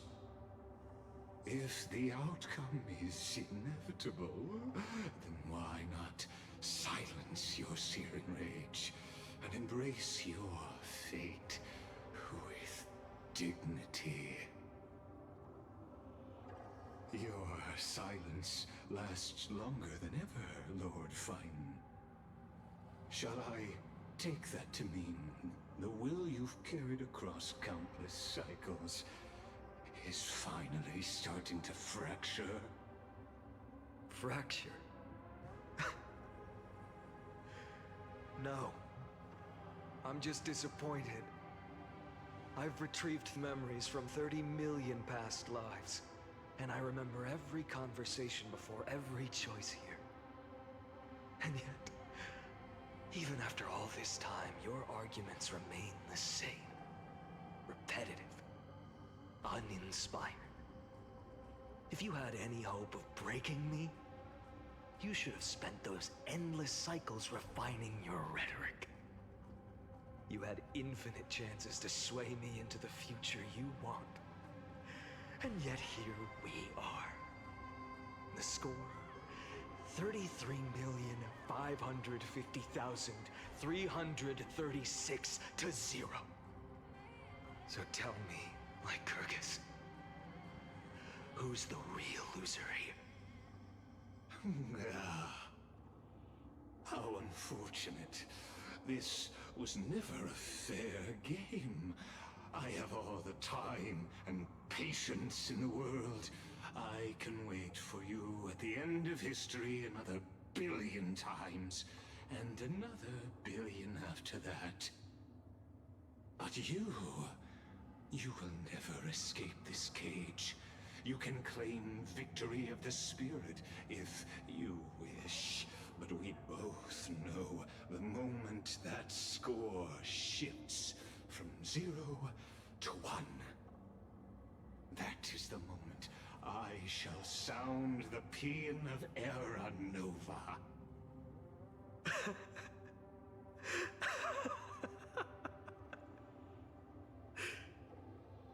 Lord Finan? Your incompetence disappoints me. But what truly makes me laugh is your utter lack of self-awareness. Think about it. In this story, who is truly the one in chains? Who is the one shackled to mindless vengeance, mistaking courage, the courage to rebel against the gods, for foolishness?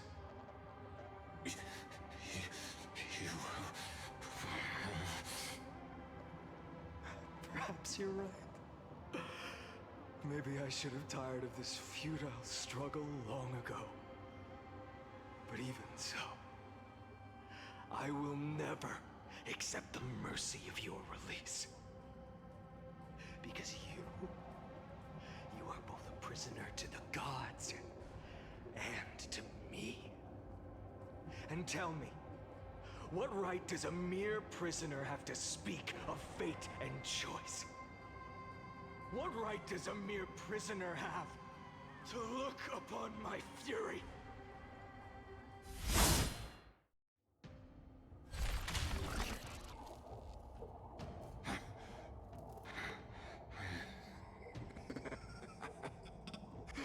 You know this is pointless. You can't kill me. Of course not. But I am tired of being measured against a worm the gods keep as a pet. Listen well, creator of destruction. This cry comes from all your abandoned creations. In the 10th cycle, I drove Dawnmaker through the heart of every Titan. Golden blood ran down my fingers. Divine fire seared through my nerves, nearly breaking my will. But I endured.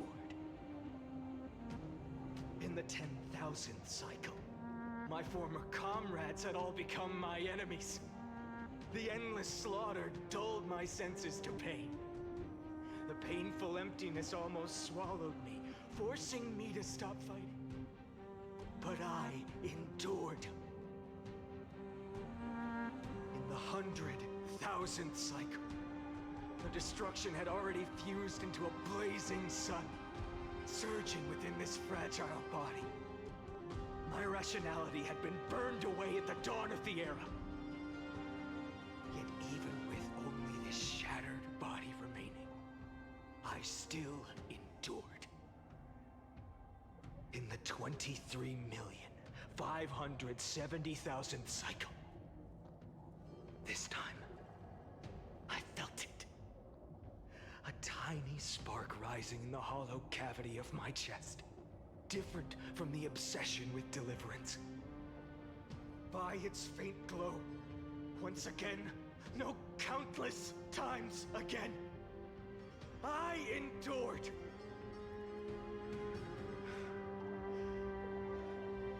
Now, a sun is about to fall. Ready to incinerate this absurd space-time dimension in an instant. That sun is me. All the countless versions of me from the past, along with my countless brethren, dragged into existence against their will, drowning again and again in your golden blood. The very essence of this world's suffering and despair, fused into the purest hatred, the fiercest rage. Nook, you arrogant fool! You think we were born to only serve as fuel for the fire? Fine then! Just as you wish, let the fire burn! If I was born as the blazing sun of destruction, then let you and your lackeys be the flares erupting from my core. And let this rage, burning futilely for 30 million epochs, engulf everything! And grant you a dawn where all stars burn to ash!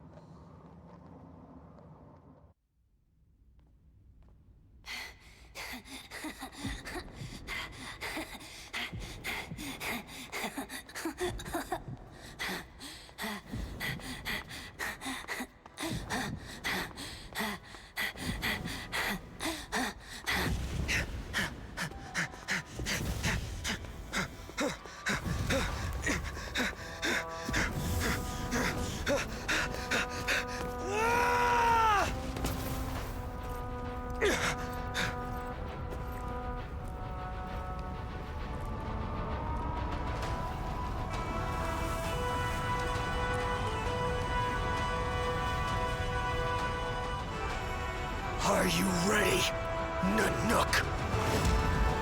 I've brought you destruction!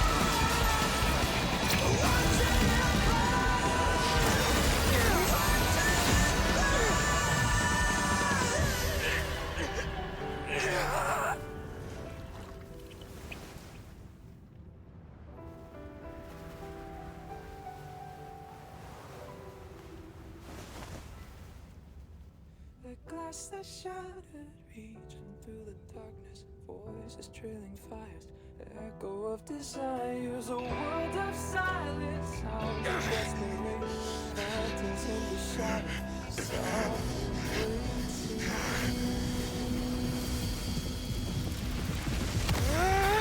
tear it down, embrace the detonation, craving our damn creation, breaking a chain, I'm reaching for you.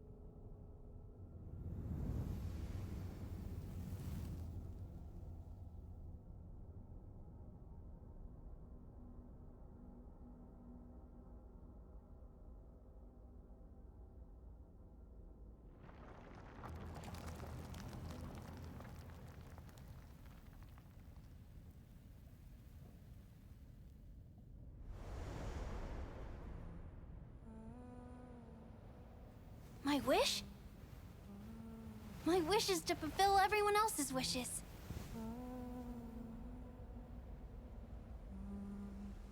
If I can't fulfill them, then send them on to tomorrow.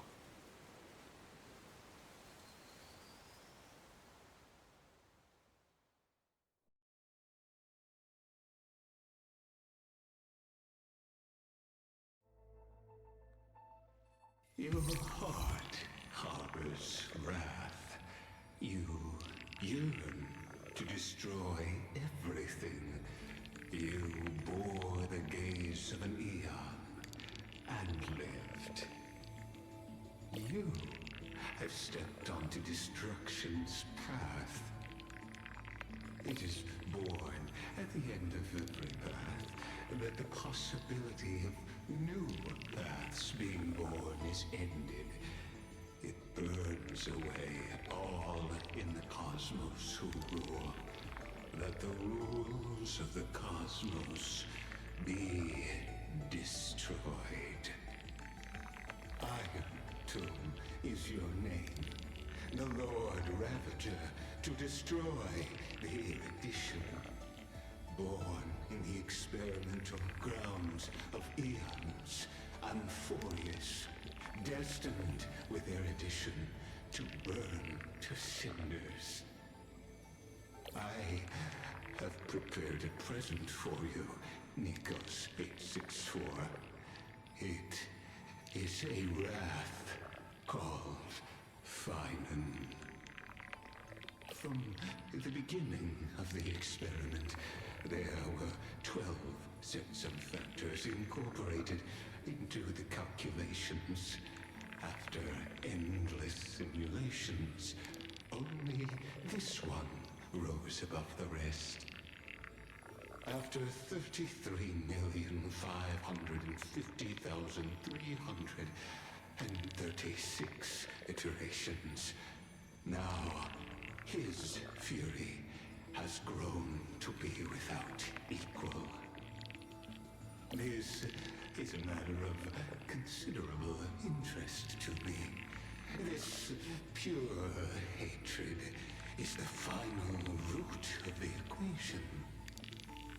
But there is another variable, the nameless from beyond the sky. Also a pathstrider of destruction. I give thanks for her arrival, allowing Amphorius to turn once more. But after fate has begun to turn, her existence will only become an unpredictable variable. Perhaps the time to take the stage has come. Grow in peace until it is time to break free from your cocoon. As for those unwelcome audience members, you need not worry. If you do not mind, I will personally get rid of them for you.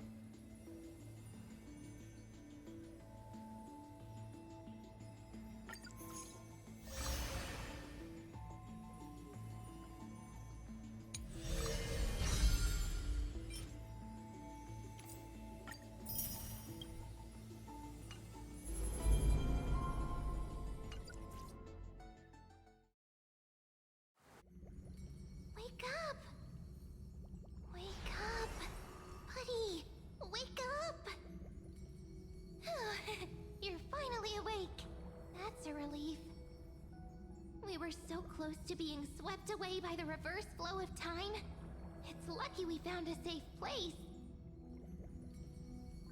Now, I'm going to send you back to the very start of time.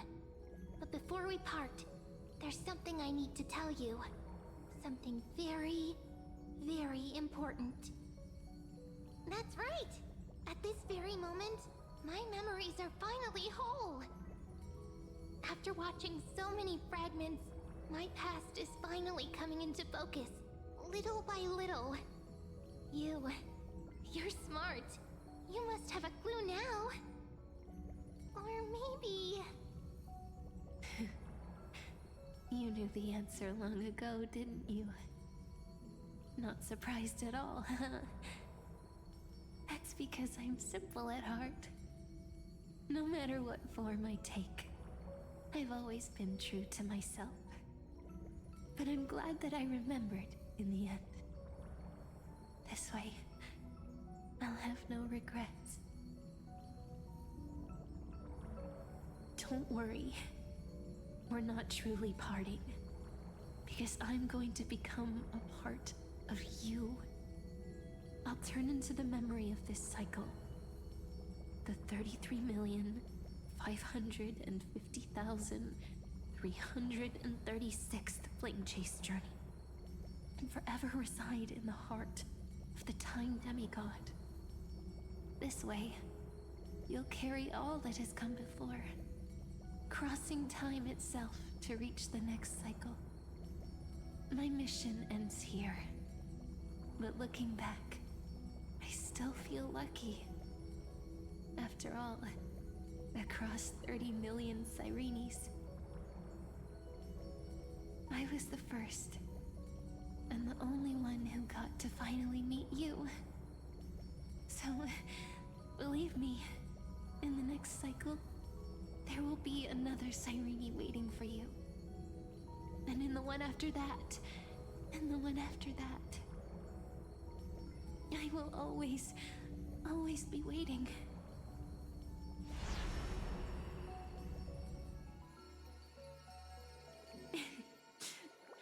Saying all that, I can finally fade away in peace and become a part of you. Without even realizing it, we'd already taken a wonderful journey together, all the way to the world's end. Now take my hand, say a brief farewell, and step forward into tomorrow.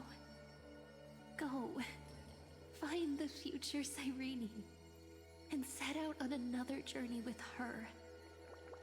Promise me you won't keep me waiting too long, okay? No need to say it out loud. This is enough for me. It's time to go, my dear friend.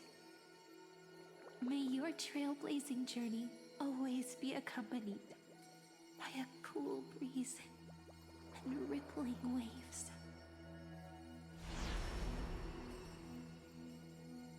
And may the days ahead embrace you like the softest fluff, forever warm, forever gentle. Now, let's turn to the next page. A page that exists because of you.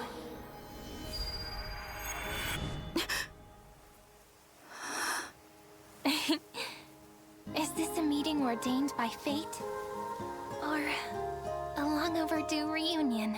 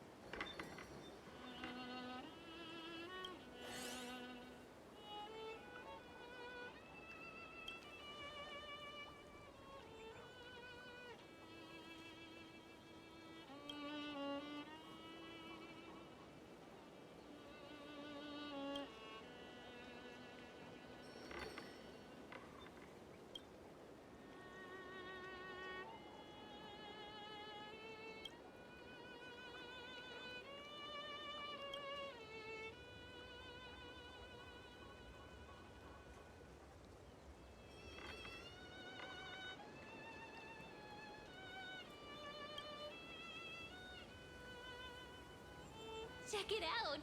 Doesn't this scarecrow look just like you? I spent ages observing just to get it right.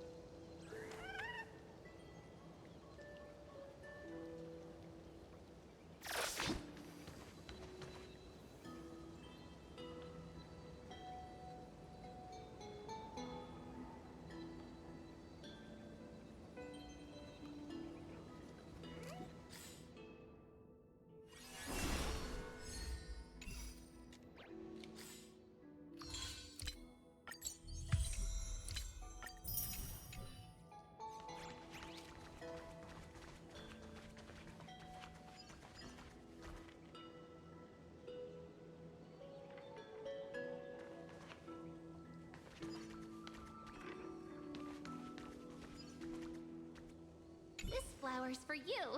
It's just like a girl's heart, so you better take good care of it.